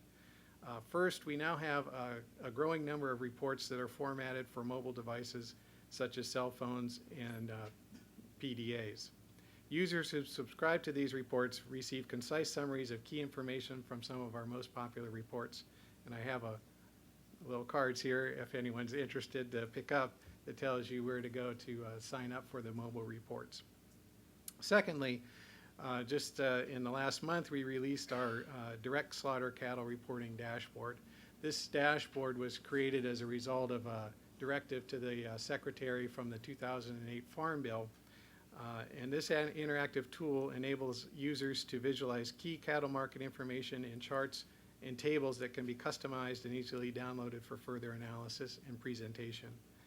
Links to both the mobile reports and the cattle dashboard can be found in the livestock and grain market news section of the USDA Market News portal at marketnews.usda.gov. On a final note, I'd like to make the committee aware that the Livestock Mandatory Reporting Act does expire on September 30th of this year. Bills have been reported by both the House and the Senate Agricultural Committees to renew the statute for another 5 years.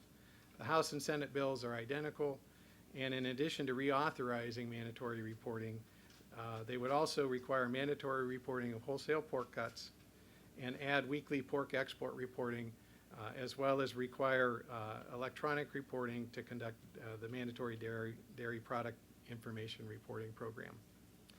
We believe that continuation of the livestock mandatory reporting program and the addition of wholesale pork reporting to the program are important to provide transparency and full information to all market participants. Thank you for your time, and I will welcome any questions that the Commission or the Advisory Committee may have. Thank you, Warren. I must say that Harry and I have discussed the new dashboard, and it's really a great new asset for all of us to use. And so kudos to you and the department in putting that up. Mr. Peterson, could you comment on the CME groups and how this affects your contracts, please? Certainly. Thank you very much, and we appreciate the opportunity to be here. I was asked to actually cover, in addition to the hog issues that Harry outlined, to cover the other livestock areas. So I've got quite a bit of material to cover, so I'm going to go through it rather quickly and would be... We do have your written pieces. And yes, you do. And yes, you do. If we could, if you could hit the high points, that would be I will hit the high appreciated. points. Thank you very much, Paul. Okay. Okay, and Harry, you're going to drive. Okay. Okay. Just by way of background, CME offers futures and options contracts on 3 major classes of livestock: live cattle, which is slaughter weight steers; feeder cattle, which are partially grown steers, which are destined for a feedlot where they will be fed to slaughter weight. So that's sort of an intermediate category. And then lean hogs, which is slaughter weight barrows and gilts. I especially want to highlight the difference between live cattle and feeder cattle. That always seems to lead to a lot of questions. Originally, all 3 of these contracts were virtually clones. They had almost identical contract specifications, and that's because when the live cattle contract started in 1964, when the plans came to start what was then the live hogs in 66, they simply took the live cattle contract and used that as a template. Likewise, when feeder cattle came along in 71, that served as the template once again. But over the years, because of differences in these different markets, it was necessary for those contracts to diverge, and today they are all substantially different. Only live cattle is still physically delivered. Both lean hogs and feeder cattle are cash settled. However, all 3 of these are highly dependent on the USDA AMS data and personnel. Briefly, to go through the live cattle, as I said, it's a live delivery process. Par delivery unit is 40,000 pounds of steers. Final settlement is by physical delivery in 2 methods. They can either be delivered to a live to one of 13 delivery points where they're graded by market news personnel, USDA personnel, or they can be delivered to one of 15 packing plants where they're graded by meat grading personnel, both under USDA. The interesting point in live cattle is that the value of each animal or carcass is determined using published market-based premiums and discounts published by USDA Market News.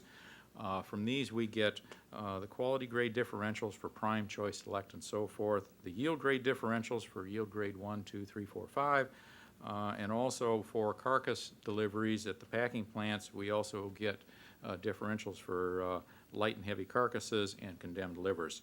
So the result is virtually any steer within the allowable weight range is deliverable, and this whole valuation process, while it may seem rather complex on the surface of it, it's actually consistent with the grid or value-based marketing processes that are widely used in the cash market for slaughter cattle. These various premiums and discounts come from a variety of USDA reports. I've detailed that on, I believe it's slide 6 of your deck. With the information that comes from each of those reports, so I won't belabor that point. In short, this has been a very very successful process, and volume has grown. Recently, actually I believe it was in May, we set an all-time record for volume and also had record open interest as well. So that's all been very encouraging. Shifting to feeder cattle for a moment, here's one where final settlement is by cash settlement to the CME feeder cattle index. Feeder cattle futures, that is actually the oldest cash settled agricultural contract. It was converted to cash settlement way back in 1986 when physical delivery proved to be unworkable. In the case of feeder cattle, the cash settlement index, it's calculated by the exchange. There you go. It's a 7-day weighted average price. In other words, total dollars divided by total pounds. It's calculated from all auction, direct trade, video sale, and internet sale transactions that are reported as weighted averages by USDA AMIs from a 12-state region, and those states are listed below. This index is designed to reflect a broad cross-section of cash market transactions for feeder steers. During the fall and spring time when we have the peak marketing runs, the index includes reports from approximately 120 locations in these 12 states. And this is on a week because the feeder cattle transactions, the feeder cattle auctions tend to occur on a weekly basis. So it's a once-a-week affair. Therefore, we have a 7-day index so that as new information comes in, old information drops out. In 2009, this covered almost 1.6 million head that were used in that index calculation. These are voluntary reports. Earlier, Warren made the distinction between mandatory and voluntary. These are voluntary reports for the simple fact that the mandatory reporting system is set up to capture information collected from packers. Since these are the intermediate stage, they haven't yet made it to the packing plant, it's necessary to collect this on a voluntary basis, and that's done by the market reporters at auction facilities and various other venues. We use a transparent calculation process. Again, it's performed by exchange staff. We post the results on the CME website each day with a complete calculation along with a long history of historical data. And there's a surprising number of individuals who conduct parallel calculations and basically double check our figures. So it's a very transparent process, open and easily reproducible. Looking at the average daily volume and open interest, you can see the seasonal patterns in marketings are matched by the seasonal variations in volume. And on the open interest, we've seen a recent upswing in open interest. Finishing up with lean hogs. Here again, this is a cash settled contract. This one settled to the CME Lean Hog Index. This is the largest cash settled agricultural contract. We converted to cash settlement in 1997 in response to some structural shifts in the hog industry. These shifts included a big move towards carcass basis pricing rather than live animal pricing. In addition, we were losing our delivery facilities. We had a number of terminal markets close, and because the industry was moving from sales through terminal markets or buying stations to sales direct to packers, that movement to a terminal market was actually taking hogs out of their normal market flows. This was inefficient, and it was clear that we needed to move. So the result was conversion to cash settlement in 1997. We have made a number of improvements and adjustments to that since 97, which I'll talk about in a minute.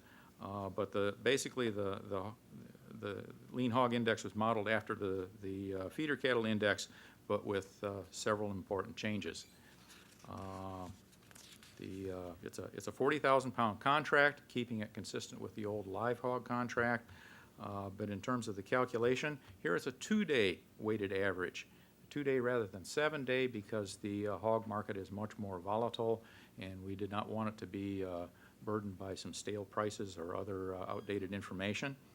As Harry indicated, we use net slaughter prices. This is not the base prices that he talked about. These are net slaughter prices that include all premiums and discounts. So this reflects the final payment by the packers to the producers. So this is and it's for barrows and gilts. We use negotiated and swine and pork market formula transactions from that 201 report that he put up earlier. The reason we use those two categories is those are the two that are best and best suited for this process, and they also represent the cleanest sort of data. These represent approximately 50% of all the hogs marketed, and there are some good reasons not to include some other categories in there. For example, packer-owned hogs, which I believe were something like 31% of the total. That's not an arm's length transaction, so that's not something that we would want to include in the index. The index is, again, designed to reflect final payments from packers to producers, and it's, again, a transparent calculation process performed by exchange staff. All the results are posted each day on the website, and it's a totally open and reproducible process. I would also add on all of these cash settlement calculations, the hogs and the feeder cattle, as well as the reports that we use for the live cattle delivery adjustments. We pull those down from the USDA AMS website just like everybody else. There's no special arrangements. We don't receive any non-public information from them. We go in and grab them off the website just like everybody else does. So it's consistent across the board. In terms of volume, volume has recovered recently. We were up 15% for the first half of 2010 versus the same period a year ago. There was a very nasty drop-off you can see in the middle of that chart on page 16, and that was largely traceable to this very ugly collapse in the hog market. Neil is nodding his head. It was just a brutal period for a couple of years, and that really hurt our volume. But fortunately, things have turned around and are on the upswing, and we hope it continues. Likewise, on the open interest side, you can almost see where the bad times hit on page 17. Things dropped off dramatically, but have been on the upswing. So just in summary, each of our 3 livestock contracts and the final settlement processes we use are different. These reflect the unique needs and differing cash market practices of each commodity. All 3 of them are highly dependent on USDA AMS data and personnel, whether it be for grading or for cash settlement purposes or for other adjustments. CME Group is one of many consumers of these data. We are not a producer of the data. We are a consumer, and these data are used to create the indexes on which these contracts are based. And finally, the underlying livestock markets have detailed data on actual transactions. This is a big difference from, for example, the grain markets or the cotton markets. I think we heard today that how difficult it is to get anything besides elevator bids or truck bids or things like this. Here we have actual transaction data, actual dollars that change hands between buyer and seller, which gives you a much better, much more accurate measure of actual economic value.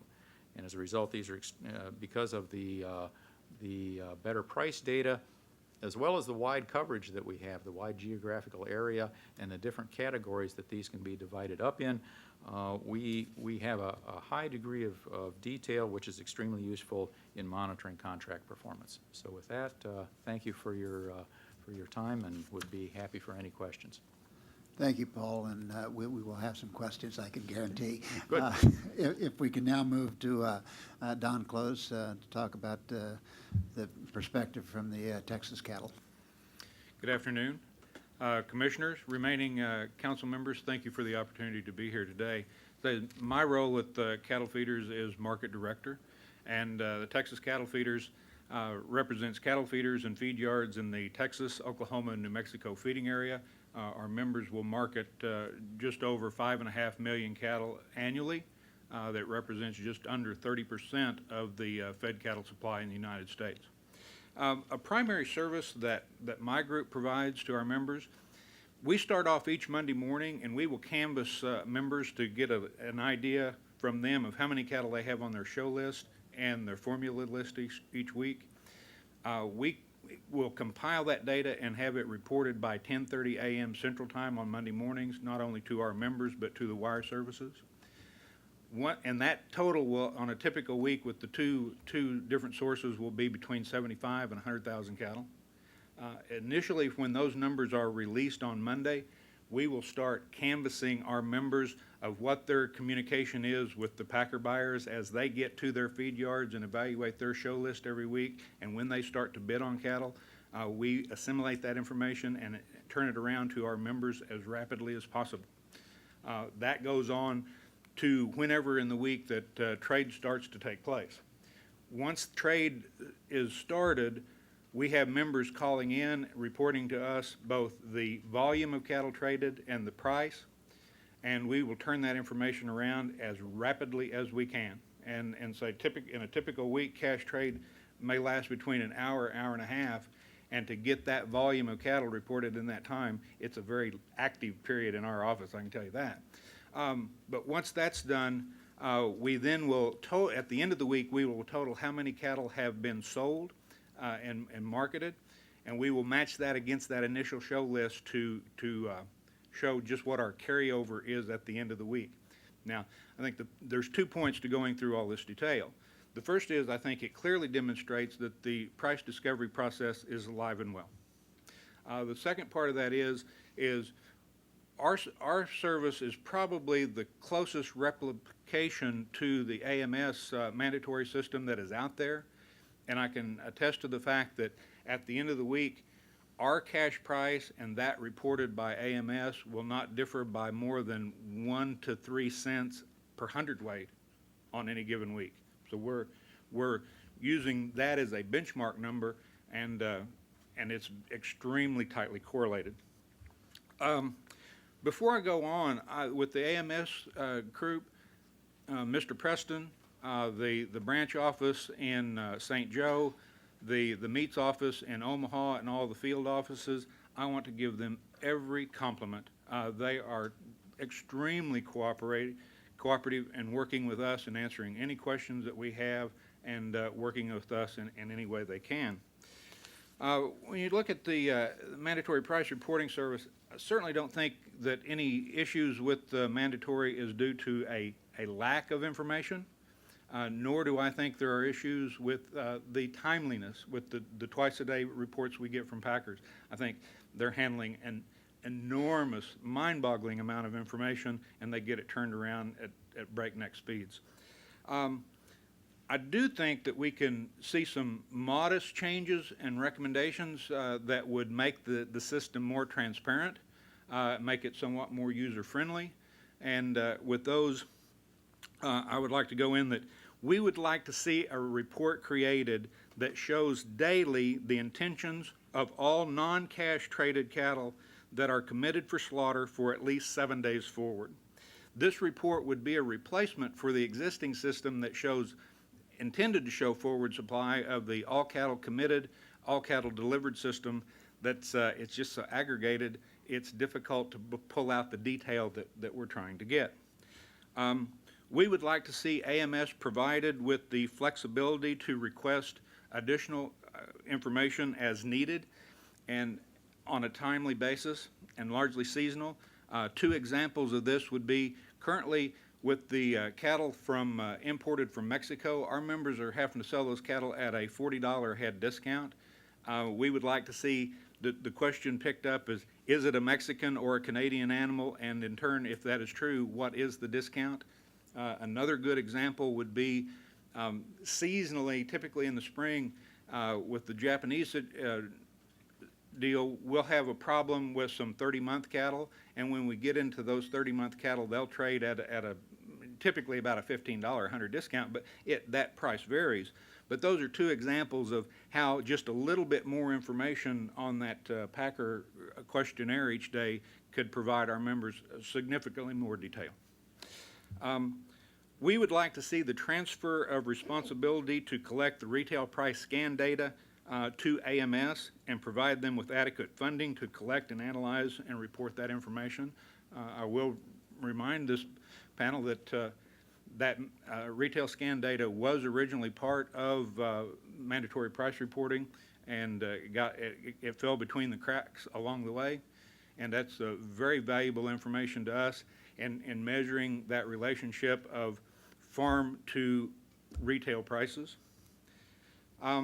We'd like to see remove the existing category in the premiums and discount schedule.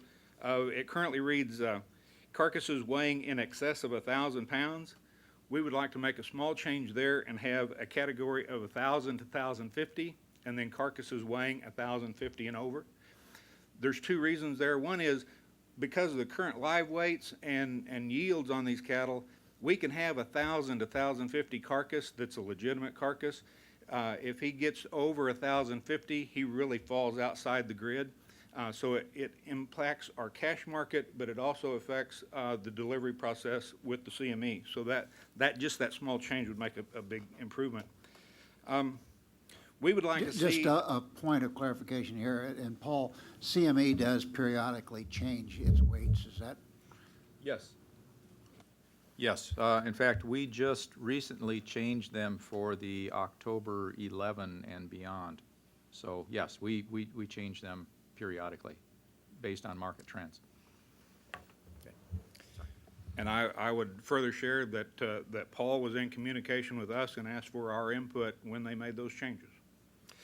We'd like to see developed through USDA can collect, analyze, and report market price data relevant to mandatory country of origin labeling for feeder cattle, live cattle, wholesale beef, and HRI beef sales.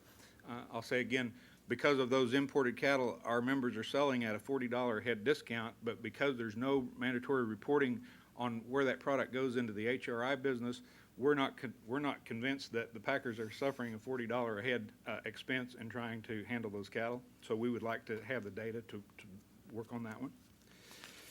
And then the last point I would make is because of the recovery in beef exports and larger imports and recovery of exports since the BSE occurrence in December of '03, I think it's critically important that we get an expanded recovery of short-term export sales and imports, that we can more timely measure that flow of product in and out of the whole S&D balance table.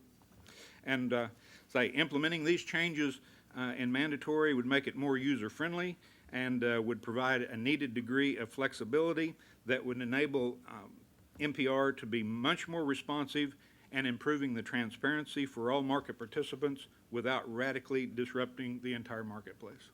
Thank you very much. Thanks very much, Don. I appreciate that. Neil, let's hear it from the pork side. Thank you, Mr. Dunn. If it's okay with you, I submitted written comments that you have, and I would just as soon short it up, take a hint, and maybe move on and give everybody time for questions. A couple of things. One, and actually I was told this is going to talk about price reporting, not structure, but it's going to be difficult to not talk about the structure of the industry as we talk about reporting. And I liken back hearing Mr. Farley this morning when he talked about he never wanted to see his industry basically have his market short the entire production of the industry in a 3-day period of time. Commissioner Dunn, unfortunately, I know you were in place at USDA, and I was working with producers in the fall of 1998, where we saw literally for 3 weeks a panic. Done differently, but we swamped our production capacities, and that's where Mr. Johnson talked about $8 hogs. The point that went with that is that is, as he said, a major driver for why producers have chosen to look at other marketing ideas as far as to ensure and deal with some of the risk in the marketplace, which is taking hogs out of the spot market. Now, in my comments, I have references to the fact our council and our committees have been looking at this issue for some time. In fact, as recently as this summer, we had some noted economists visit with us, and we asked the question, you know, we've been watching the spot market on negotiated numbers decline over time, and is 5% too thin for confidence in the market? And the response was, we don't know. They did make the point that, well, just because a market is thin doesn't mean that it doesn't necessarily properly discover prices. So the next follow-up question, of course, was, okay, well, when will we know it's too thin? And the response was, well, when people start using other mechanisms for pricing. Well, a ramification of the spot market on the negotiated side is obviously, as Paul talked about earlier, it's a function of the CME's formula for settlement, for cash settlement, which is critically important to our industry for risk management.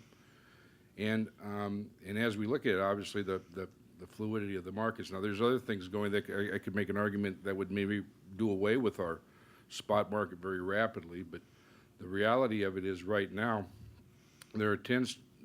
I'm picking up, and I've had a lot of discussions with producers, been involved in several meetings with producers, that there's an awareness of this issue by producers. They, of course, moved to formula pricing as a price volatility mechanism to reduce volatility and some risk. And now they're seeing the point that, you know, well, if I'm not participating in the spot market, I'm not helping set the price. And I'm actually quite heartened since this last March at our annual meeting of producers saying, well, I'm willing to take some time and negotiate into the marketplace. I don't think we're going to see any move from 5% to 10% overnight, but I do think there's a growing awareness by producers because of the concern that we want to make sure we have options here. Now, with that, and Warren talked about it, it's been talked about earlier, and obviously as late as yesterday when the Senate Ag Committee approved the mandatory price reporting bill, it does include, as was talked about, mandatory wholesale price reporting, which for the pork industry is very intricate because as a species, we have the most differentiated carcass that's sold in different ways in the largest percentage of the carcass that is processed. So it's going to be very intricate process as we move from voluntary wholesale price reporting to mandatory wholesale price reporting to capture from the product and extrapolate back to cutouts.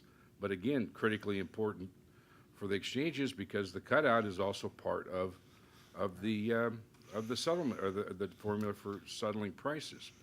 All that being said, one of our concerns has been, we've been concerned that, gee, the live hog market's is thin. I think the voluntary wholesale market is much thinner, and it's being used. And in fact, we've had producers that have used it as price discovery mechanism in these contracts for their own volatility. Thus, we're anxiously supportive of getting wholesale mandatory pork price reporting, and again, kudos to AMS and to Warren and your staff. We have had an excellent relationship in the 10 years there has been mandatory price reporting. With that, the only other comment I would make, I did hear, I think somebody said that packers can choose to report under mandatory live price reporting, and under they're required to report twice a day, and again the next day.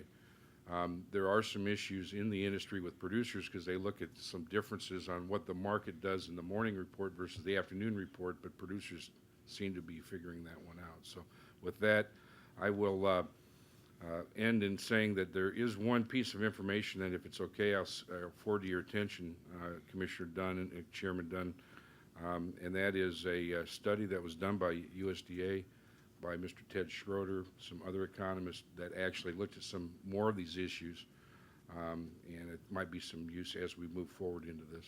So thanks for the time, and I'm open for any questions. Okay.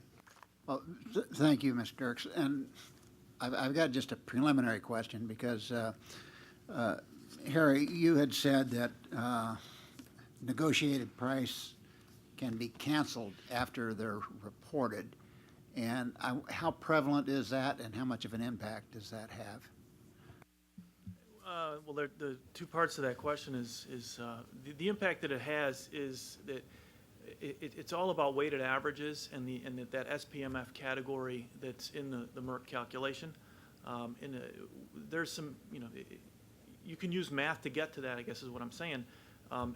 If 50% of that SPMF category refers to the negotiated Western Corn Belt price, the impact is going to be weighted each day. So if you have a day where, say, 80% of the SPMF category refers to the negotiated market, and a high ranged price in the negotiated market, either on the high side or the low side, gets canceled, all those contracts that priced off of that Western Corn Belt are essentially inaccurate for that day or maybe the next day. It's that unknown percentage that it's hard to categorize, so the impact is hard to get exact on. There's ways to get to that, but I can't speak to any of those specific percentages in this meeting. Does that answer your question? It does, and I think it gets to a point that Don made in his written testimony, that the need for transparency here is just extremely important for all of us. But then it gets to my larger question, and that is the nexus between the futures price and this shrinking negotiated price. And Neil hit the nail on the head. When does it become an important factor, and how do we know it at that time? And I'd like to have all of the panelists discuss that, because I think it's extremely important that this contract that is so important to all livestock producers.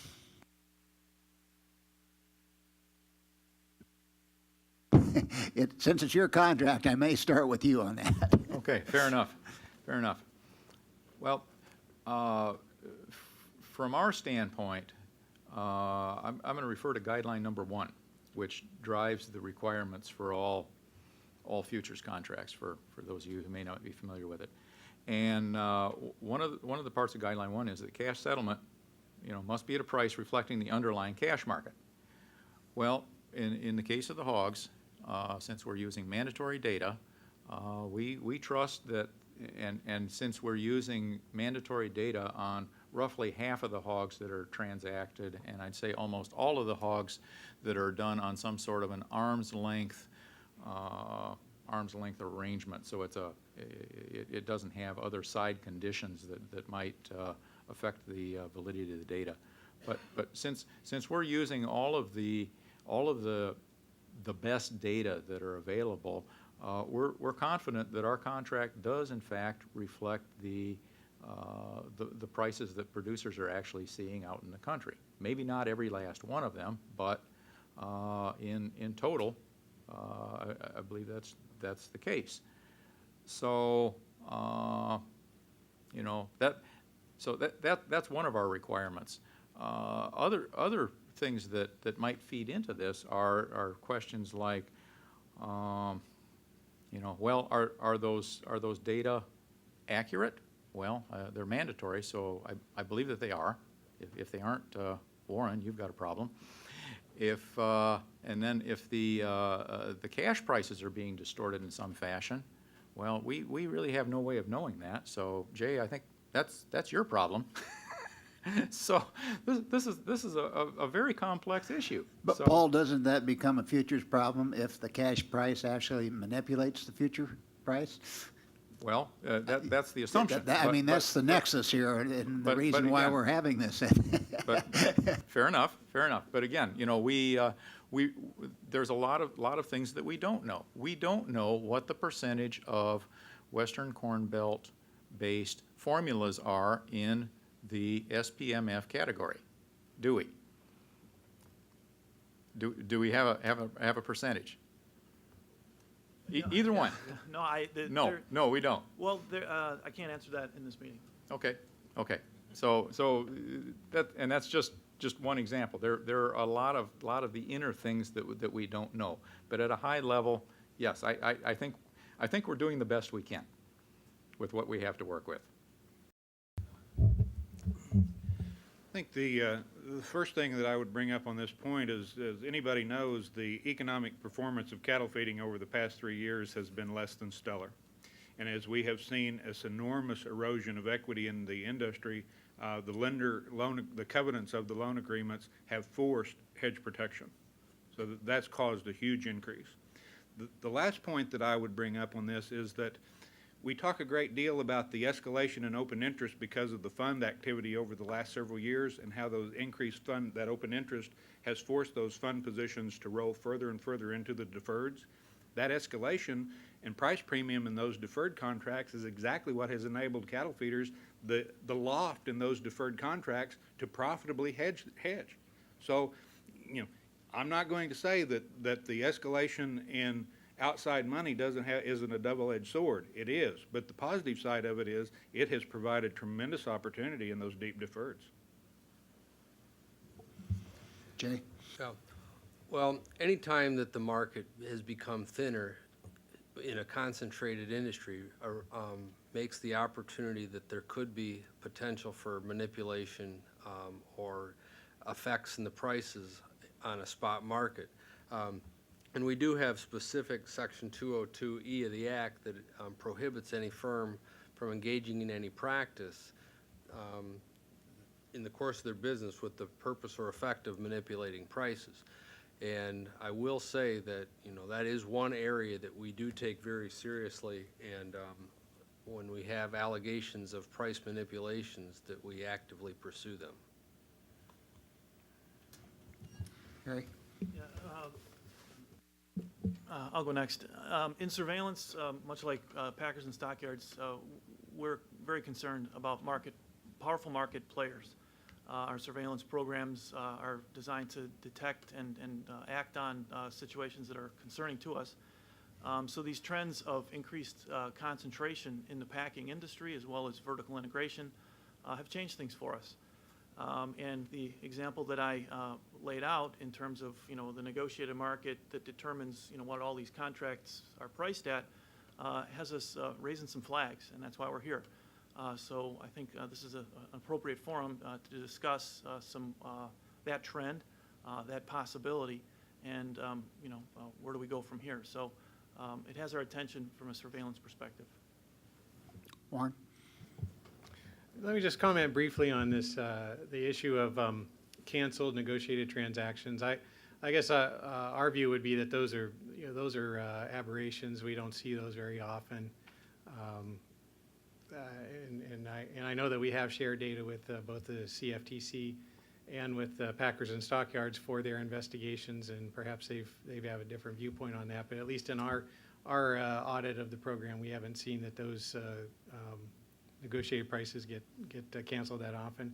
I guess in terms of price discovery, I think I'm very encouraged to hear Neil mention that we do have producers who are looking to get into the spot market because there needs to be a place for price discovery. And I do agree with the statement that you don't necessarily have to have huge volumes to have efficient and effective price discovery. I do agree with the concerns, though, that when you have big players, then small movements by big players can have big ripple effects. That's not really a price reporting issue per se, but it obviously spills over into CFTC and Packers and Stockyards issues. We go in, we look at the markets. We feel like our coverage of the negotiated wholesale pork trade is fairly complete. We think we're probably getting 75 to 80% of that market, but it's very thin. And one of the things that we think that mandatory gives us is that you do have that assurance that there's no selective reporting. We get everything. So even though those markets may be thin, at least we are getting the assurance that we have everything. The double-edged sword, though, that Don mentioned comes into play here, too, is that I think as the industry becomes more and more confident that our prices are accurate and replicable and meaningful, then they're willing to use those for formula trades. And then they go out of the negotiated market, and then there's nobody left to make the market. And that's where I guess if I think that if it gets to the point where people don't believe in the negotiated prices anymore, they'll just have to go to some other fixed price contracts or some other vertical coordination types of arrangements if they completely lose confidence in the reported negotiated prices. Neil? About three quick things. One, to Don's comment, he's exactly right. The pressure from lenders on risk management is a powerful force for the producer on what your options are. Also, with that, a little bit to Warren's comment and to Don's earlier comment, as we take a look at how mandatory price reporting is reauthorized, we were advocates that 5-year reauthorization is appropriate. There were some that wanted to make it permanent.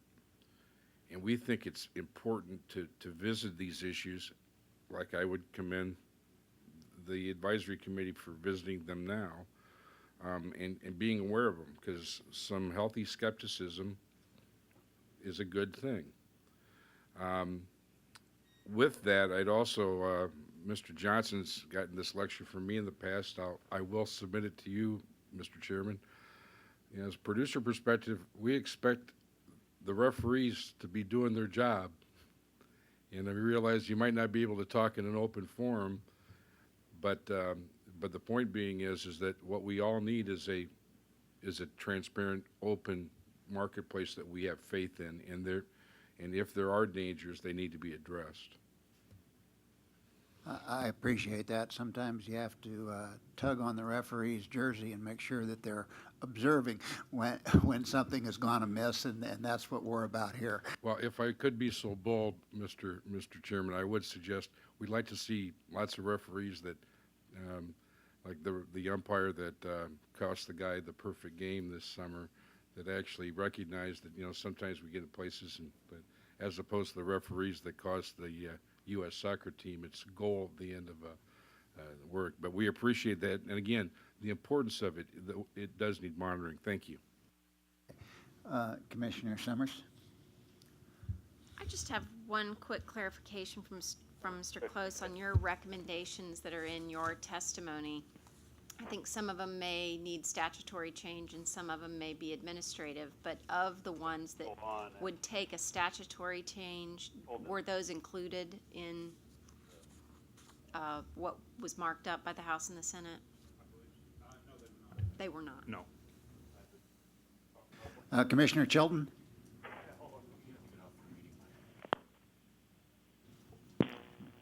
No. Well, I'd like to thank this group, but what's apparent to me is it would really behoove us to, as Congress goes into the reauthorization this September of mandatory price reporting, for the futures industry as a whole or individually, to make recommendations so that we can be assured that we have everything out there we need to ensure that we've got a viable futures industry. And I know you're going to be doing that individually, but I think collectively it would help as well. Let's open it up here for the advisory committee, and Kevin, we'll start on your side over here if you've got any questions. This has all been an education on the livestock side for me, so I appreciate your presentations today. Thank you. Okay. We look forward to mandatory dairy reporting.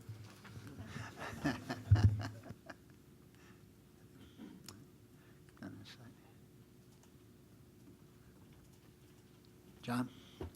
Well, thank you all very much, and again, I think it would behoove us to take the opportunity that's coming up here this September and make sure that, and I'll be talking to my fellow commissioners along with Harry about anything that we think we ought to be telling the various committees in the House and Senate to ensure that we've got this ability to have a futures market that works.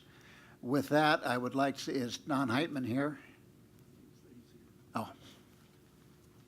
There's Don hiding behind here. This is the the absolute final and things we've got on it here today. Don is going to go over an overview of what the new financial regulatory bill has to offer for us in the area of agricultural swaps. And Don, it's yours just as soon as you get in the chair and pull up your presentation. Commissioner Dunn? Commissioner Dunn, can I ask the CME guy a question before you? I just have a question for the CME. Paul? Is there anything in your arsenal that justifies that electronic trading may be doing more good than more harm than good because of the fact you don't have the visibility, the transparency doesn't exist? Is there anything, as a trader, I like the electronic process, especially when the way we get fields and everything, but I have a concern that it impacts, that part of the issue is the lack of visibility and being on the floor and recognizing that transparency issue and seeing who's executing the trades and making, even if it's the wrong identification, you do at least have an ability to identify or assume who's representing who on the floor. Any comment on that? No, I really don't have any comment on that, except to say that the bulk of the trading is now on the electronic Globex platform, and that offers some advantages that you actually don't have with the floor traded environment. For example, on most of the trading front ends, you can see a portion of the book, either the top 3 or top 5 bids and offers. So if you're planning to execute a substantial trade, substantial volume, you can see where the air pockets are. So you know where the next bid or offer is, rather than just step into a hole. So there are some advantages and disadvantages to each venue, and we've chosen to just let the marketplace decide where they want to conduct business. Anything else, Hager? Just so you know, Commissioner Dunn, I accept that as a commercial. I accept that, but as representing a farm organization, that is a real concern of many farmers, many farm organizations, that the electronic process is doing us more harm than good. And I think that is a concern that we have had when I came on as a commissioner in December of 2004. There wasn't hardly any electronic trading. It was all in the pits, and today there's hardly any pits, and it's all electronic trading. I recently had the opportunity to visit the CME and looked at their old trading floor, which is now all of the monitoring that they do of the electronic trading. And I'm sure they could arrange something for you and the Grange or anybody else that wants to come up there to take a look at that, because but that type of, we're very well trained here at the CFTC to look at pit traders and make sure they're not doing anything. We've had videos trained on them and all kinds of other things. Well, that's out the window now. That's the bygone years, and your point is right, spot on, that the electronic trading is something that we've got to gear up for. Fortunately, Congress did give us some additional money to gear up for the new laws developing our regulations, and let me defer to the chairman of our technology committee and let him talk about what we're doing in that area. I don't think we ought not waste any time to get on with Don here, but the trading styles and monitoring trading is very important in adapting to new trading techniques and practices. That is something that we are looking at, trying to understand what impacts they are having. The concern about whether we're not going to put this back in the bottle, this genie back in the bottle. We're going to more and more electronic, and it is evolving, and we need to be prepared to address it face on. Any trading styles, behaviors, et cetera. We need to understand that, because we can't, as Chairman Dunn said, go back to the old enforcement styles that we had. We need to adapt and use technology in a much more significant way. Let me leave it at that, and let's get on with Don here and go from there. If I could just make one final comment, and Chairman, I want to pick up on your statement of your tour. I'd like to extend an open invitation to anyone here, anyone on the committee. If you want to come in individually or bring a group in, we would love to take you down and tour this facility that Chairman Dunn referred to. We affectionately call it Mission Control because it is just breathtaking. So we're very proud of it, and we'd love to show it off. So please come visit us. You all will probably understand a lot more than I did, too. Don, if we can get you to go through. All righty. I'd like to start out with just the standard disclaimer that we've got a bunch of interdivisional teams working on various rulemakings that came out of the Dodd-Frank bill, and I'm in charge of the Ag Swaps team. And we're just at a very early stage, so anything I say here is kind of preliminary and subject to change, and the opinions are my own, even not necessarily my own.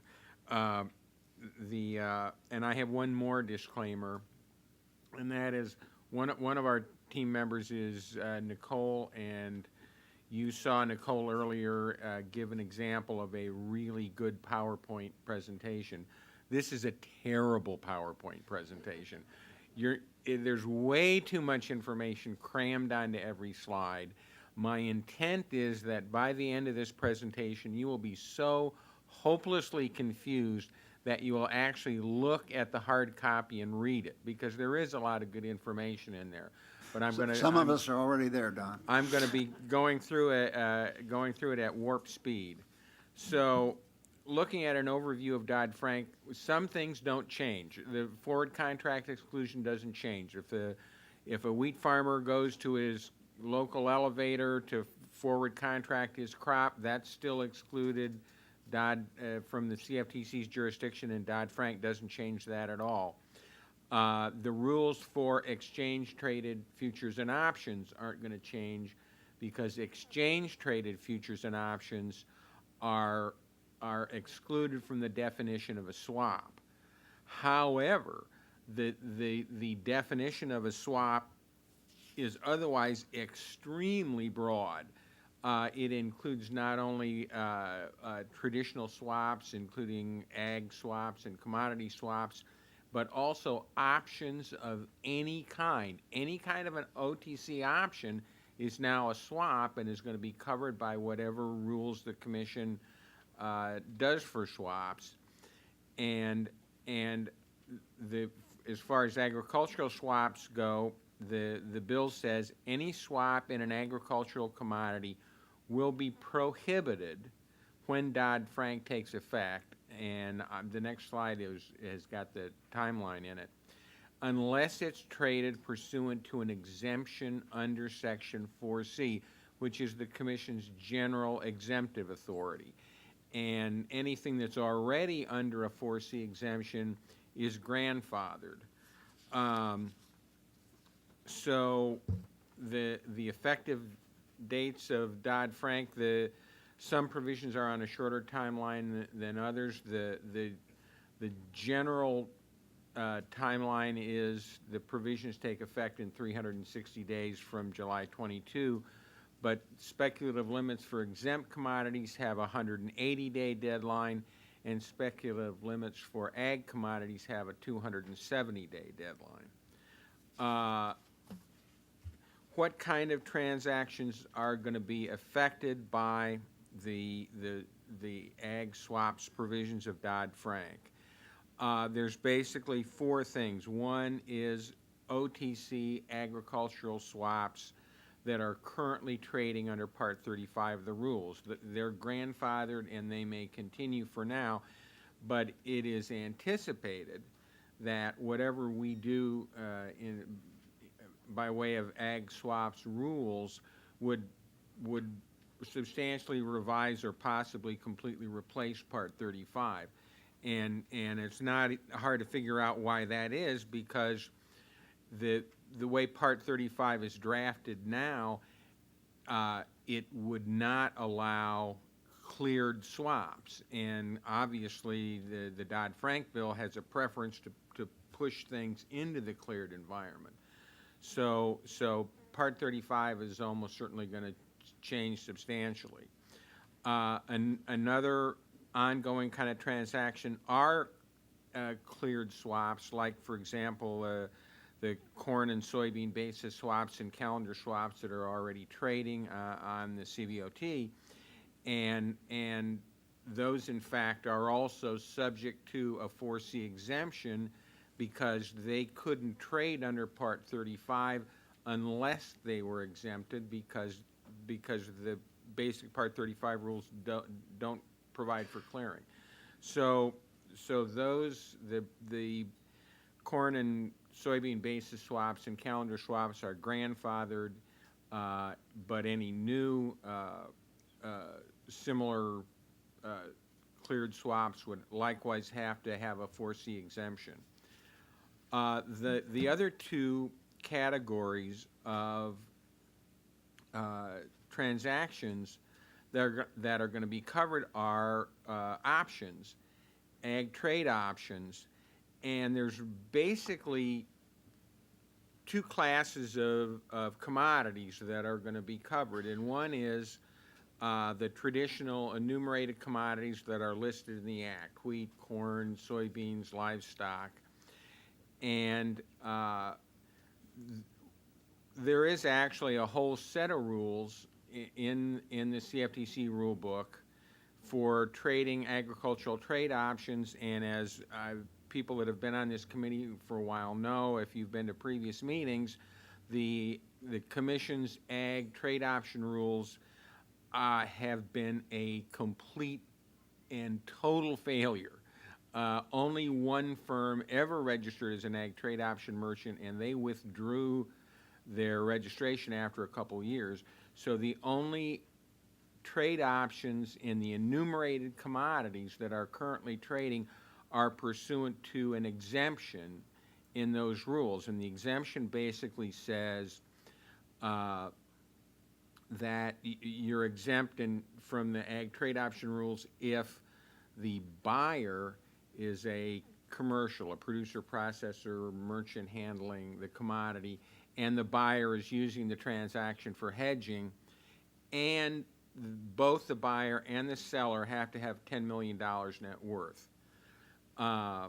And the other type of agricultural trade option, what most people would think of as a trade option in an agricultural commodity, involves agricultural commodities that are not enumerated and not on that list in Section 1A4 of the Act.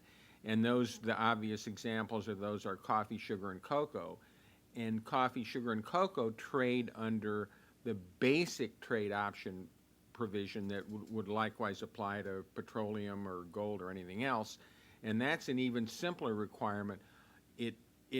The only requirement is the buyer has to be a commercial, again, hedging, using the transaction to hedge, and that's it. There's no financial requirements for those trade options. And all of those agricultural trade options are not covered by a 4C exemption, and they are not grandfathered, and they will become illegal when Dodd-Frank takes effect unless the Commission adopts some other rule under Section 4C. So how do we approach any exemption for ag swaps? The ag swaps rulemaking team, we're shooting for publishing proposed rules for ag swaps in November. And they, again, we have to do it under the Section 4C exemptive authority. And one of the, so for example, there's a public interest test in 4C, and so they have to be consistent with the public interest. But more significantly, the most significant requirement for ag swaps is, like all OTC swaps, OTC agricultural swaps could only be bought by eligible contract participants. That's OTC. Now, if it's a swap that's listed on an exchange, then anybody could trade that. But if it's an OTC swap, it could only be purchased by eligible contract participants. Who is that? Eligible contract participant would generally include large institutional or commercial traders, and as far as agricultural producers go, that's going to be the subcategory within ECP that's going to fit farmers is a corporation, partnership, proprietorship, organization, trust, or other entity that one has a net worth exceeding $1 million and two is hedging. And that's who would be an ECP, and that's who could purchase an agricultural swap. The other category that might apply would be just an individual with amounts invested on a discretionary basis, the aggregate of which is in excess of $10 million or $5 million if they enter the transaction for hedging. And I'm not sure what the hell that's supposed to mean. The Congress stuck that in there when they, as part of the Dodd-Frank bill. The major policy issue that we're facing in trying to come up with an ag swaps rule is that when Congress said, CFTC, you can only adopt an ag swaps rule if you do it under 4C, that seems to imply that farmers and other persons trading ag swaps should be subject to some kind of additional special protections beyond those available to people trading swaps and other physical commodities, because there's a little bit higher threshold for a 4C exemption than for a normal rulemaking action. So that leaves us with the question, should OTC agricultural swaps be subject to any special conditions or protections beyond those that would apply to OTC swaps in other physical commodities? And if so, what should those protections be?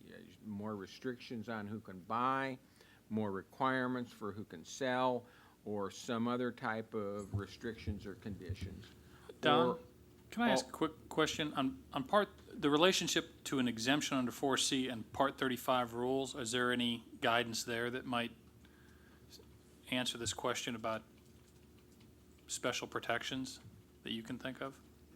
Did we condition the Part 35 in any special? Not off the top of my head, Commissioner.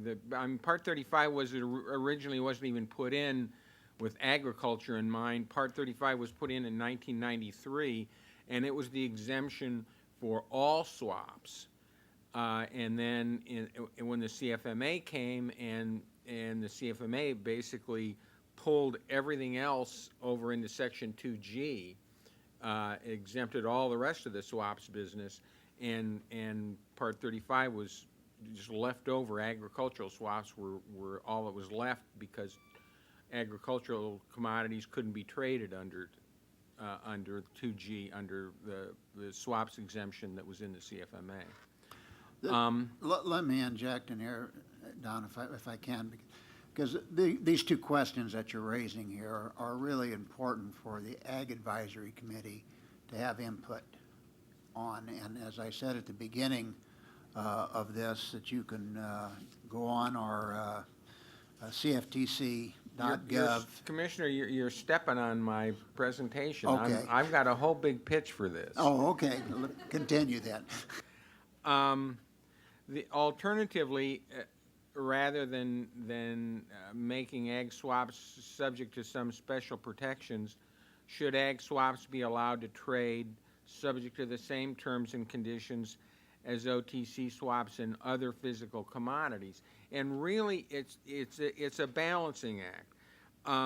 Do we want to give agricultural producers additional protections and restrictions on swap trading, so to avoid the kind of a situation that people got into under hedge to arrive contracts, where where people got into contracts that they didn't really understand, and nobody really understood the potential implications, and a lot of people suffered serious financial harm?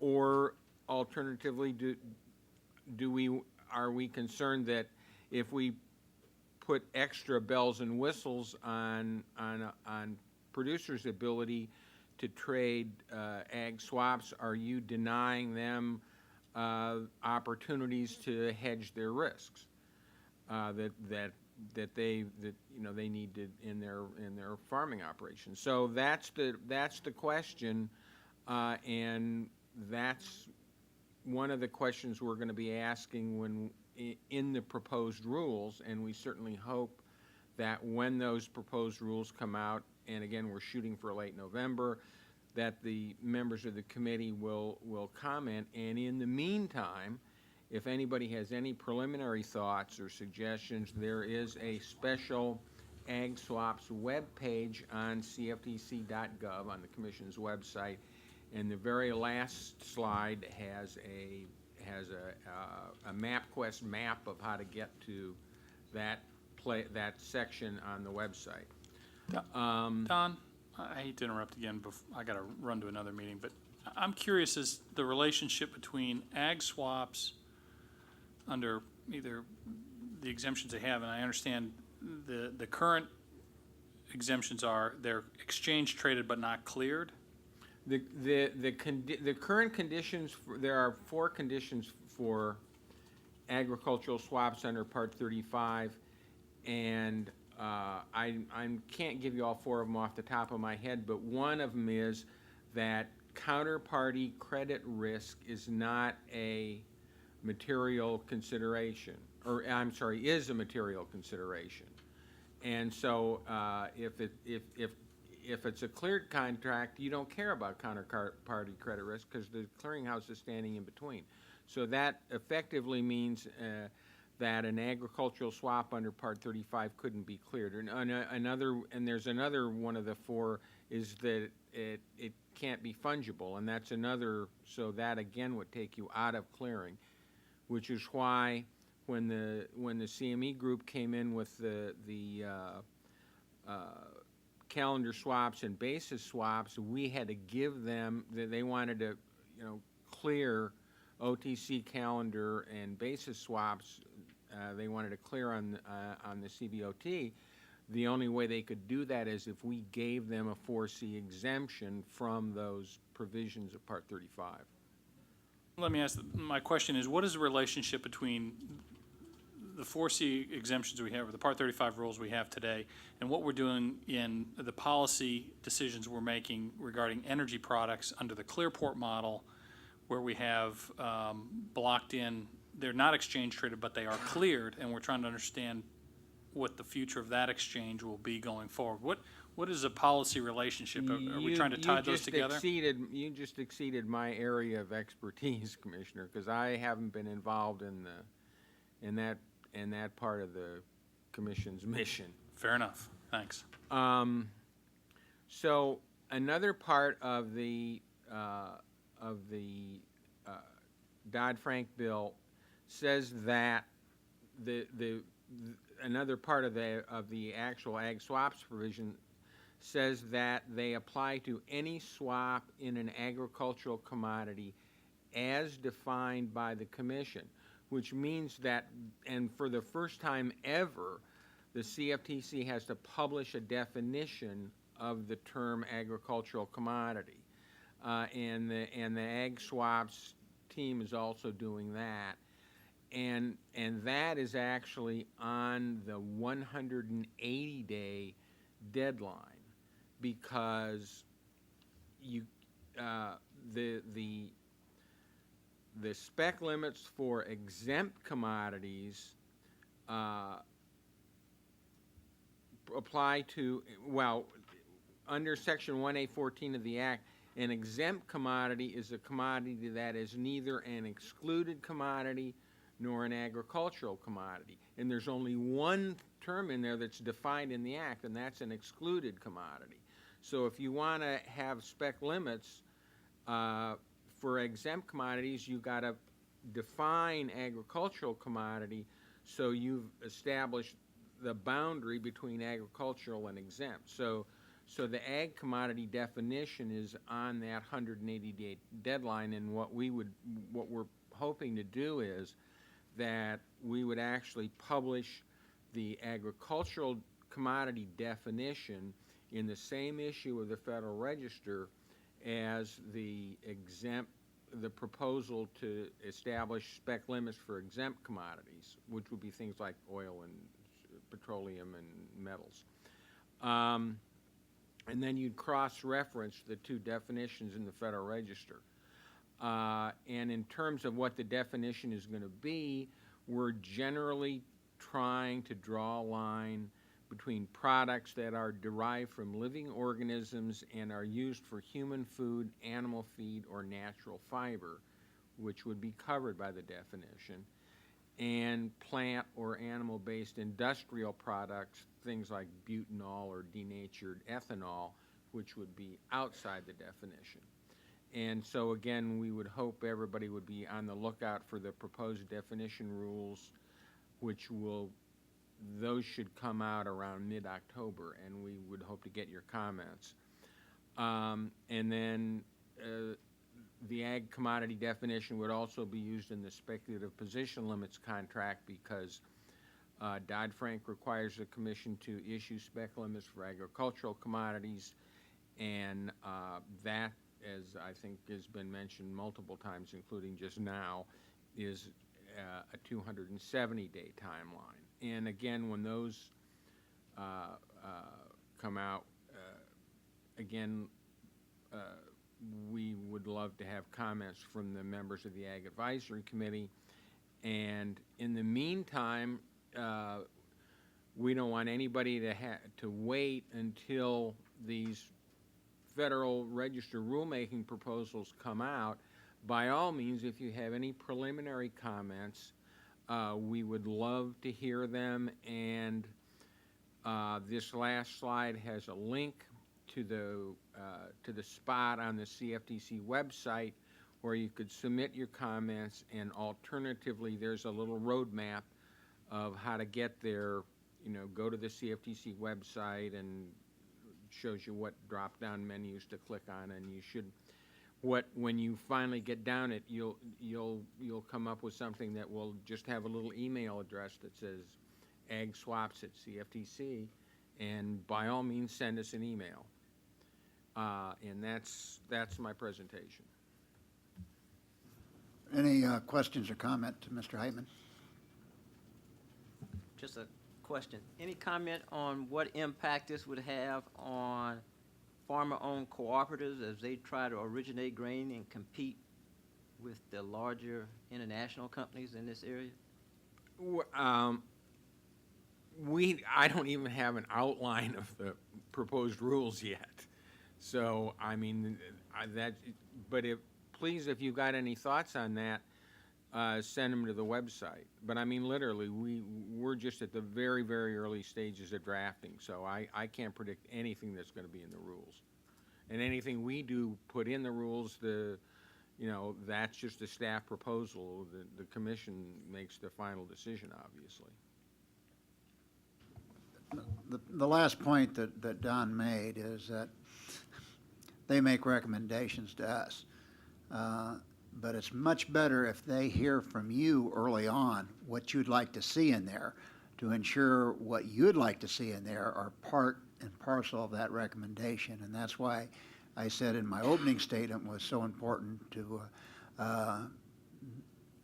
take part in this. And I really appreciate, Don, the roadmap there on how to get into it. Yeah, I do have a question. It was my understanding as I looked at least the pieces of the bill that I was asked to look at that there were very broad exemptions for end users, which included producers, farm ag producers, from requirements for clearing and I thought regulation generally. But if I understand you right, these swaps are basically going to are going to require reporting and regulation of all sorts of farmer transactions. Is that right? Again, the traditional, forwards and exchange traded items aren't going to change at all. The rules for ag swaps,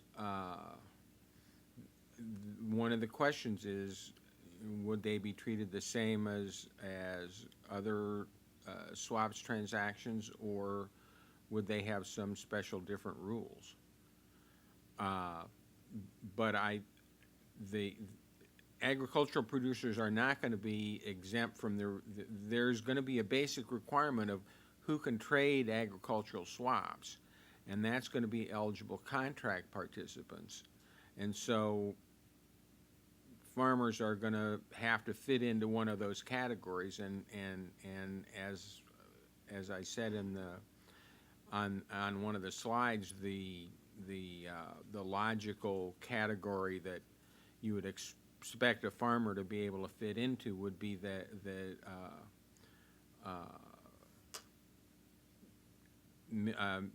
million net worth and hedging, and it's corporation partnership or some other entity like that, as opposed to just an individual. And both sides have to be eligible swap participants?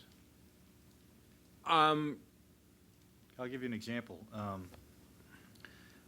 It's my understanding that there's a large processor that is trying to do some price hedging by basically doing swaps with producers that are not necessarily delivering milk to their plants. As I understand from your presentation, would be an agricultural swap that would be subject to all this regulation. Now, I mean, we haven't read the rules yet, but I'm any large commercial that's on the other side would almost automatically be an eligible contract participant. Big co-op or a big business would meet one of the tests. so that's still a question then, whether both sides would have to be eligible, or you're saying just Well, one? no, I'm one saying, side? yeah, no, I was just, in this context, I was trying to look at it from the viewpoint of agricultural producers, but, and you'd have to have an ECP on both sides, but. On both sides. But, yeah, the seller's side it'd be hard to envision somebody that would be a big commercial firm offering swaps that wouldn't qualify as an ECP. But you're saying both sides would have to qualify? Yeah, I mean, the farmer has to qualify as an eligible contract participant as well. With assets over $1 million? That's what the statute says. Okay, thank you. Yes. Thank you for that presentation, Don. Did a good job of outlining what your rulemaking group is doing. We've gone through the bill and picked out a handful of rulemaking areas, as you've defined, where our co-ops have interests, and we appreciate having the opportunity to weigh in the process, and look forward to doing that shortly. Now that we know who you are, I'm hoping that we can maybe find out some of the other individuals in those different rulemaking areas so we can start providing input. If you will follow that roadmap that Don has, or what I said in my opening statement on how to get in there, it will give you an address to the persons that are making those changes. They're writing those rules, so you're going to have direct input to the staff, and there are 30 of them you'll see when you get in there, I mean, I feel sorry for these folks because they've got deadlines that they've got to do, and they've got to do their regular jobs as well.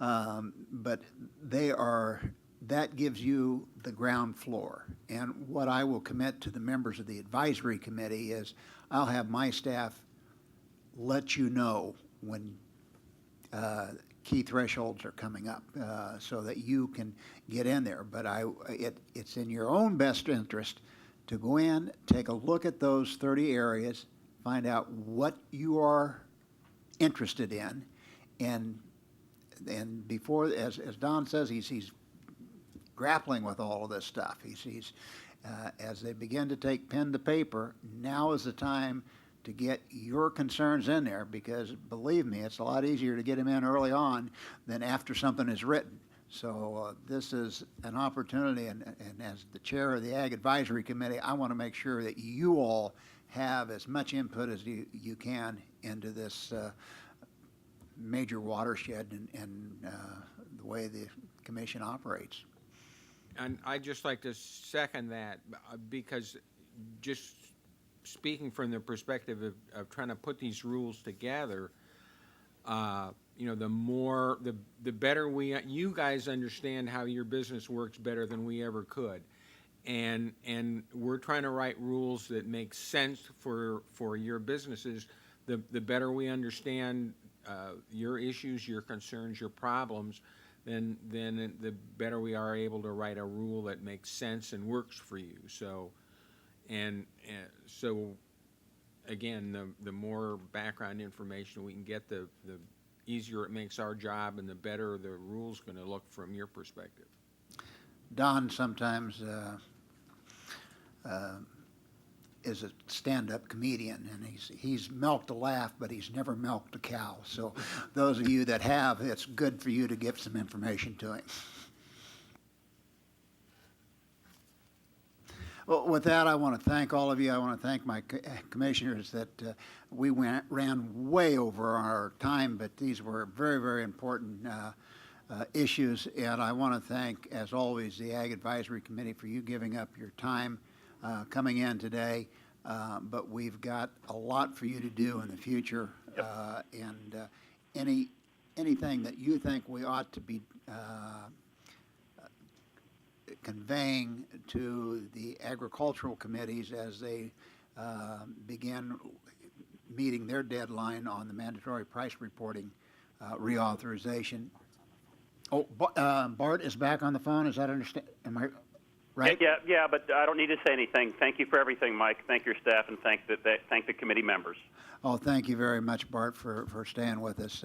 The good thing about being on audio only, he could step out and have lunch. Yeah, I wish that's what I was doing. Once again, thanks all of you, and this is going to be very helpful for us. We've got a very, very busy time in front of us, and we're going to need your help. Thanks.